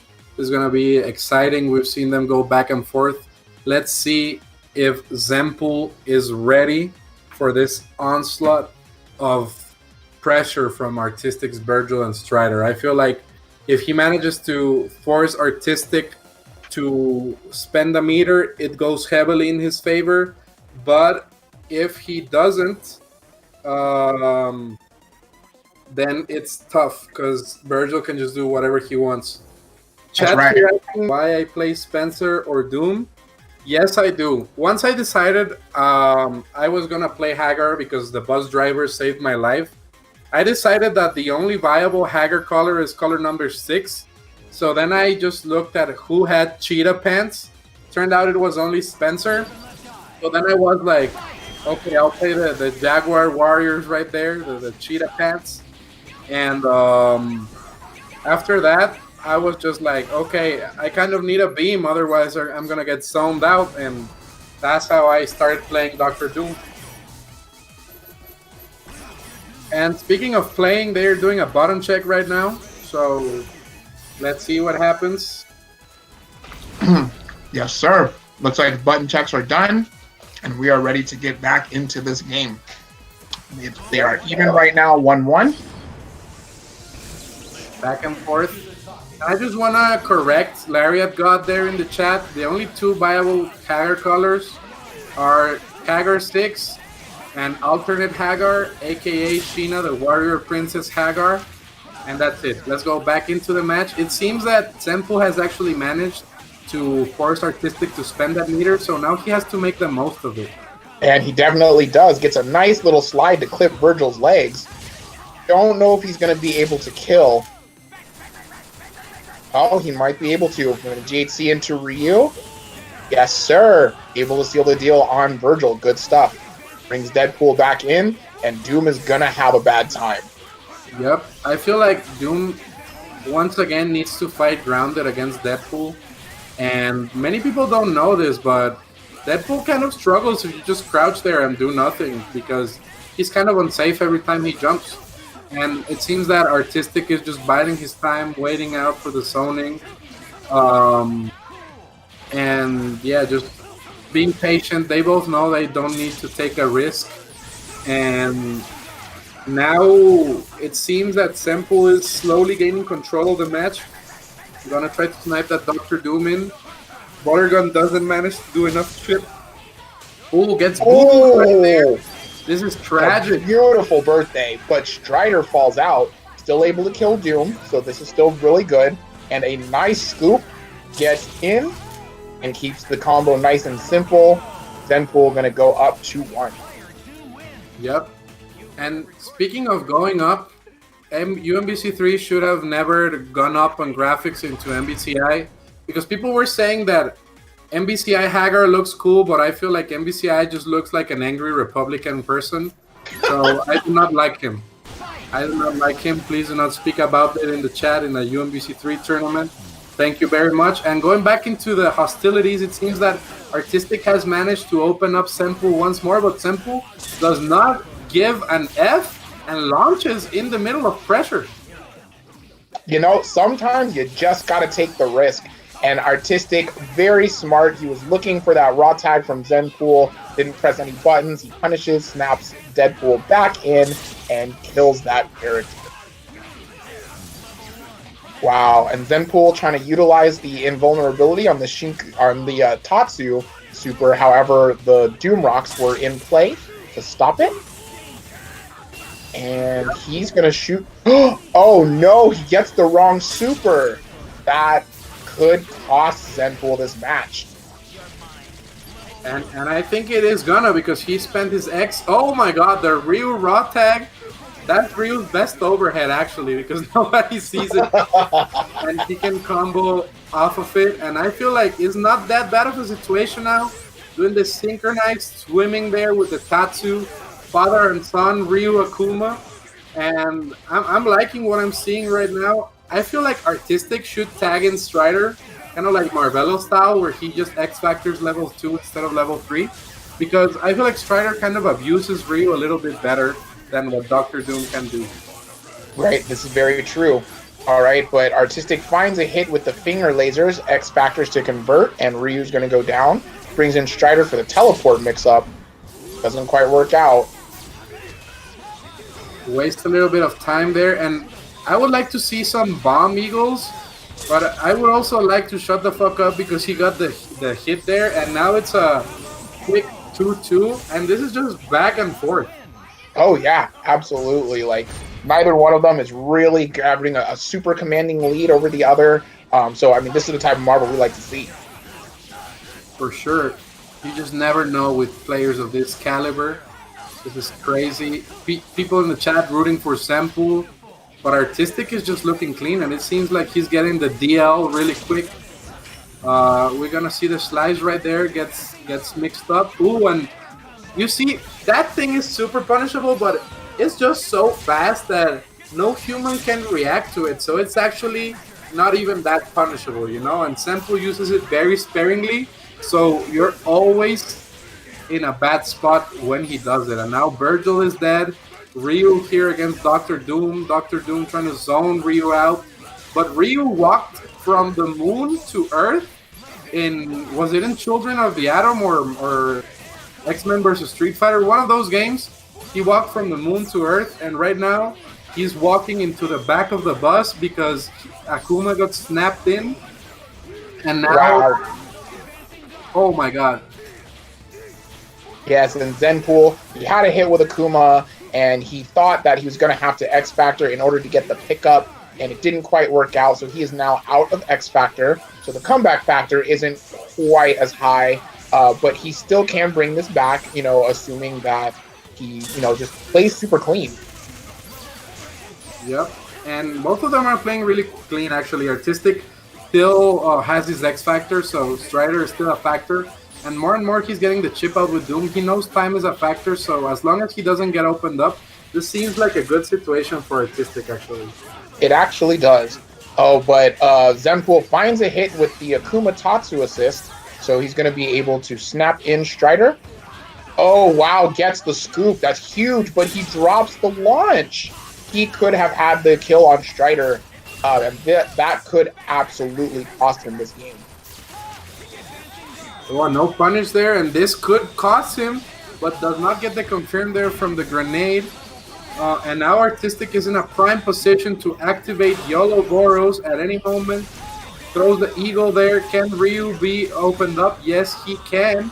And now we're going to see more bald eagles right there. Akuma gets opened up, and it's 3-2 for Artistic. And not confirming there with the grenade not only lost him the match, but also summoned Sikalik to critique his gameplay in the chat. Wow, imagine losing around and summoning Sikalik. Let's go. Yep, that's the classic right there. There is a mental bad signal every time a Deadpool plays on stream where Sikalik manifests himself.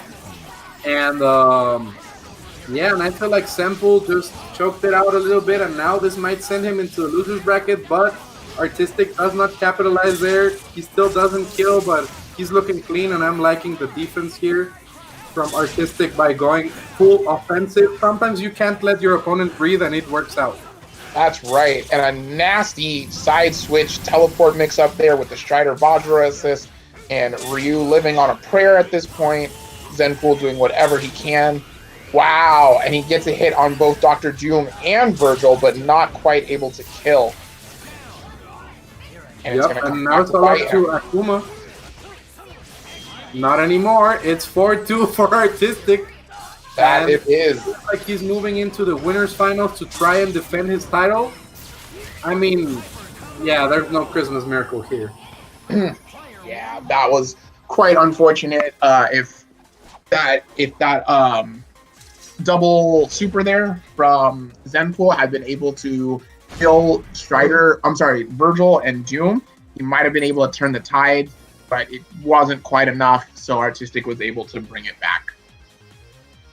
Absolutely. And if you guys want to bring back happiness into all of our hearts, you can donate to Tong Lee's and Sarah's Lee's GoFundMe. She's battling cancer right now, and they need all the help they can get. They are the prime example of what it is to be a community leader, and we as a community, I feel like we should respond to help both Tong and Sarah in their plight in the fight against cancer. And I believe that if Tong has beaten a Zero player before, Sarah can beat cancer no problem.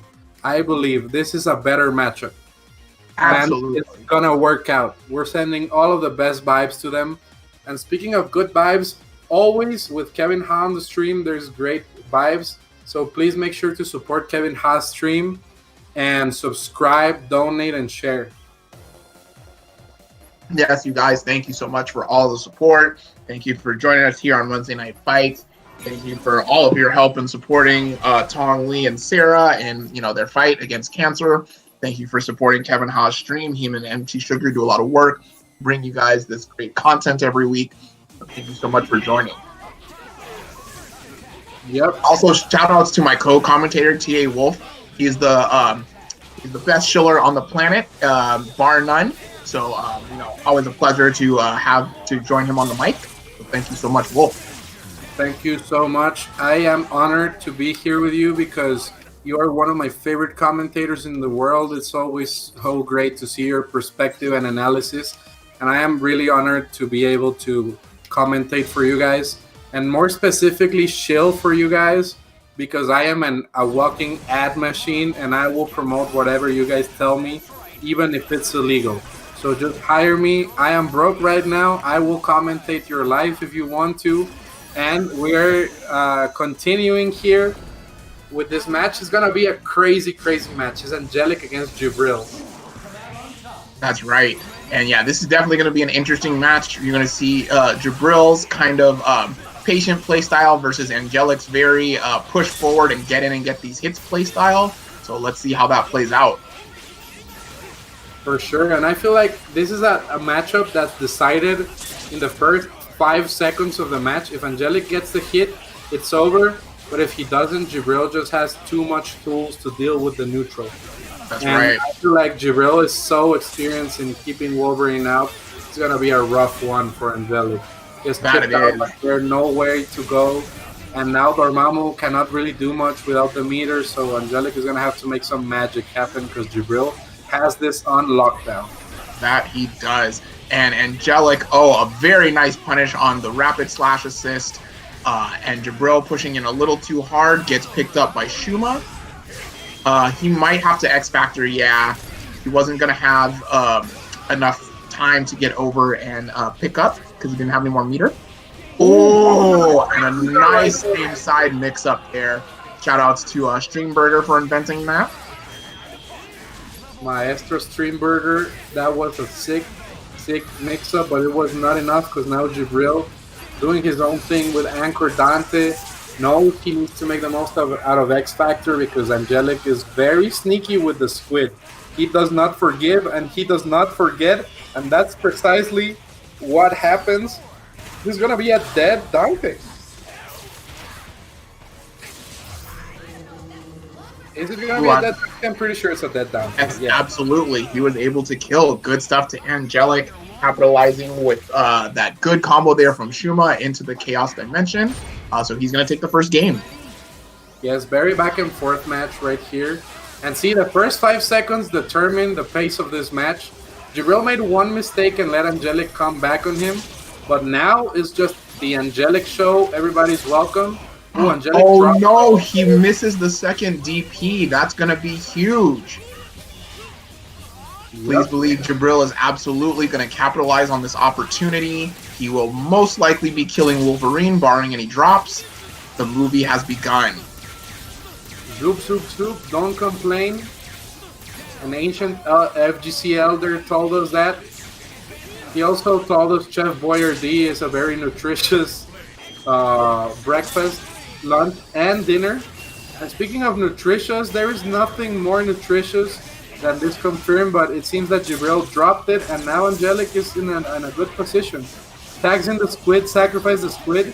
Jabril was very ready for that, and now it's looking rough for Angelic.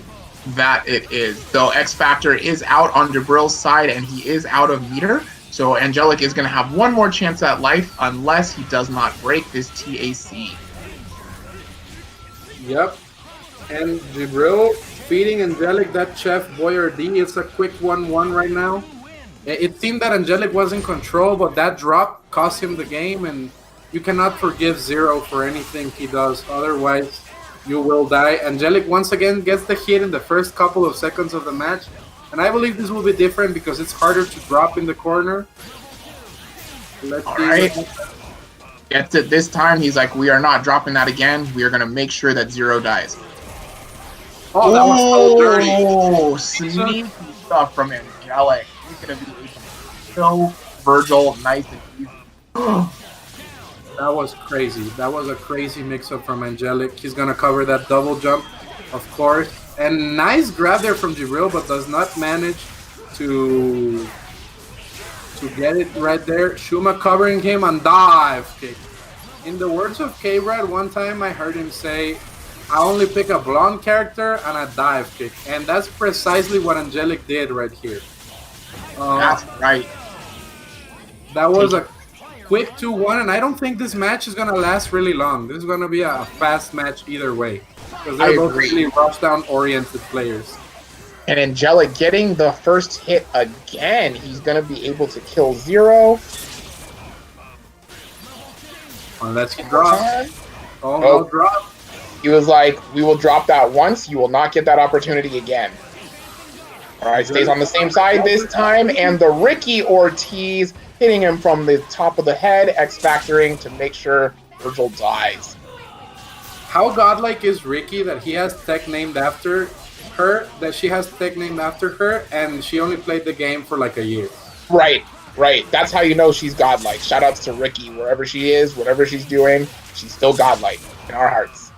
Yep, that's a quick, perfect, and Angelic on match point. And this is the thing, is like, if just like you said, if Wolverine gets that first hit, it's going downhill pretty quick. Yep, and once again, Angelic's so good at getting those hits. He absolutely is. Finds his way in with a nice jumping S on Zero, and Jabril is going to lose Zero one more time. 10 seconds into the match, and it's already kind of looking pretty strong for Angelic. Stays on the same side. The conditioning is so real on Angelic's side. Oh no, but a drop. That could be big. But Shuma gonna save him though. That's crazy. Shuma BFF forever with Wolverine. Oh, absolutely. And a really smart X-Factor there from Jabril. He knew that Shuma was on the screen. He X-Factored and then air dashed backwards to punish Shuma. So that was really great awareness. Yep, and Wolverine is going to die here to chip, but it's not as bad of a situation for Angelic as it seems. He is probably not going to die off of this. Jabril needs to reset or TAC to get the kill. Goes for the reset. That was a sick reset. But he's probably going to need one more reset even with that. And Angelic, if he manages to land, Dormammu can keep Virgil honest with the threat of the super. That's right.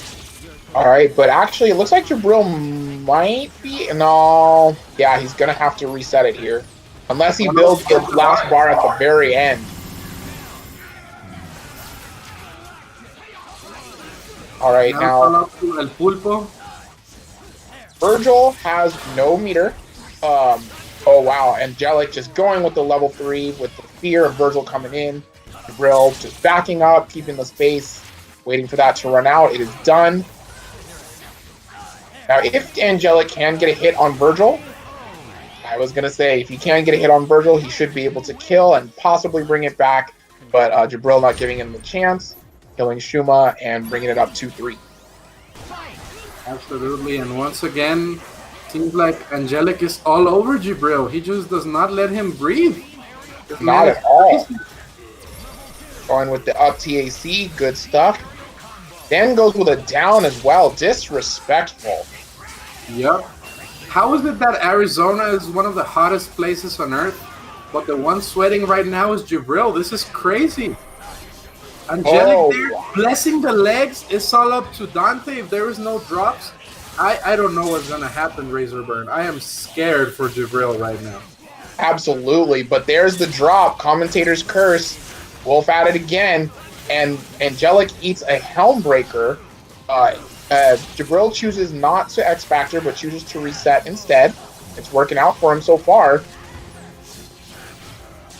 Yep, the resets have worked, and we're going to have a dead Wolverine unless we see another Christmas miracle. We do not. The Squid is coming in. Anchor Dormammu. Let's see. We have a punish. We are going to have the command grab. No, we saw the level 3. And now Jabril is going to take this to town with Virgil. He's definitely going to get the kill right here. What an optimal player.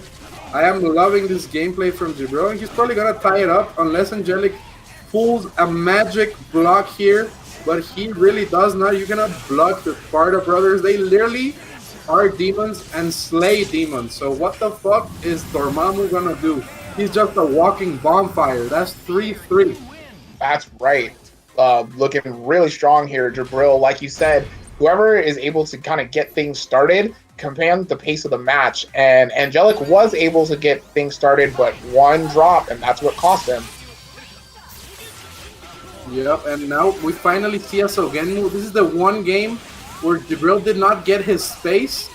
Meter is out though, so Angelic could probably get in. It's time. Are we going to see a Shuma? Buster comes out in time. Nice anti-air from Jabril. And Wolverine is dead. Can Angelic do this? He seems so close to winning. And that drop is probably going to hurt him because Jabril is looking mad clean at the moment. That he is. He is punishing all of Angelic's attempts to move in from the sky, but he does not punish that attempt there from Shuma from behind. And interesting, Angelic choosing not to X-Factor 0 this time. That might come back to bite him, but we'll see what happens. Okay, activates X. I don't know if I like this decision from Jabril because if he loses 0 right here, he could be in a little bit of trouble. But manages to anti-air the Dormammu, and this is looking horrible for Angelic.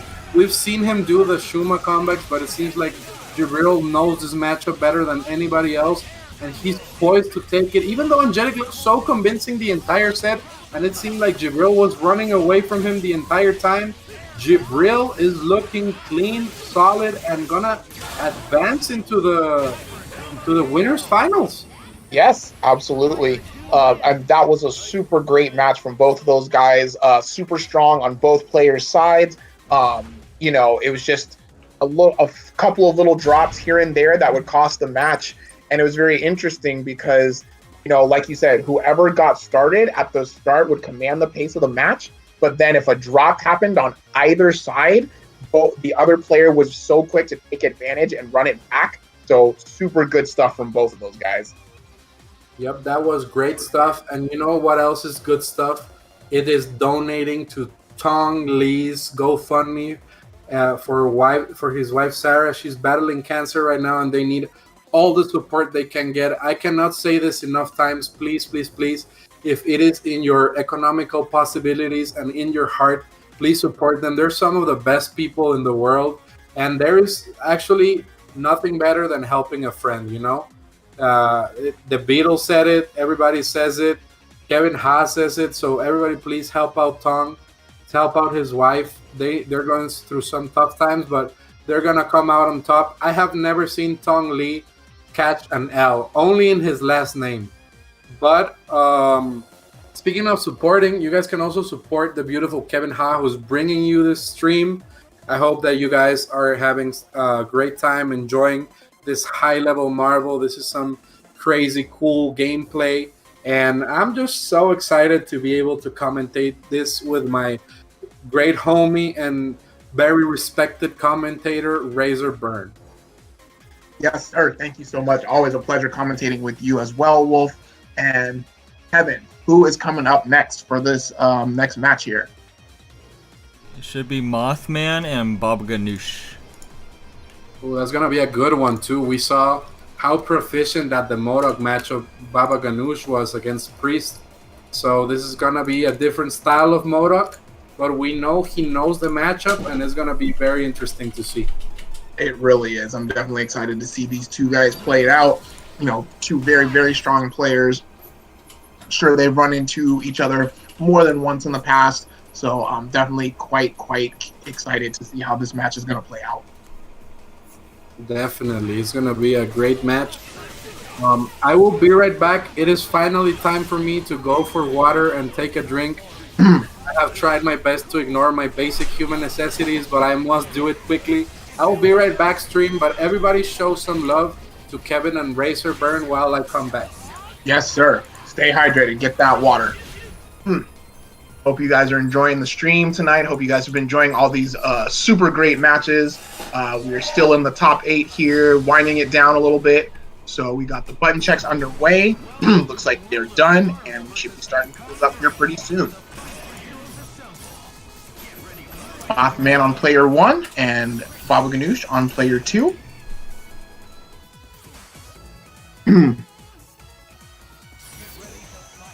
All right, they got their teams locked in. Mothman going with his patented Morgan, MODOK, and Dante, and Baba Ganoush with his Zero, Doom, and Virgil.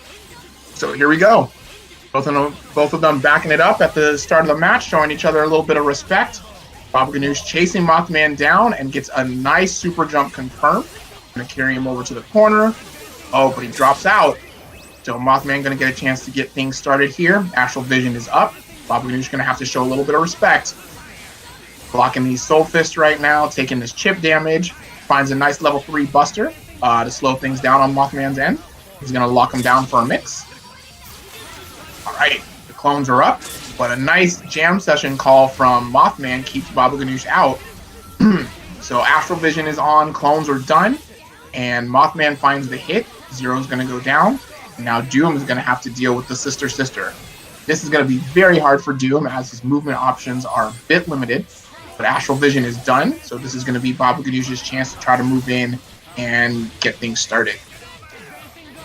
Doesn't quite work out. Runs into the jam session call, and Astral Vision is back up. So it's going to be Mothman's turn to kind of command the neutral a little bit. Baba Ganoush is taking a ton of chip damage from all these Soul Fists. Finds a way to get above Morgan and DHC into Virgil. And I think he should be able to kill. Alright. Yep, Morgan's going to go down. Doesn't have to spend another meter. Turns on the Devil Trigger. Make things a little bit more rough for Mothman. Gets the hit, has the X Factor so that he can confirm it and get the kill. Alright, MODOK's gonna go down. Now just gonna lock Dante down. Doesn't get the mix, but eats a Helmbreaker. But he doesn't have enough meter to seal it out. And he just gets picked up there by the Dimensional Slash. Mothman gonna activate Devil Trigger to rebuild some health. And right now doing a good job of avoiding the missiles. Alright, Baba Ganoush going in. Mothman finds a hit, X Factors. Finds the perfect time to do so. He should be able to kill Virgil. Oh, not quite. Virgil's gonna live. Alright, but just throws out the Fire Pillar just to keep him honest. And then gets mixed up with the Acid Rain. Stays on the same side. And Mothman's gonna take the first game.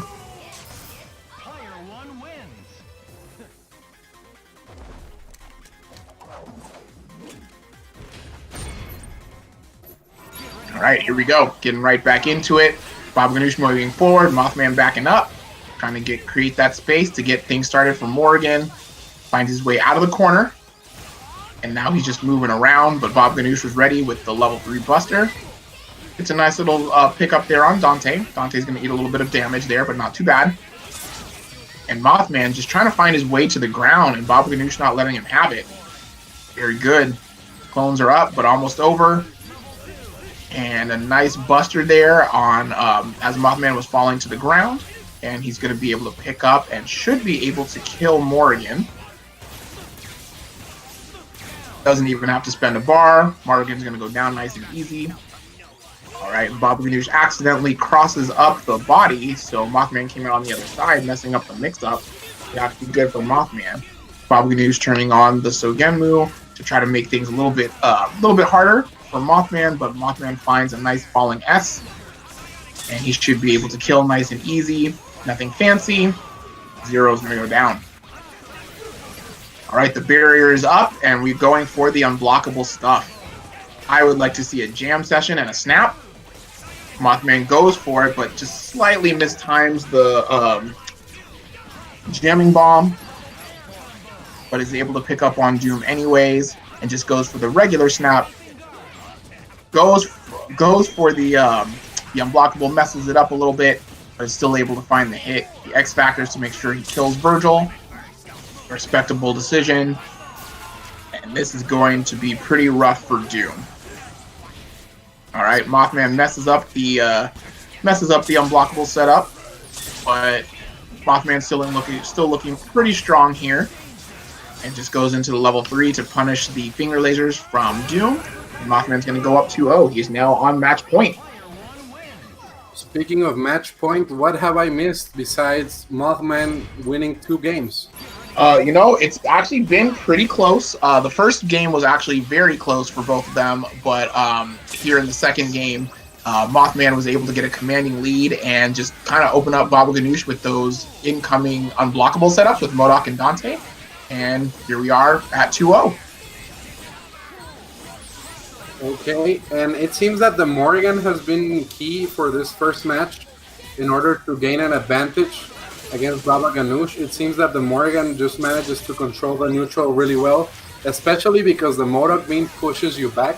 It's not something many other beams do, and it kind of acts like a bootleg Rapid Slash in a way for Morgan. You know how Morgan Doomburger players use Rapid Slash to push you away, but Mothman is doing that with a projectile, and that's what's allowing him to control the matchup really, really well and gain the space he needs in order to get out. But Baba Ganoush gets one hit, and that's all he really needs, actually, to win with 0. Right, but unfortunately he drops. And Baba Ganoush has been really good at punishing Mothman on his way down from throwing Soul Fist up in the air. Baba Ganoush has been really strong at that. He finds a nice little hit here, and he should be able to kill Morgan, barring any drops. Turns on the Sogenmu and activates the Zoop Zoop. Morgan's going to go down. Yup, starting the soupage right here.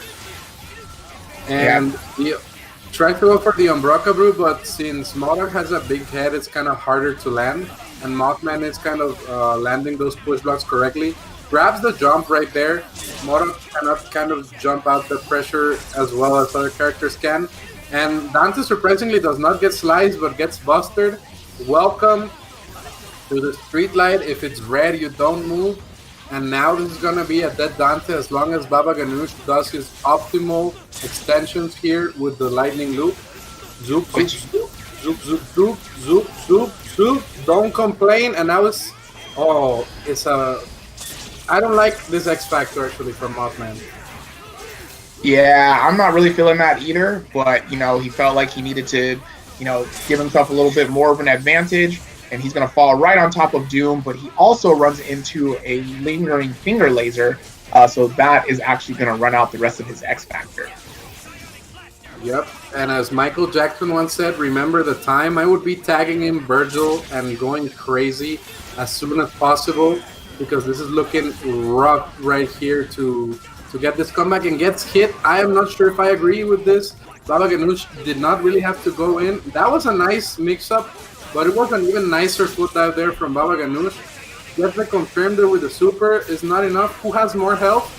Oh, why would you call Virgil there? That's crazy. 1 second, gets the scoop, and this could win the match here for Baba Ganoush. I'm pretty sure it won him the match. Oh, absolutely, absolutely. Virgil had full health sitting back there in the back. So, Mothman not going to get the chance to take that 3-0. But here we go. And now his cousin's rules benefit him. It's not a first to 3 anymore. It's a first to 4. And Baba Ganoush is looking clean, and it seems that he adapts to his opponents really, really well throughout the course of long sets. This is a very strong Baba Ganoush, and I had not seen him play like this in a big while. Yes, he's actually doing very good job at adapting. I have to imagine that fighting Snake Tits, he knows the Morgan matchup very well. And just as I say that, Mothman finds himself a hit, and he should be able to kill. Doesn't even have to spend any meter, so that's going to be looking pretty good for Mothman here.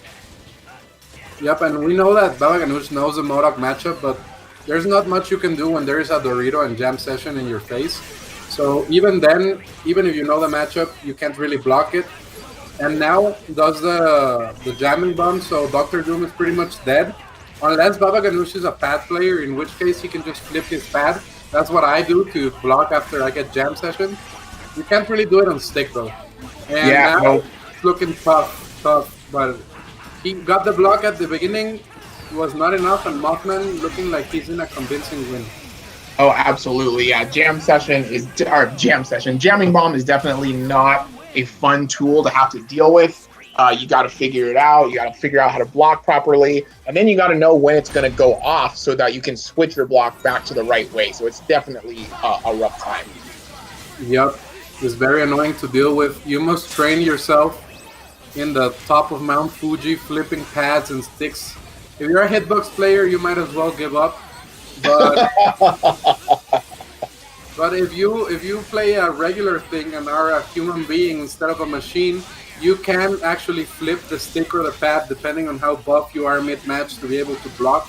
That's a tech that can only exist in Marvel. Of course. But right now, Baba Ganoush finding a nice little punish on the MODOK assist. Mothman activates Astral Vision, but Baba was ready with a Buster. So he's already run out Mothman's Astral Vision about halfway. Yep, and here you can really see the matchup knowledge from Baba Ganoush. I'm really liking what he's doing. Astral Vision is probably going to be activated again, but he can probably stall it out without much of a risk here with Dr. Doom. Just got to be wary of that Jam Session. He's probably going to try to lock down Baba Ganoush as he falls, but Baba Ganoush just waiting out patiently, and he's outmaneuvering this Morrigan really, really well. Mothman realizes and tags in MODOK to do some Dorito shim shams as soon as Baba Ganoush lands on the ground. Yes, and right now he might be able to kill Doom. All right, gets the optimal extension, but drops it at the very end. And gets electrified there. Gets hit with the entire Thunderstruck lyrics right there in that super. The Dorito plus Jam Session, so hard to deal with, but Baba Ganoush manages to escape. And this is not as bad of a situation as it thinks. And Mothman wasn't ready for Baba to swing at the Dorito so much. Yeah, absolutely. He was not looking for that. And now he's just taking a little bit of time to sit up at the top of the screen and wait things out a little bit. I just way down to the ground, and he's setting up this his shop here with MODOK again. And Baba just runs into a Jam Session from super jump height, and he's gonna lose 0. Yep. And that was a great option select from Mothman. This might be the last of Baba Ganoush we're gonna see here.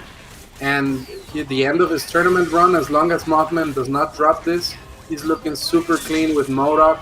And this is going to be a 4-1. Baba fought really well, but Mothman just proved to be superior this time. He absolutely did. He was able to capitalize on a lot of these situations, set up the tough to blockable stuff on incoming, and every time he got a touch on Virgil, he made sure to X Factor and make sure that Virgil died. So, good stuff to Mothman there. For sure. And if you want even better stuff, please support Tong Lee's wife's GoFundMe. She's battling cancer right now. Everybody knows how horrible of a disease it is. And one of the best ways to support and help beat it is donating, because medical expenses are really, really hard to deal with, and every single little cent helps. Trust me, I have to deal with medical expenses in my life as well, and it is not something I would desire upon any friend or enemy I have. So please help out and donate to the GoFundMe. We'll link it right now.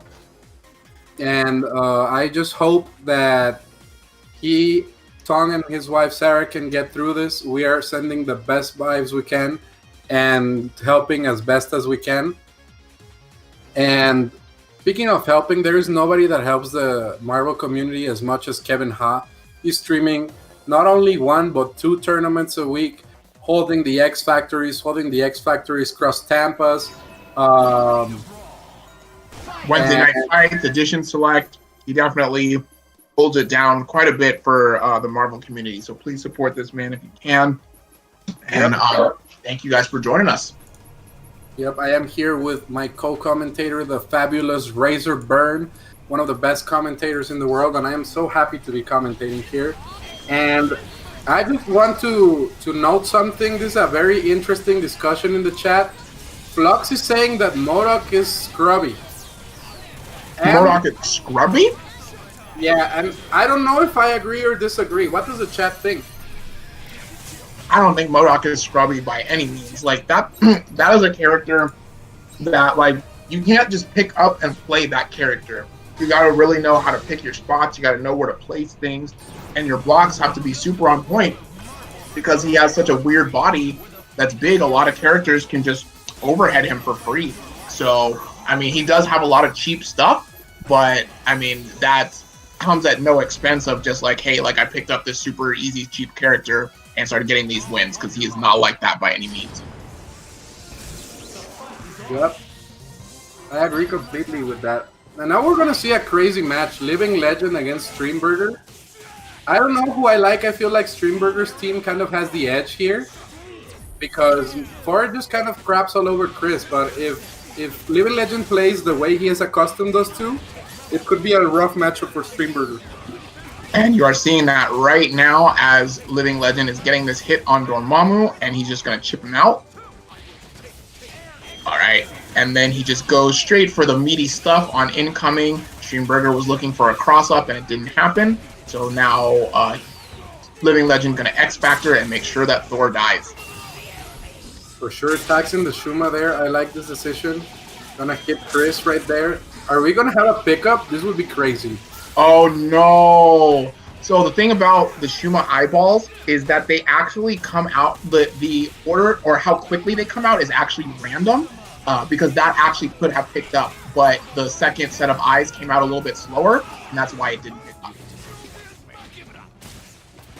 And now we're just seeing that Living Legend blocked that incoming mix-up from Streamburger, that meaty. Perhaps he was expecting a mash and got the hit, gets rid of Thor, so now it's all up to Shuma. But he just does a nice little body swap there, and then meaty Shuma on incoming, and Living Legend's going to take the first game. First match. Yep, and Living Legend puts up 1-0, but I feel like Thor is the key here for Streamburger. If Streamburger manages to keep him alive, Thor can really give both Chris, Wesker, and especially Chris and Wesker a lot of trouble. I feel like the Mighty Strike just kind of ignores everything they do. And he knows the matchup too, because he's fought all the SoCal fam, the Senor Taxi. He knows what Chris can do. It's not a foreign matchup to him. So yeah, let's see what's gonna happen here. Goes for the cross up.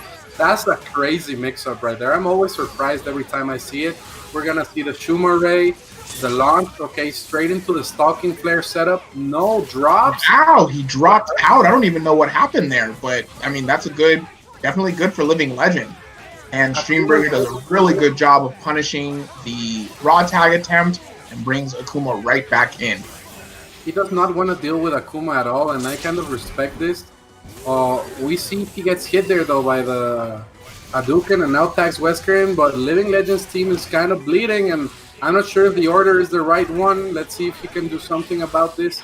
Ooh, Wesker gets opened up, but he didn't believe in the open up. Streamburger needs to tag Thor out now. Perhaps we're gonna see a Mongolian shockwave soon. No, gets the scoop. Scoopy-Doo, where are you? Gonna go for that hit. And now it's the reset Okaiwa. Oh, the reset! That was crazy and disrespectful at the same time. I love it. There's no sound goes for the taunt. Oh my god. Streamburger is ready and out for blood, but Living Legend still has a couple pixels left from that Akuma, and that is all he needs, really. This is true. All right, so he's going to set up here on Dormammu. Streamburger going to have to show some respect. Oh, wow. And Living Legend finding the grab. He X-Factors to make sure he kills Dormammu. This is looking a little bit more in Living Legend's favor now. Okay, I like that escape, but that trade though, oh my god, that was a crazy set of events, and now he's gonna get unblockable on incoming. He misses the unblockable, but gets feet divin. Those were several fit right there. Tentacles, and it's 1-1. Streamburger against Living Legend. Good stuff there to both of those guys. It is, like you said, it is 1-1, and we're gonna get right back here into this game 3. For sure, and once again, I feel like Thor is just a horrible matchup for Chris. So Living Legend really has to do the most he can, get those confirms, because Streamburger knows the punishes and he knows what to do. That was a crazy combo. I've never seen that variation. I've never seen that either. That was beautiful stuff. So he's going to bring in Dormammu. We're going to build up some spells. Okay, extensions. Burn this Oh man. my goodness. That combo. Streamburger is looking crisp, dude. This is crazy. Ooh, gonna go for the Umbraka Brew. Ooh, he said no to Wesker, and it seems like Living Legend does not know what to do against this strategy from Streamburger. He's not ready for the God of Thunder. Chris Hemsworth is looking clean right here. That he is. And Living Legend goes for a reset. Streamburger was ready. Have the Shuma Ray on deck. And now Living Legend is going to have to... Well, he finds his way in with Wesker with the meaty. And he's going to take down Thor. And I feel like this is what Living Legend needs to do to escape the bad matchup, because Thor is what gives his team trouble. But as soon as he get out, I feel like Wesker can give both Dorm and Shuma a lot of pain. I definitely agree with that. Wesker's pretty fast character, and he's got those teleports and can really just kind of bully his way in. But Streamburger finds a nice chaotic flame, but you can never count out level 3 Akuma. Yep, forcing the X-Powder out of both. That was a crazy demon flip, Shungoku Satsu setup, and it was so crazy that Streamburger was ready. Those meteors, none of them hit Akuma. He was trying to end the game, snipe, but he goes for the incoming, press the button. Living Legend was not ready, and it's 2-1 for Streamburger. Yeah, definitely looking really good there. I mean, that match was very back and forth, so can't really say that anybody really did anything super wrong. So we're just going to move on to game 4. Yep. And once again, Thor just puts in so much pressure against Chris. That he does. Yeah, these mighty strikes make it really hard for Chris to approach the way he wants to. But Streamburger running into some flames, but Living Legend was not able to convert. Yep, and it's just the thing that Thor covers all the angles that Chris cannot. So he just kind of gets in for free, and one small mistake could mean rip for this soldier. Nice patience there, waiting for the DHC. I like it from Living Legend. And he really has to get rid of Thor, because Thor is the pain in his side right now. And once again, those drops not really benefiting him. Let's see, he's going to go for the super straight into that. We're going to see a Stalking Flare. Yes, we are. Streamburger does not want to deal with Living Legend's Wesker shenanigans. I would not want to deal with that either. Streamburger got the mix up there, but wasn't quite able to pick up. And he's really putting the hurting on Akuma right now. Yep, I am loving this game plan from Streamburger. He just seems so ready for everything Living Legend chucks at him.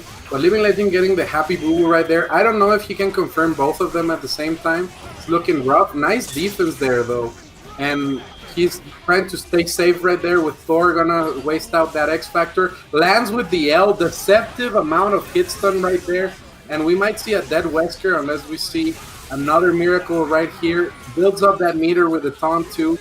Buy Odin's beer, and Odin's beer has been bought. We're gonna see that cool conversion once more. This is so cool from Streamburger. I haven't seen it ever before. Yep, unfortunate that you have to spend 3 meters to get a conversion off of a grab, but every little bit helps. Yep, and Akuma's about to die. He tried to demon right there maybe, but it didn't work out. Not fast enough reactions, and it's match point for Streamburger. Yep, Streamburger looking really strong, really clean here in this match right now. Living Legends choosing to switch to Wesker to start things out. Oh wow, and the People's Elbow just stopping the Maximum Wesker. Yep, it's looking tough for Living Legends right now. I feel like Thor is just too much of a factor, and the fact that Streamburger has been ready for everything Living Legend has thrown at him is just crazy. Like, I have never seen this level of defensive awareness in a long time. Oh, absolutely. And Living Legends snaps in Dormammu, but Streamburger was able to weather the storm and bring Thor back in. All right, and now he's just kind of trying to outlast. Living Legend finds a hit, and he should be able to kill. May only have to spend 1 bar. And we have never seen this situation before in the matches we've seen between these two, because Living Legend has not had a lead in the entire set. It's just been like back and forth swinging, but this is the first time we see a convincing lead. The Squid kind of struggles against all 3 of these characters, but this is a start. Let's see if Streamburger can rob Living Legend right now, or if Living Legend is going to put one up on the board. Oh wow, drops the combo. So that's going to be pretty huge for Living Legend. He's basically just going to try to time out this X Factor, which is working out so far. And the X Factor is done on Streamburger's side. So yeah, this is definitely going to be a lot harder for Streamburger. Gets a nice grab. Right there. Gets rid of Wesker. What sort of mix does he have for Chris? Ooh, very susceptible. Left-right mixes because he does not have an air dash to escape. And are we going to see the optimal combo here from Streamburger? Yeah, and he should get a mix-up off of this now. Oh, but he wasn't ready for the rollout. Yeah, if you set up the eyes just before you do the super, then when the character rolls out, they have to block the eyes, and Shuma can get a mix-up. Oh, that was a crazy cool way to end the match. He knew that it was not going to be enough damage, but he set up the chip situation really, really well. And it's a 3-2 right now. Living Legend looking strong for this past matchup. Absolutely. All right, and they're getting right back into it. Looks like the point Wesker is working out for Living Legend so far. I don't like this decision of spending meters so quickly against Thor. Because against other characters, sure, you get more damaging combos and more speed, but Thor, you kind of need the damage and the bar, the resources. And if he scoops you once, it's going to be a horrible situation for Chris coming in. Oh, absolutely. And Streamburger definitely looking for these opportunities, but Living Legend finds a nice pickup off of the Akuma assist. And Living Legend going for the snap on Dormammu. I think it's interesting that he's choosing to snap Dormammu instead of Shuma. Yeah, it's interesting, but I don't know if it was the right decision. I would get rid of the assist. Maybe he's kind of scared of the Dormammu. And now we're going to see this super cool stalking flare setups that Streamburger has. And it's going to be a rough time for Chris. He gets hit by the carpet. Then trying to open up those psychic command grabs, Walter Mercado style. And Chris cannot really escape Thor. It's like, what does this man do? He has to challenge. You cannot go blow for blow against this character. Well, it worked out for him. Runs. Oh, wow. Streamburger had the pickup on the volcano, but he did one too many dashes to try to get in, and he wasn't able to fully pick up. Oh, the double teleport catches anybody. Now it's all up to Akuma, but Akuma still has X Factor, and Streamburger's preparing himself. Oh, that's not good. He's going to eat a level 3. Yep, and that was a beautiful bait because the stalking flare disappears. Oh, I thought it was going to stay there, actually.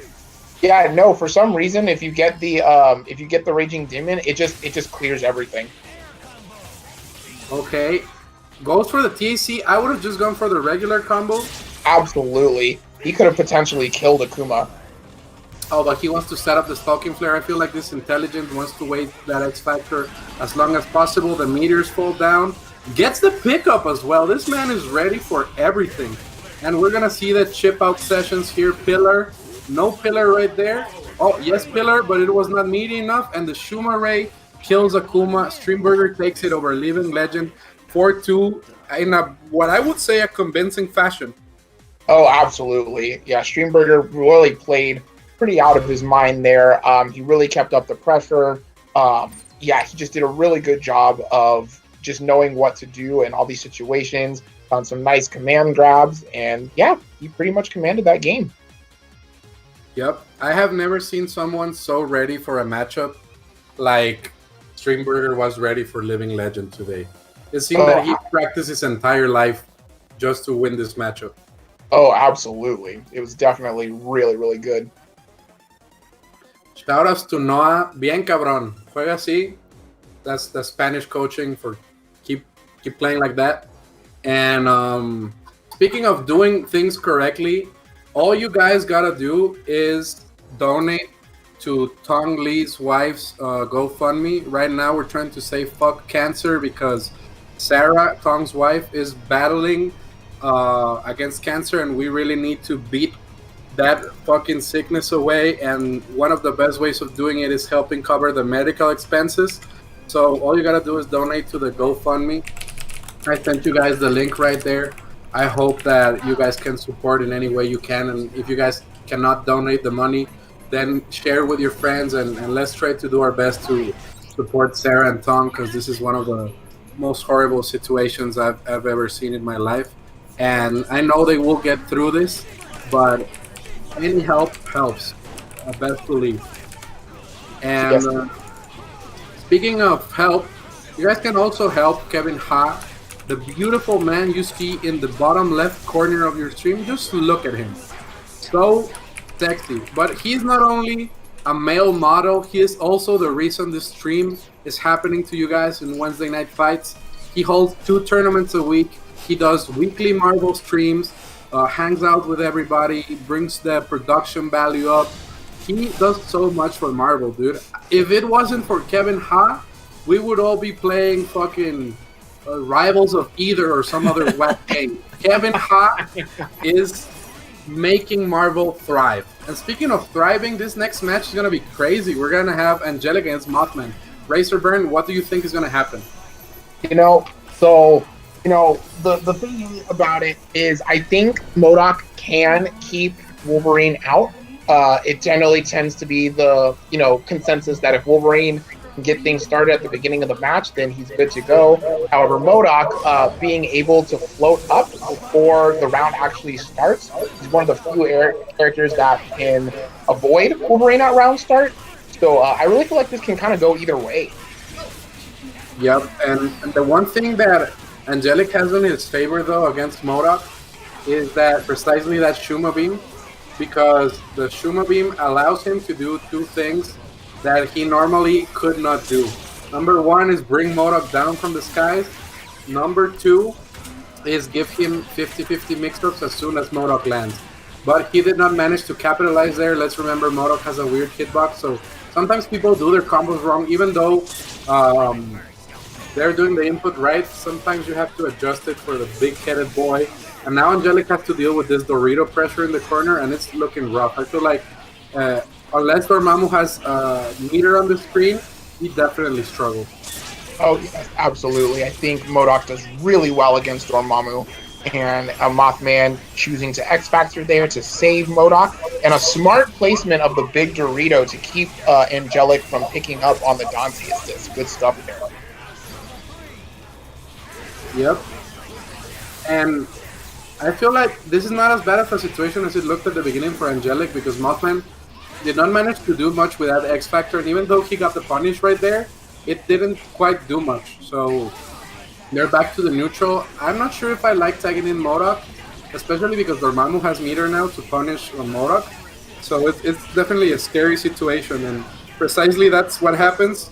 Now Dormammu gets to set up, and I feel like Dante can not really deal well with this sort of Dormammu zoning pattern.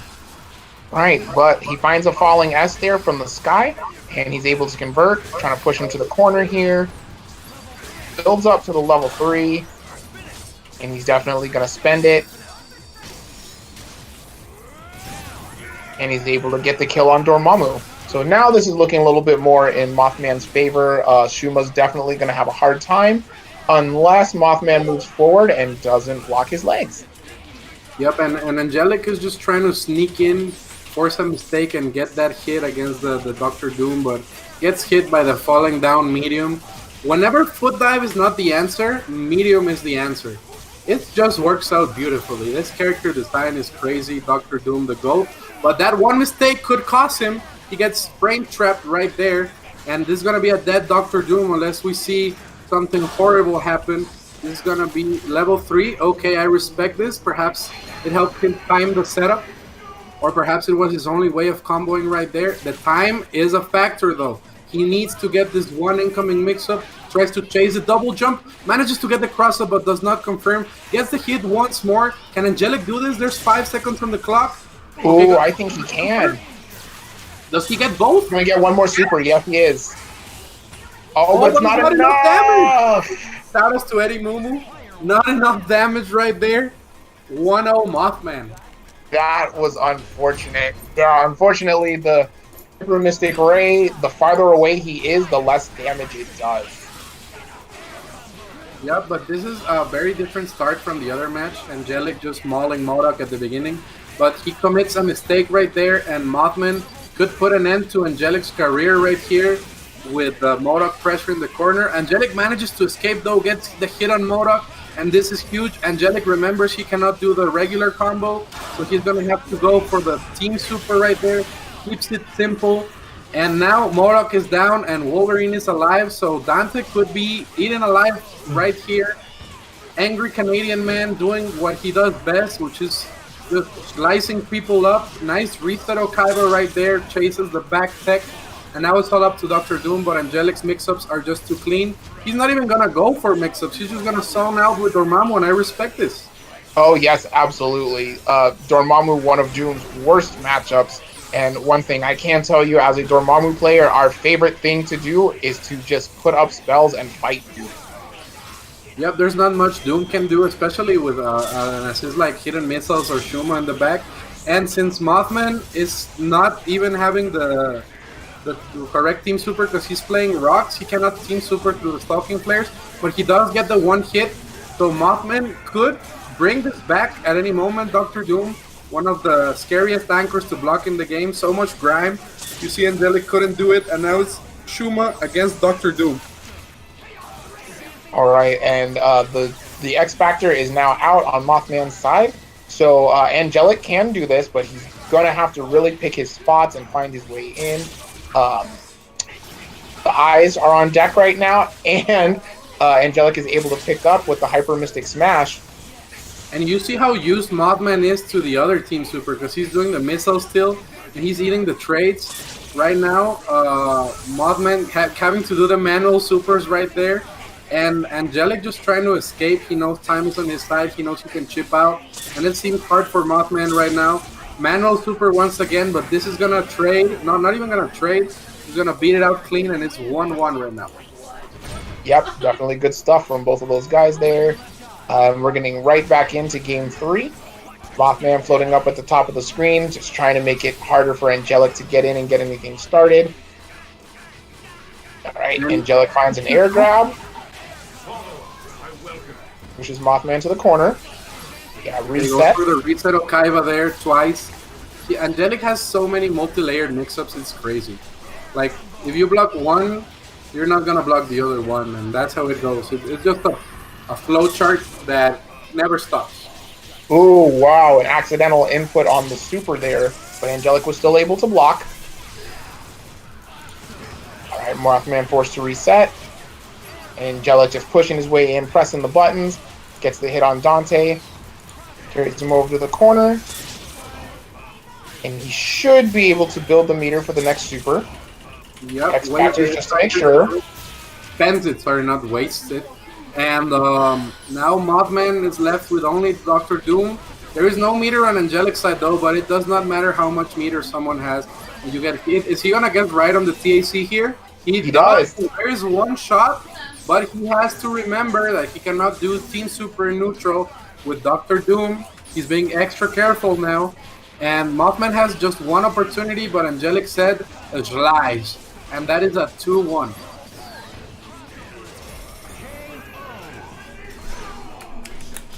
All right, and just like you said, it is 2-1. Angelic looking really strong in that match. And I would like to see a little bit more of a grounded game with Mothman. I feel like flying up in the air is counterproductive against Wolverine Shuma because he just gets the chance to mix you. And it's tough. We're going to see if Mothman changes his game plan. Maybe goes for a beam instead of the rocks. Okay, goes to Morrigan. Interesting. I respect this decision. Maybe the Morrigan spam can help deal with the Wolverine. Dormammu, Shuma, one of the better shells at fighting Morrigan, but Morrigan can still put a dent in this strategy, definitely. That she can. All right, so Mothman once again taking to the skies, finds his way down, and gets Angelic to run into a jam session. So now we see Mothman starting up that ground game, just like you were talking about. Yeah, and there's not much Wolverine can do about the Booger and the Dorito. Like, you just sit there, and the ground game is just so powerful that you just abuse that. And sometimes people want to play Airborne because, oh, it's Marvel.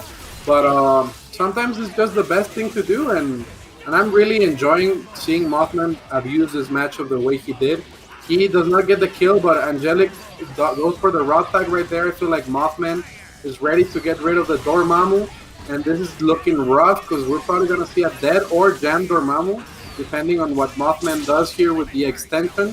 1, 2, 3. Are we going to see the Astral Vision? No, goes for the Roqueto Punchy, and then goes for the Rockets once more. That's a crazy cool extension. It really was. And he's able to seal the deal on Dormammu and get the hit on Wolverine on the incoming. So yeah, this is going to be pretty hard at this point. Oh, and that is the one shot that Angelic had at turning this situation around. Gonna tag in the Wolverine for that one mix-up. He's betting the farm here, entire farm being bet.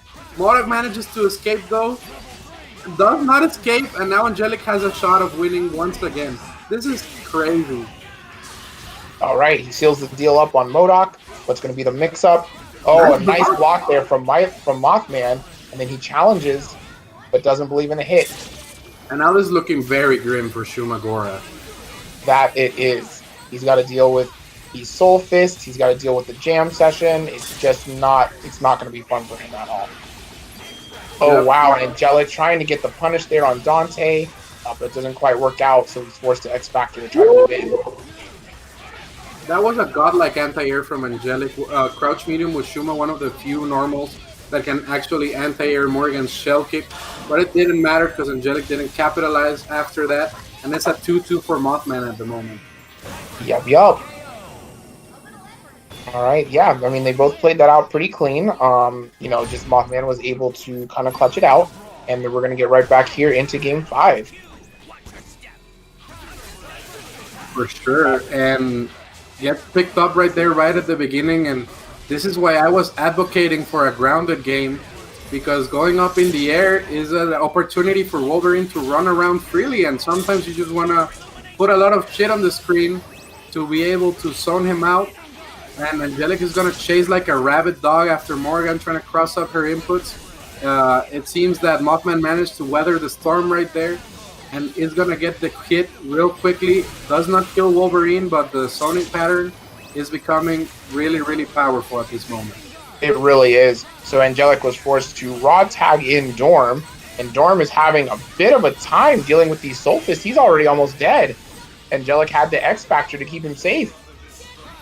Yep, and Angelic is usually used to Morgans that don't have a horizontal covering assist. That's a projectile. And I feel like that kind of frustrates the Dormammu anti-Morrigan strategy a little bit. Because if it's like a Rapid Slash or something, well, you can burn it and say, oh, fuck you, Morrigan.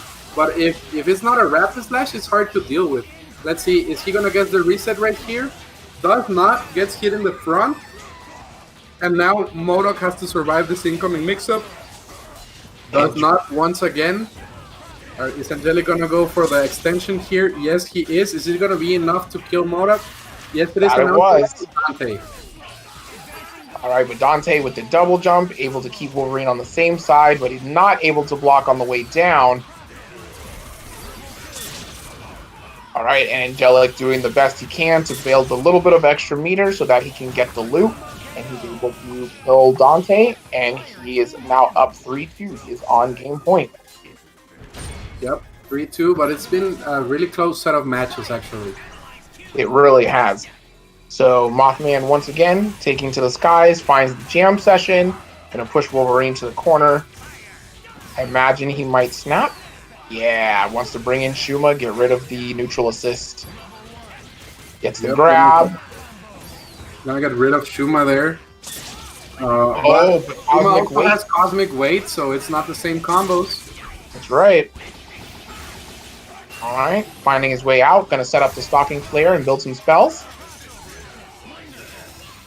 Yep.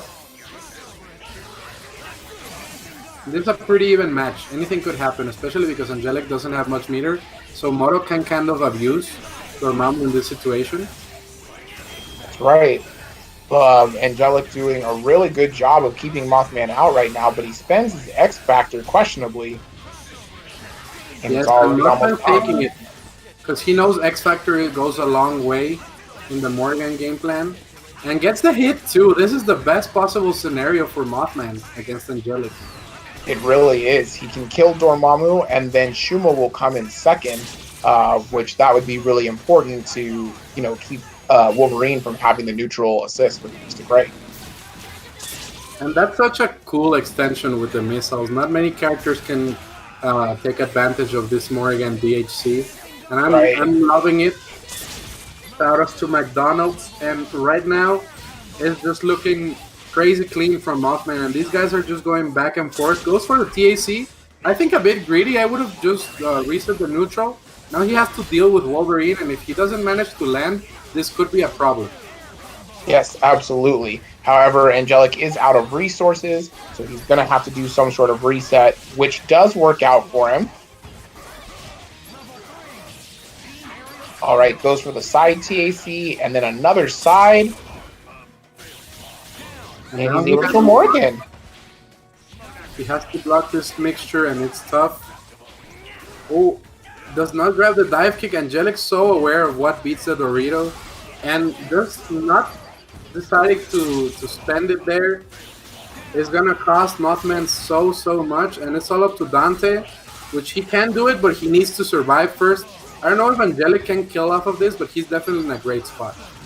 Oh, wow, and the reset. Mothman was looking for the TAC, and Angelic was like, no, I'm just going to go ahead and reset. It works out, and Angelic is able to take it 4-2 over Mothman. Yep. And Mothman is eliminated from this tournament. Angelic advances, but putting up a great showing, actually. Oh, absolutely. There's definitely a lot of back and forth there. They both played super well, but Angelic was just kind of able to clutch it out. Yep. This is definitely very clean gameplay from Angelic. And if you guys want very clean gameplay for your life, please consider supporting Tong Lee's wife, Sarah, GoFundMe. Please do it because Sarah's right now fighting against cancer, and she really needs all the help she can get. She's a very young person. Tong Lee is the best human I know in the universe. And he does so much for the Marvel community. So if you guys can support in any way, please make sure to support. You guys, if you've had to deal with medical expenses of this caliber before, you know what it's like. So every little bit helps. Even sharing with your friends helps so much. So yeah, if you guys want to support that way, and if you guys also want to support Kevin Ha, all you guys got to do is subscribe, donate, share the stream, send Kevin Ha DMs on Twitter saying how much you love him. Any sort of support helps. So, yeah, guys. And yes, I do know non-humans. They're called MODOK players. So, yeah, that's it. And I'm here with my main man, Razorburn, one of my favorite people to commentate with, if not my favorite. This man holds it down on the mic so much. He's so great, and I always love his analysis. you know, I'm always super glad to commentate with you, Wolf. Always glad to help out Kevin here with his commentary on Wednesday night fights. It's been super great to have Marvel back in the spotlight again. And I hope you guys in the stream enjoy our commentary here. Hope you enjoying these matches here. So, you know, thank you guys for you know, hanging in there with us. Definitely appreciated. For sure. And speaking of appreciation, we're gonna have Streamburger against Zenpool. This is gonna be a crazy match. Oh, absolutely. I don't even know how this match is going to play out. Okay, so I feel that Deadpool gives a strong advantage to Zenpool at the beginning, but once Deadpool dies, it's looking really rough if Thor is still alive. So it's gonna be a super momentum-based game. I definitely agree. That's my prediction. Okay, I definitely agree. And, you know, Streamburger, obviously, you know, having Thor on his side, he has those mighty strikes that can deal with the zoning. However, you know, Deadpool is kind of one of those characters that can get in and out very quickly. So even though Streamburger has that as a tool, I feel like Zenpool might be able to kind of stay out of range of the mighty strikes, and that could play a pretty big factor here as well. I agree completely. And I feel that it all comes down to how fast Deadpool is gonna die. Absolutely. Absolutely. So I feel like we could see some timeouts here, just depending on how things go, but we'll see what happens. And they are ready and getting into it right now. Yeah, it's gonna be two very patient technical players, so it's gonna be a slow-paced match, but that does not mean it's gonna be a bad match at all. Absolutely, because Streamburger starting off with a nice air command grab to get things going. He should be able to kill Deadpool. Doesn't even bother, just goes for a reset. I like choice. Doesn't want to spend that meter. And this is the best I have seen Streamburger play in a long while. But speaking of playing good, Zenpool says, I do not give a fuck about your mighty strikes. I'm gonna swing on the incoming. And Ryu trying to blast Dormammu's legs right here. Gonna get the hit. Is it gonna be enough though? Does not spend the meter, and let's see what sort of zoning patterns Streamburger has. Gets opened up right there, but it's not gonna be enough to kill both. Oh yes it is. No, activates X Factor. Gets the punish. So smart from Streamburger. Gonna take him to Walmart. Out 3. Now gonna get rid of Ryu potentially, unless we see any drops, and it's looking rough for Akuma because Akuma still has to deal with the Dormammu mix-up and a full Thor. Ooh, runs straight in. Gonna have another Walmart too. We see the extension. That was crazy. This is beautiful from Streamburger. Streamburger is unstoppable. Absolutely. Like, he has he has some of the craziest combos with his team. Like, one of the high innovators of Dormammu combos. Yep. And I'm just liking that he's being able to get rid of Deadpool so quickly because he knows that's the problem. He's just not letting Deadpool breathe. And after seeing that combo, I am wondering, when will Sikilic throw a negative comment in chat? I'm sure it's on its way. But right now, Zenpool, ooh, what a nice cross up there with the quick work into the Hadouken. But he wasn't able to convert on it. All right, and Zenpool just trying to zone Streamburger out. Doing a pretty good job so far. And Streamburger going to go ahead and bring in Dormammu. And Deadpool is now bleeding. Yep, nice tag there from Zenpool. But it seems that Streamburger is just aware. This man is in a cosmic level of presence right now. And this was so good there from Streamburger. Manages to capitalize, even swagging a little bit. Trying to go for the volcano right there. We're gonna see some guns. Not gonna be enough to get rid of Shuma, but definitely gonna make him bleed. And sacrificing Deadpool right there, I am not sure if I agree with this decision. All right, well, Ryu's gonna have to block. He's gonna take some chip damage. Meteors are on deck. All right, Zenpool trying to find his way in, and he finds a happy birthday. And now Streamburger needs to not get flustered after this. Happy birthday. That's a sick graphic right there. It really is. It's pretty amazing. For making it. Oh, that was smart. That was so smart. Jesus Christ, that was intelligent. But it seems like it's enough. Akuma's made out of wet paper. Of course he's dead. Streamburger up 2-0. Wow, Streamburger is definitely a man with a PhD. This man is on a cosmic level of thinking. Oh my god, that's a 2-0. Quick 2-0 right there for Streamburger. All right, and Zenpool starting off with a snap. He was like, okay, I need to start off something. I basically need to get my offense going. He brings in Shuma. He wants to get rid of that Mystic Ray because it is quite the problem. Streamburger alpha countering Thor back in. So now Zenpool is going to have to do a lot of work.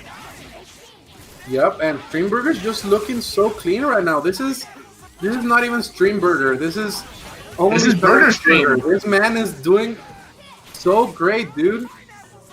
He really is just doing a good job avoiding the grenades, finding his spots, moving in. Just really looking super clean.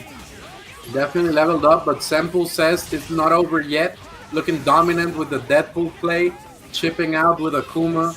And somehow, somewhere, Cyclic is angry that these bolos are not doing that damage. So please send your prayers to Cyclic chat. Meanwhile, it's not going to be enough to get rid of Dormammu. Goes for the taunt combo right there. Woo! That was a beautiful That was fire. That was fire. And also picking up those Katana Ramas off of Fixwork is not. Yep, and I like this Stalking Flare. Yeah, chase after. Oh, destroys the Stalking Flare. Nice. Using the bullet priority from the Deadpool. Destroys all of the durability. The Stalking Flare, that's what happened, in case you guys didn't notice. And this is not going to be a 3-0. We're not going to see bosses because Zenpool is looking really strong. That he is. All right. So Shuma is down. Dorm is coming in with about a quarter health. This is pretty much looking like Zenpool's game. Yep, and it's looking like Arizona's going to have another heat spike because Cyclic is looking mad from this Deadpool play. And now it's 2-1, so this means it's a first to 4. It's really back and forth now. Zenpool just woke up, and we don't know what's going to happen, really. This could go either way. Streamburger looked dominant at the beginning, but if Zenpool keeps playing like this, I don't know. Oh, wow. And he's not watching his legs. Gets clipped low by the quick work, and the Hadouken was there to help him with the pickup. And he's going to snap in Shuma once again. Goes for a cheeky mix-up with the teleports. Gonna have to reset, though. Streamburger was looking for it. All right, the eyes are in play. Streamburger going to be able to raw tag in Thor. Okay, let's see. Oh no! Might be assist. Yes, we are. But that was a great triangulation there from Zenpool, looking to get in, but there is no confirm there for the meteors, and that could hurt Streamburger a lot. Akuma was bleeding, and perhaps he got a little bit too greedy. Ryu activates El Factor X, and now this is going to be a dead Dormammu. This is going to be enough for 1 bar, yes. Keeps Ryu in, I like this. Goes for the meaty against Thor. He did not want to guess, and it seems that Zenpool is going to tie it up 2-2 at this rhythm. Yeah, most likely. This is going to be pretty hard for Shuma to get in on these guns and these grenades and just all these little things that Deadpool has to throw out. So, yeah, this is looking like a Rambo movie. So many guns, grenades, and things. And it seemed that he couldn't get the pickup right there, so it's 2-2. And even though Streamburger was looking really, really strong at the beginning, it seems that Zenpool has managed to adapt. Yes, sir. So it is now 2-2. It's all tied up. Oh, and Streamburger finds the Mighty Strike, but isn't quite able to pick up. That was a nice little chunk of damage on Ryu. And Zenpool doing what Zenpool does best, backing up, throwing grenades, chucking these guns. Streamburger pushing forward. And if you guys remember what we were discussing at the beginning of the match, I feel like Deadpool is definitely the key to this entire matchup. If Deadpool dies, it's over. But if Deadpool stays alive, it's really tough for Streamburger to get his game going on. Oh, yes, absolutely. So Streamburger opting to spend some meter to get Shuma out and bring in Dormammu. And then he raw tags in Thor to chase down Deadpool while the Stalking Flare is on deck. Yep, and I'm liking this Thor tag in. I'm gonna try and get rid of that Deadpool. Trying to move in with the Shuma. Shuma takes the hit for Thor. What a homie. And this match is going back and forth. I cannot really pick a winner. Nice raw tag there. That was one of the cleanest raw tags of the century. But right now, Streamburger scheming right there. Ooh, gets the scoop. Nice. Is he going to attack Thor out? No. Oh, no, he drops the combo. Oh, the grab does not grab him there because he's airborne. Recognizes the mistake. X Factors. And now Zenpool has it going on. Like Stacy's mom right here. Looking really clean. Really hot right here with the Deadpool. He needs to protect that character as much as possible because if Streamburger gets going, it's going to be complicated. And right now, people are tagging Sikalik left and right in this chat. They do not let this man breathe because if there's a Deadpool on screen, there will be hate. And right now, Sikalik can rest because Ryu is doing his thing.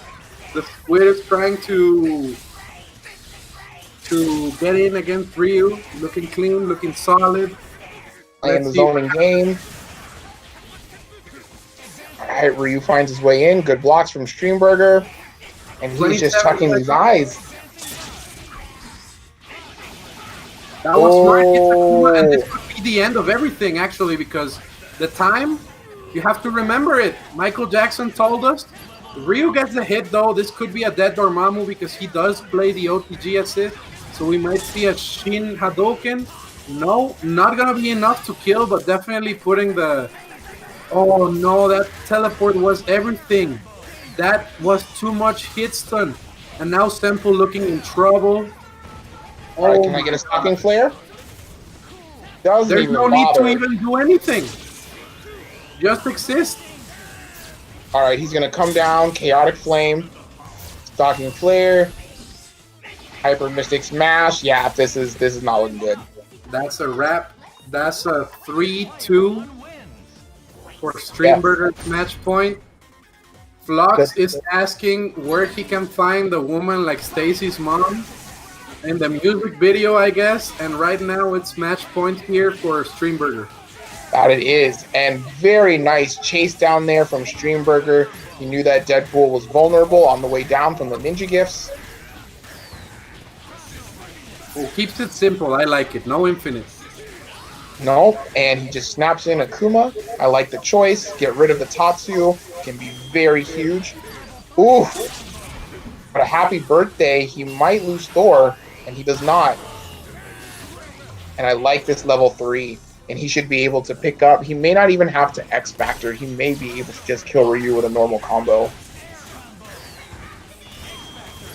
Oh no, full stuns the X. I respect it. Yep, just wants to make sure is this match point after all. Ooh, wow.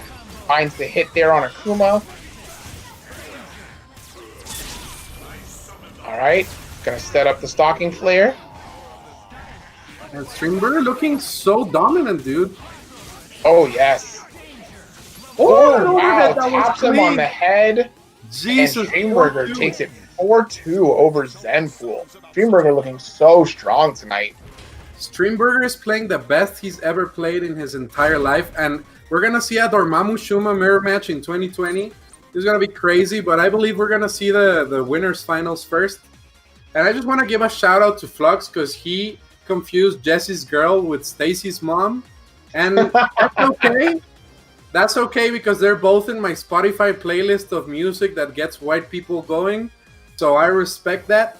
And speaking of respect, if you guys want me to respect you even more, all you gotta do is donate to Tong Lee's wife's GoFundMe. I'm gonna send you guys the link. She's battling cancer right now, and she's definitely gonna defeat it. But medical expenses are, well, expensive. It says it in the name, so the best way we can support is chucking a little bit of the extra money we have. The Marvel community is a big, big family, and I am pretty sure that we can support Tong and his wife in this time of need. They would do it for any of us, and I am completely sure that we will do it for them. And right now, I also want you guys to support Kevin Ha right now. Support this man because he's bringing you not only quality content week after week, but he's bringing you technology. What other channel in the FGC brings you instant replays? What is it? ESPN? No, son. This is KEHA, dude. This is Kevin Ha, dude. This is the channel you want to follow if you want fighting game content. And I just want to say that Raising Cane's is godlike. I'm seeing the chat right there. But you know what else is more godlike than Raising Cane's? My co-commentator, Razor Burn. I can never be tired of hearing this man talk. This man is one of my favorite commentators in the entire world. You are amazing, Wolf. Thank you so much. And you yourself are one of my favorite commentators. Pleasure bringing so much energy and hype to the stream. I'm sure everybody loves and appreciate it. So we're definitely happy to have you, my friend. I am honored to be here. It's really a privilege for me to be able to keep talking with you guys week after week, commentating when it is possible for me. You guys know that I will support Marvel left and right. And I am hoping that you guys can keep supporting Marvel and the people that make this possible week after week as well. I love everybody in the chat.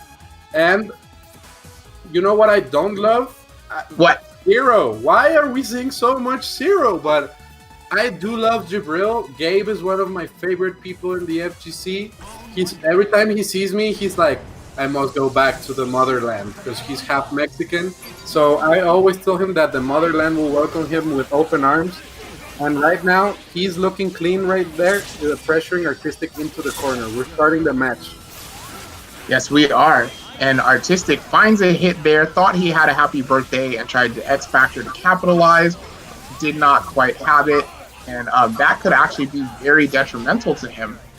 But he does find a mix-up on Zero, so he should be able to kill. Right, gonna turn on the Gucci belt. Heals it up. These shades are Gucci, nothing can hurt me. That was a nice double mix. But now Jabril just said, fuck it, activates X Factor, and he's gonna make the best out of it with this version and jam session. Oh, yes, absolutely. And he mixes up, doesn't even have to call the jam session, but messes up on the pickup. All right, and the X Factor is almost done on Jabril's side, but not before getting the kill on Strider without having to spend any bar. And this is looking kind of in Jabril's favor so far here in this first game. Heavily in Jabril's favor. Artistic really would need to make magic happen with this Dr. Doom. Jabril is looking clean, and speaking of cleanliness, I just want to know the opinion of Flux. What's better, Virgil second, Dante third, or Virgil third, Dante second? Because this was a debate on Twitter the other day, and I want to know from the widest Zero I know. Sure, we'll get some response on that pretty quick here, but right now Jabril is doing this work, putting in this pressure here on Artistic's Virgil. Artistic having to throw up these swords, and Jabril has the clones active. Ooh, what a nice punish. All right, mixes up Dr. Doom, stays on the same side, and now he's going to build this bar, make him watch this movie. Oh, just goes for a reset. And Artistic was ready with the buttons. Looking clean right there. Ooh, And but a Jabril's drop. looking like he learned everything from last week and is so prepared to fight Artistic right now. Oh, absolutely. All right, and Artistic finding a nice spot to get Doom out. Chooses not to DC into Strider. Guess he wants to save him for the level 3 X Factor. Probably not a bad decision. Doom is actually doing a pretty good job, doing some work, playing the zoning game, and he's actually doing a pretty good job at keeping Jabril out. that was so smart from Jabril because Jabril used the OTG assist from Virgil as a DP, as a way of zoning. And that's a very creative use of what would otherwise be a not so great move. And he's positioning himself for a quick 2-0 right now. Yes, he is. And okay, here's the analysis from Flox, our analyst. He says Virgil's second is a little bit better because you can abuse Sogenmu more. But betting on X Factor level 3 Virgil isn't a bad plan. It depends on the playing. Okay, I respect that answer. So neither is better. It's just a playstyle thing. And they're also asking, why is there not a Mexican DBFC player that's a top player? There are many. It's just that most don't travel because there's one, no tournaments, and two, it's hard to travel to the U.S. with certain presidents. And now it's looking really, really clean from Jabril's side. I feel like this is going to be a quick 3-0 if Artistic doesn't do some magic here with the blocking. Or if Jabril lets him live. Right. Oh, wow. And a punish there on the raw tag. Not quite able to convert off of it, but he's just continuing the pressure. Finds a teleport buster, but isn't able to pick up. Now we're just going to reset back to neutral. Jabril is out of meter. Artistic almost at 3. But Jabril looking quite a bit more healthy as far as characters go. Yep, and I feel like, yeah, I was going to see that raw tag coming really quickly. Jabril tried to snap Virgil. He had to be a little bit of higher up to make that work. And even though Jabril lost his X Factor, he's not in a bad spot at all. I feel like the Sogenmu spam just really, really does so much damage against Virgil. And I'm liking this DHC. Does not confirm, though, to get rid of the Zero.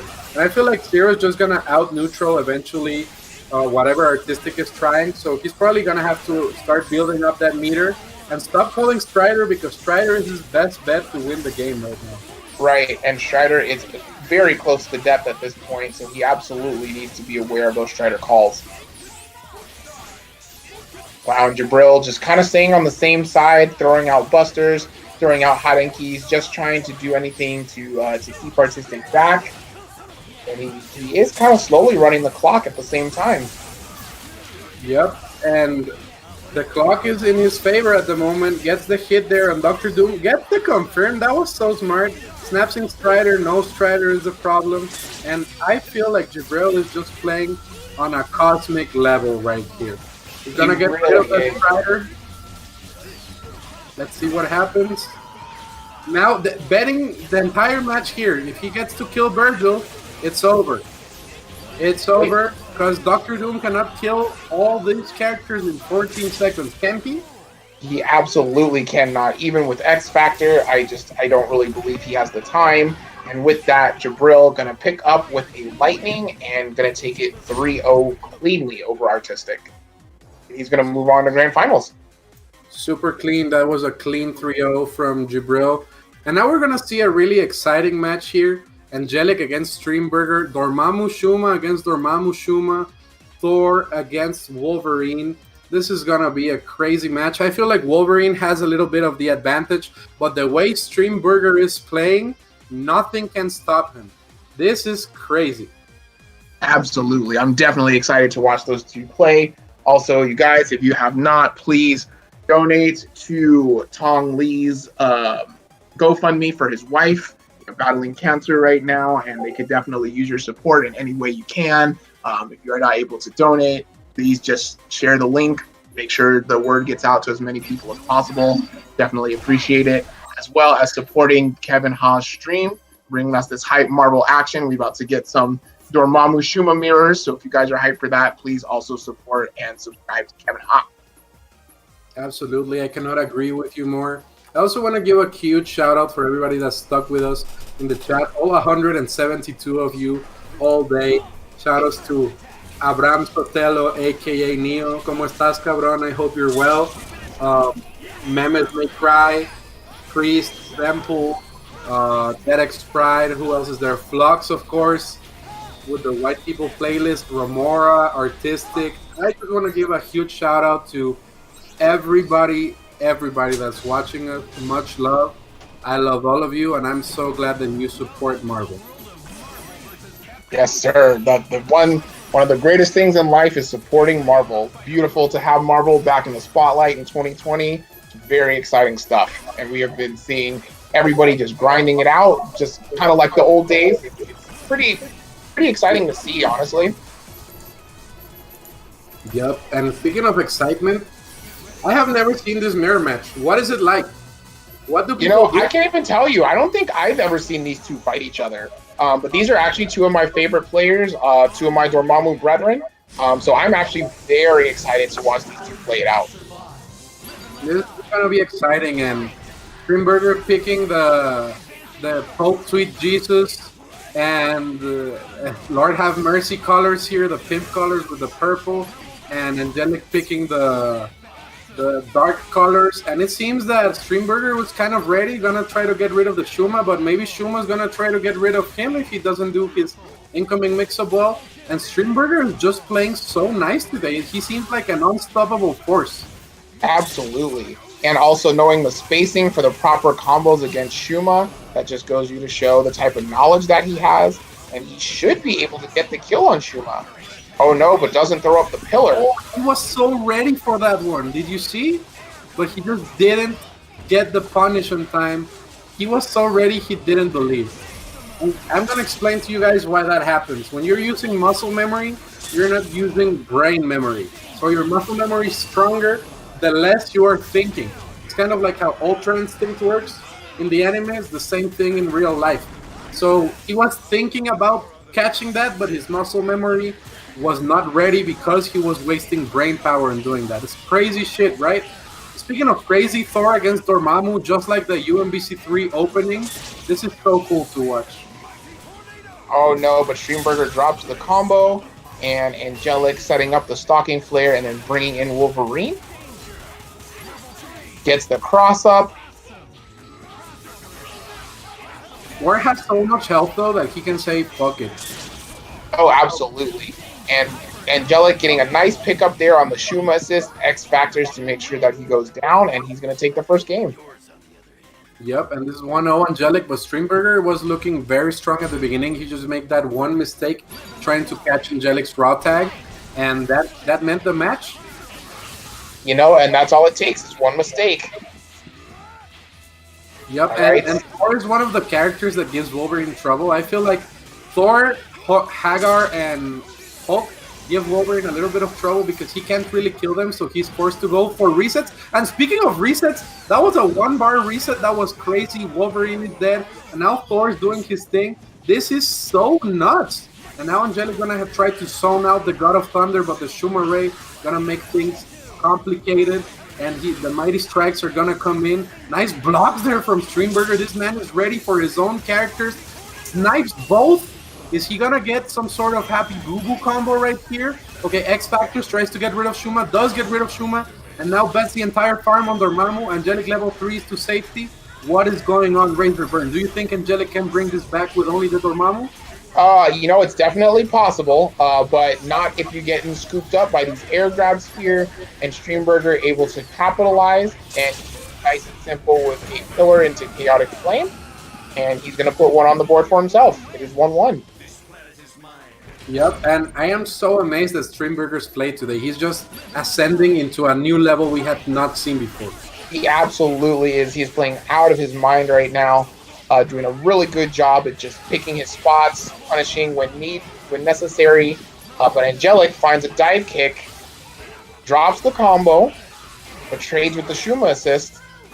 Oh, he was so ready to punish that too. This man is playing out of his mind today, but those slight execution mistakes, if you give Angelic one, he will take the entire match. It's so crazy to see the momentum swings right here. Oh my god, gets the hit there. Are we going to see a tag out? I don't think Thor is going to stay in here against Wolverine. Oof. Yep, doesn't even bother to go for the reset. He's like, no, we're just going to deal all the damage, bend the bars, and make sure that Logan dies. A choice I very much agree with. Oh, gets the mix there. Angelic does neutral tech buttons. Streamburger wasn't ready for that option. Angelic gonna try to get rid of the Dormammu. Let's see what happens.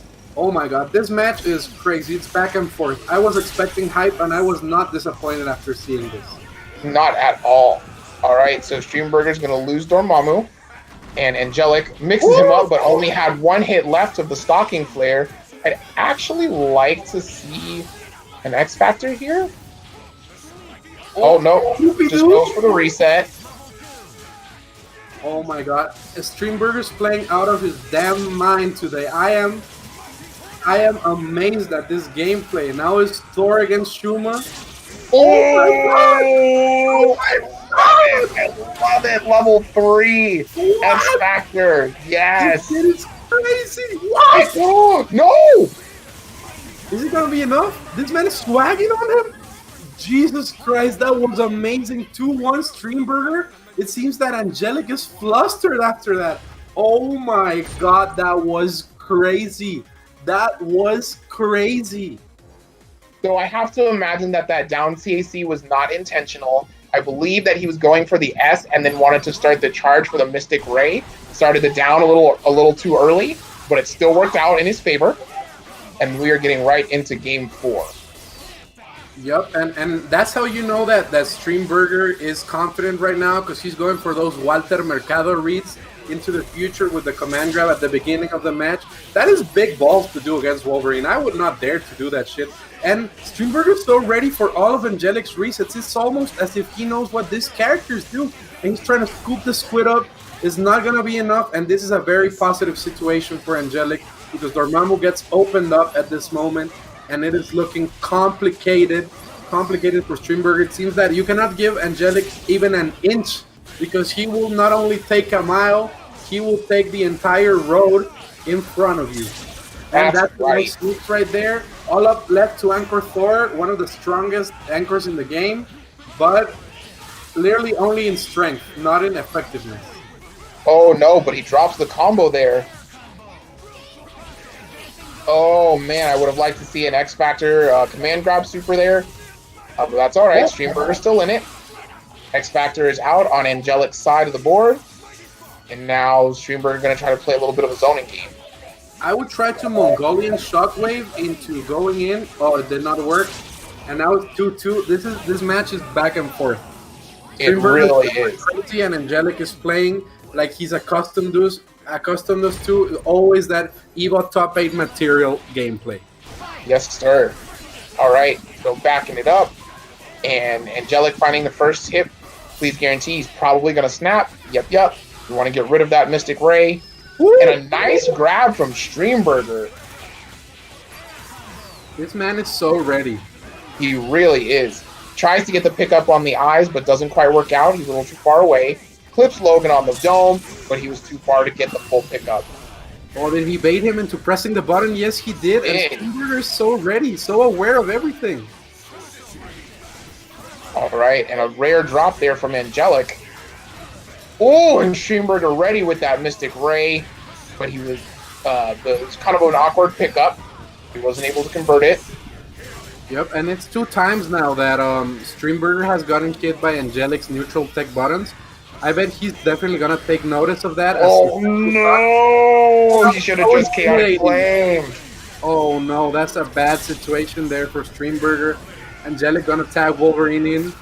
No tag Wolverine. Okay, this is not as bad as I thought. He didn't have to eat that mix-up, but Angelic setting up the gameplay. No confirmation there from Streamburger. Explosions, looking like Ariana Grande concerts out here. This is looking tough. This is a dead Thor, and now it's all up to Shuma.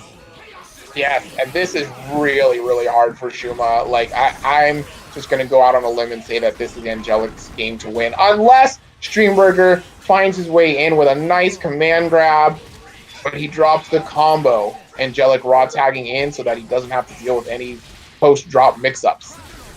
Yep, and Streamburger is just playing so clean, but it seems that the small execution mistakes are eating him up. The 3 games he's lost is because he mis-executed one time.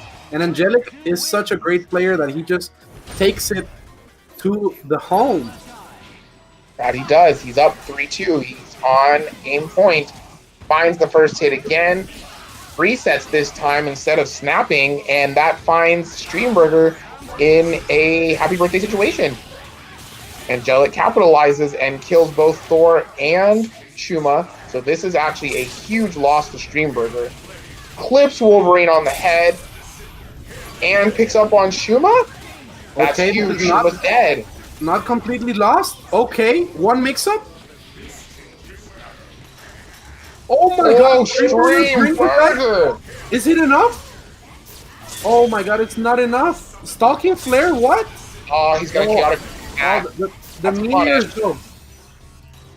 They're both scared as fuck of each other. Oh no, Angelic gets good. And Marlin Pie raiding right after the match of the century. Angelic takes it 4-2. But Streamburger definitely made it so competitive. This was a great match. Please, everybody give shout-outs to Streamburger because that is the best I've ever seen him play in my entire life. Oh yes, he plays super amazing there. I was really hoping that he would clutch it out and take us on to game 6 or sorry, game 7, but Angelic was able to kind of close it up there. So good stuff to both of those guys. An amazing set. Yep. Shout-outs to everyone from the Marlin Pie stream too. If you guys are here, we're right now gonna run that losers finals of the tournament. It's gonna be Angelic against Artistic. It's gonna be a slobber knocker. Angelic is hungry for blood. He just defeated Streamburger in quite possibly the greatest match we had all day. But the reason we are here is not only to enjoy Marvel, but also to support Tong Lee and his wife. Right now, his wife is battling against colon cancer. So they're doing a GoFundMe to try and help support with the medical expenses. And if you guys live in the US, you're probably scared of getting sick because there is no healthcare and it's really expensive. So what better way than help out as a Marvel community? So here is the link to support Tong Lee right now. And also, thank you for supporting Kevin Ha, the premier Marvel vs. Capcom content creator. This man does tournaments, streams, YouTube videos, cosplay, but only in private. You have to donate like $100 for him to do some Phoenix Wright cosplay. And yeah, I hope you guys are enjoying. This is a great stream. I'm having so much fun. This is your boy TA Wolf commentating with the one and only Razor Burn. Yes, sir. Yes, sir. Thank you so much, Wolf. It's always a pleasure commentating with you, my friend. We're about to get into this losers final here. We've got Angelic versus Artistic. It's going to be super big, super explosive. Two very rough down heavy players. So I'm definitely quite excited to watch these guys battle it out. For sure. It's going to be a back and forth match. I feel like they're just going to maul each other. And to Baba Ganoush's request in the chat, of course, I will commentate your intercourse. Just hit me up and I will commentate anything. I am ready. I am ready to commentate this event. And I am ready to commentate this match as well. I feel like Angelic is really going to have to be on top of Artistic before he activates swords. Otherwise, it's going to be a hard to deal with situation. That it is. And Artistic starting off with a Helm Breaker. Swords are up and he finds himself with a happy birthday situation against Angelic. So yeah, Angelic is going to lose both Wolverine and Shuma. Artistic doesn't even have to spend a meter for it. Yep, and this is some nice defense from Angelic. He could have killed Virgil right there with an X-Factor cancel, but perhaps he was a little bit scared. It worked out in the beginning. Nice on Brocabrew setup, trying to make the most out of the X-Factor. Let's see what he does against Dormammu. Gets scooped. Tragic situation there from Angelic. Are we going to see an optimal combo here from Artistic? Perhaps too optimal. He got confused. Lets Dormammu live, and now this is looking bad for Artistic because Dormammu's locked and loaded with 5 meters and a dream. Yes, sir. All right, X-Factor out on both players' sides. Angelic finds himself with a nice scoop up. Going to go into the level 3. And then best believe he is just going to Pillar and Chaotic Flame to seal that up. Yup, and Angelic quickly recovering from this horrible scenario. It was a happy boo-boo at the beginning. It seemed tough. He got hit too. He was going to lose the game, but Artistic dropped, tried to get too flashy. And it's looking tough for him now. This could be a mental guard break. And that's the thing about Angelic is even when he's down, he still stays so composed.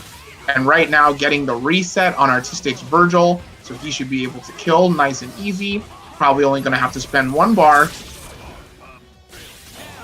Yep, and I feel like Angelic follows a very true way of thinking. One time I asked Combo Fiend, like, yo, how do you make all these crazy combos when he came down, comeback, sorry, to a tournament in Mexico? And he just told me, oh, I don't worry about winning or losing, I just worry about making good decisions. And if you only make good decisions, you win. So I think that's what Angelic does. Oh, absolutely. His decision making is quite on point, and it's definitely been helping him win a lot of these games. Right now, he's getting mixed up by the X Factor level 2 Strider, and he's going to be able to kill Shuma unless he drops it. All right, Angelic finding his way out, going to be able to kill it, bring in Dormammu.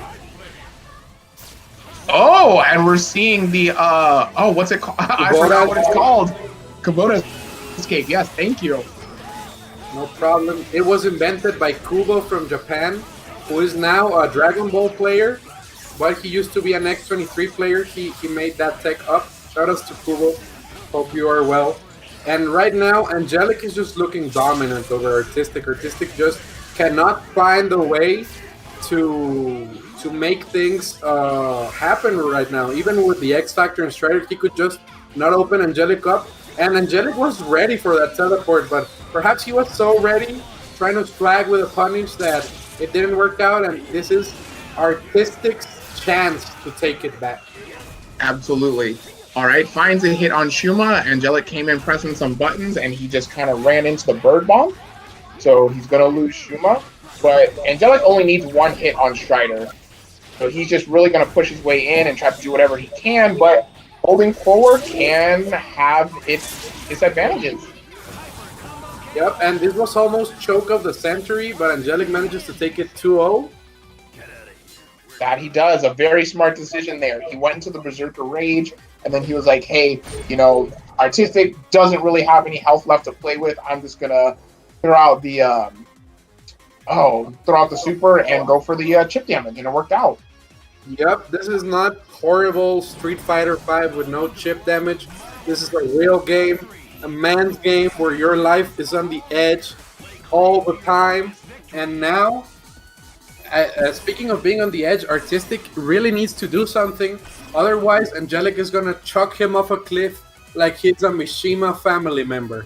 So let's see what this is going to evolve into. Artistic reconsidering his assist choices, perhaps switching from rocks, and let's see what's going to happen. This is tough to deal with. Absolutely. And the thing about it is, most Doom players will use rocks against Wolverine. However, that Mystic Ray from Shuma is really going to stop them from putting up the rocks. Yep, and Angelic just gets the hit right at the beginning. I believe we're going to see a snap into Strider or a TAC.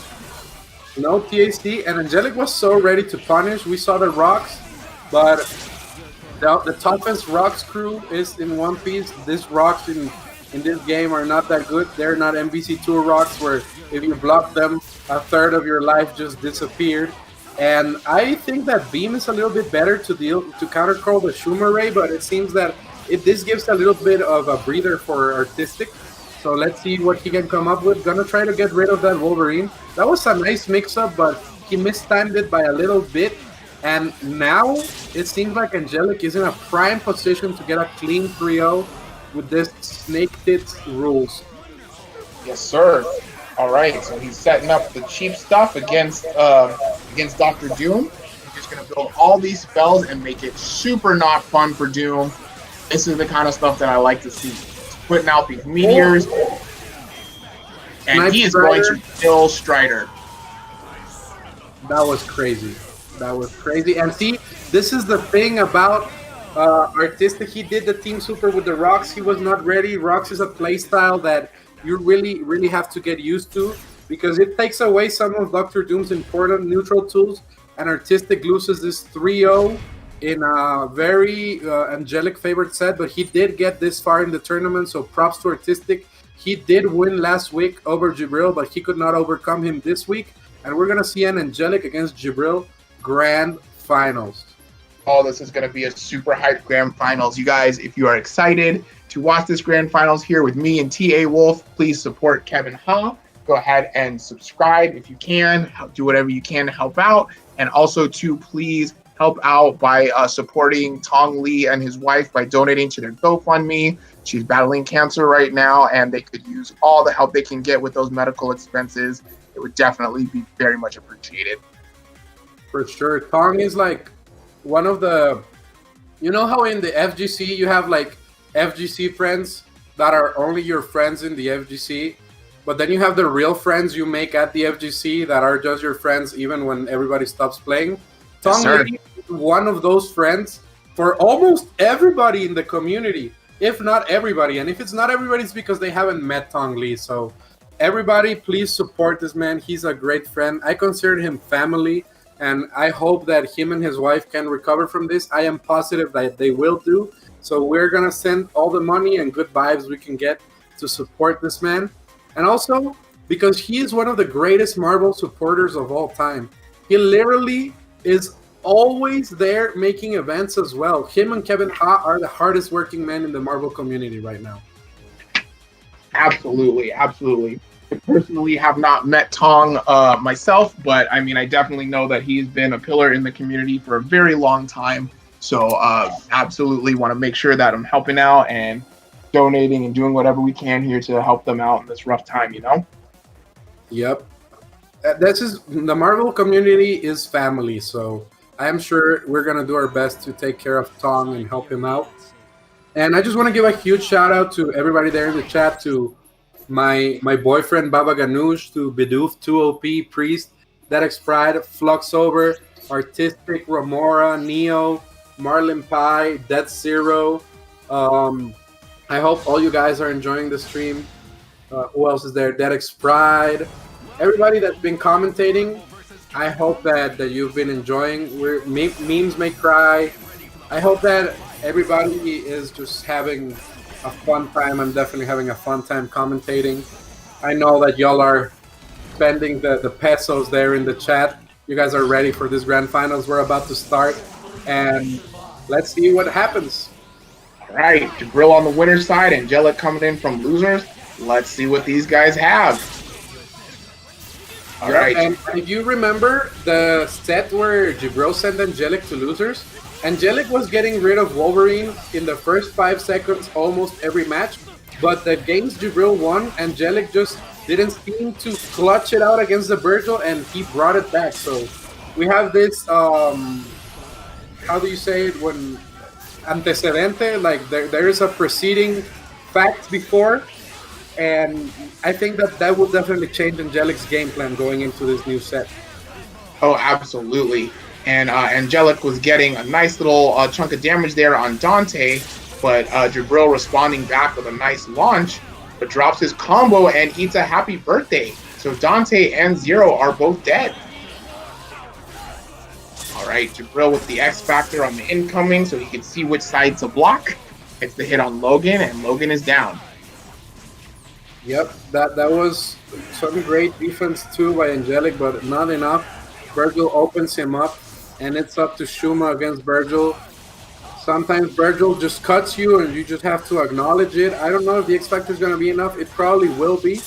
And Shuma is bleeding right now. Is it going to be enough? Not enough. I almost James Chan that situation. No swords though, so this means that Angelic has a shot, but he gets sliced. That Shuma web ball, extremely unsafe, extremely launchable, extremely punishable, and Jabril knows this, takes advantage of it, and wants to take the set with a quick 3-0 because he is thinking about the commentators. We've been commentating for like 6 hours, and we will not stop commentating Marvel, but we would also appreciate sleep, and Jabril is doing his best for us. Angelic trying to get in, swinging it at the zero. Razorburn, what do you think he needs to do in order to get the W here? You know, Jabril is doing a really good job of really just zoning out Angelic right now. He was playing super patient, throwing out the hot enkies and the busters, forced Angelic to raw tag, and Jabril was ready for it, and now he's going to lose Dormammu. For sure, and Dormammu's dead, Wolverine. has to guess here, it's looking tough. It definitely is. Jabril keeping him locked down, activating Sogenmu one more time. And yeah, Angelic just forced to block all of this. Definitely not fun. Oh no, you cannot block Zero. An ancient FGC elder from New York told us that. Zoop, zoop, zoop, don't complain, it'd be like that. But this is Angelic's shot. It's not. If he gets the confirm rate here, Jabril trying his best. And I don't see how Angelic could bring this back. This is a perfect. This is the longest perfect I've seen my entire time. Absolutely. I'm thinking Angelic was expecting that Zero would have ran into one of those stray balls, and then he would have X-Factored off that. But Jabril was smart enough to know to teleport behind him and then get the dive kick. So he's going to take it, and he is now one match away from winning the tournament. And it seems that Angelic has sold his soul to the devil. He's not only picking Virgil, but he's picking the whitest Virgil, the blonde Virgil. So this means that he is ready to sacrifice anything in his life, his lands, his women, in order to have a shot at deleting Zero. Let's see if Angelic's Virgil can do this. This is looking complicated. Very, very tough for Angelic, but if one man could do it, it is him. Just not his Virgil, though, because this Virgil's about to go into the dumpster. This is a dead Virgil right here. Zero doing his thing. Oh, no. I lied, and this is the commentator's curse. I am the fourth assist Angelic needed. And now this is almost a great confirm. Not quite enough, though. And right now, Gabe looking dominant. Is he going to get hit here, though? No. No, he's not, because Zero was made by aliens. Who the fuck would think to make a character this safe and broken? And right now, Angelic is against the rope. He is. He's going to lose Dormammu here. He's going to have to watch this movie. Zoop, zoop. We've seen it before. Dormammu is dead. And time for Virgil to block. But we don't block. He just gets mixed up with the cross-up. Virgil's going to die. Jabril been, playing this super, super good. Just basically commanding every single match. Just trying to make quick, easy work of things. Gets the hit on Shuma, X Factors. And Zoop Zoop, don't complain, Chef Boyardee. Jabril takes it in a very clean 3-0. This is the end of the tournament. And this is the end of Angelic. Kevin Ha is disgusted right now. Look at his face. This man doesn't want to see this. Kevin, what's your opinion on this? The what? Okay, so this was the fastest match of the whole tournament. Almost every other match went for like 4-2 or 4-3. It was crazy. I appreciate it though. Thank you, Jabril. We're done. Time to clean up. Yeah, thank you, Jabril, for letting me go to sleep because I only had like 4 hours of sleep last night.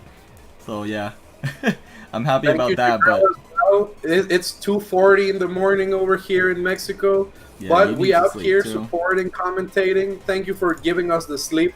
This is Jabril's gift back to the players because he's taking that money today. I just want to do one last shill of the day. This is going to be the most powerful shill. I need everybody in the chat. If all 202 people in the chat donate to Tong Lee's wife's GoFundMe, that's going to be a ton of money. That's probably more money than you have ever seen collectively in your life. So everybody go donate. Please help her. She's fighting against cancer right now, and she needs all the help she can get. Tong and his wife deserve the support. They've been supporting Marvel for so long. Ever since I was a little kid, Tong Lee was already supporting Marvel. So the least we can do is give back to him and his family.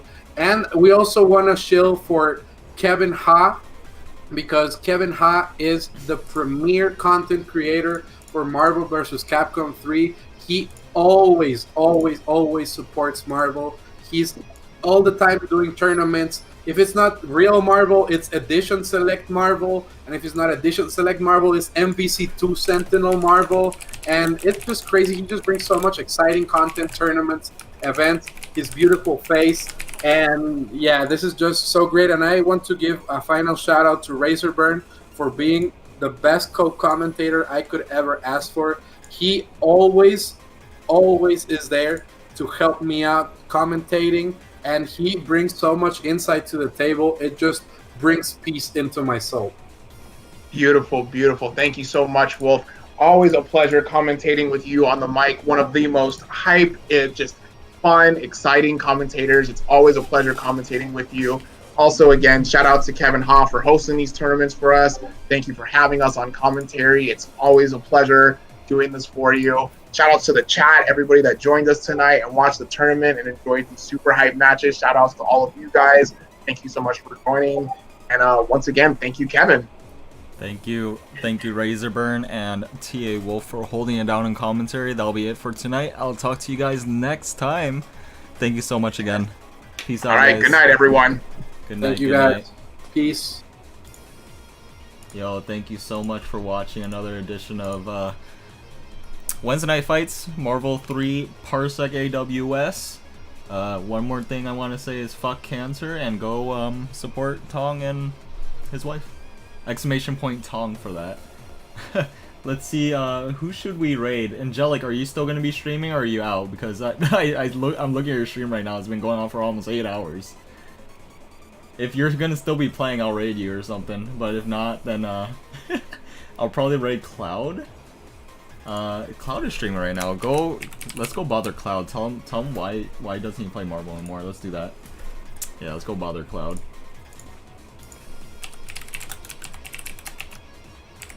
Alright, that'll be it for me tonight, guys. I'll see you guys next week, per usual.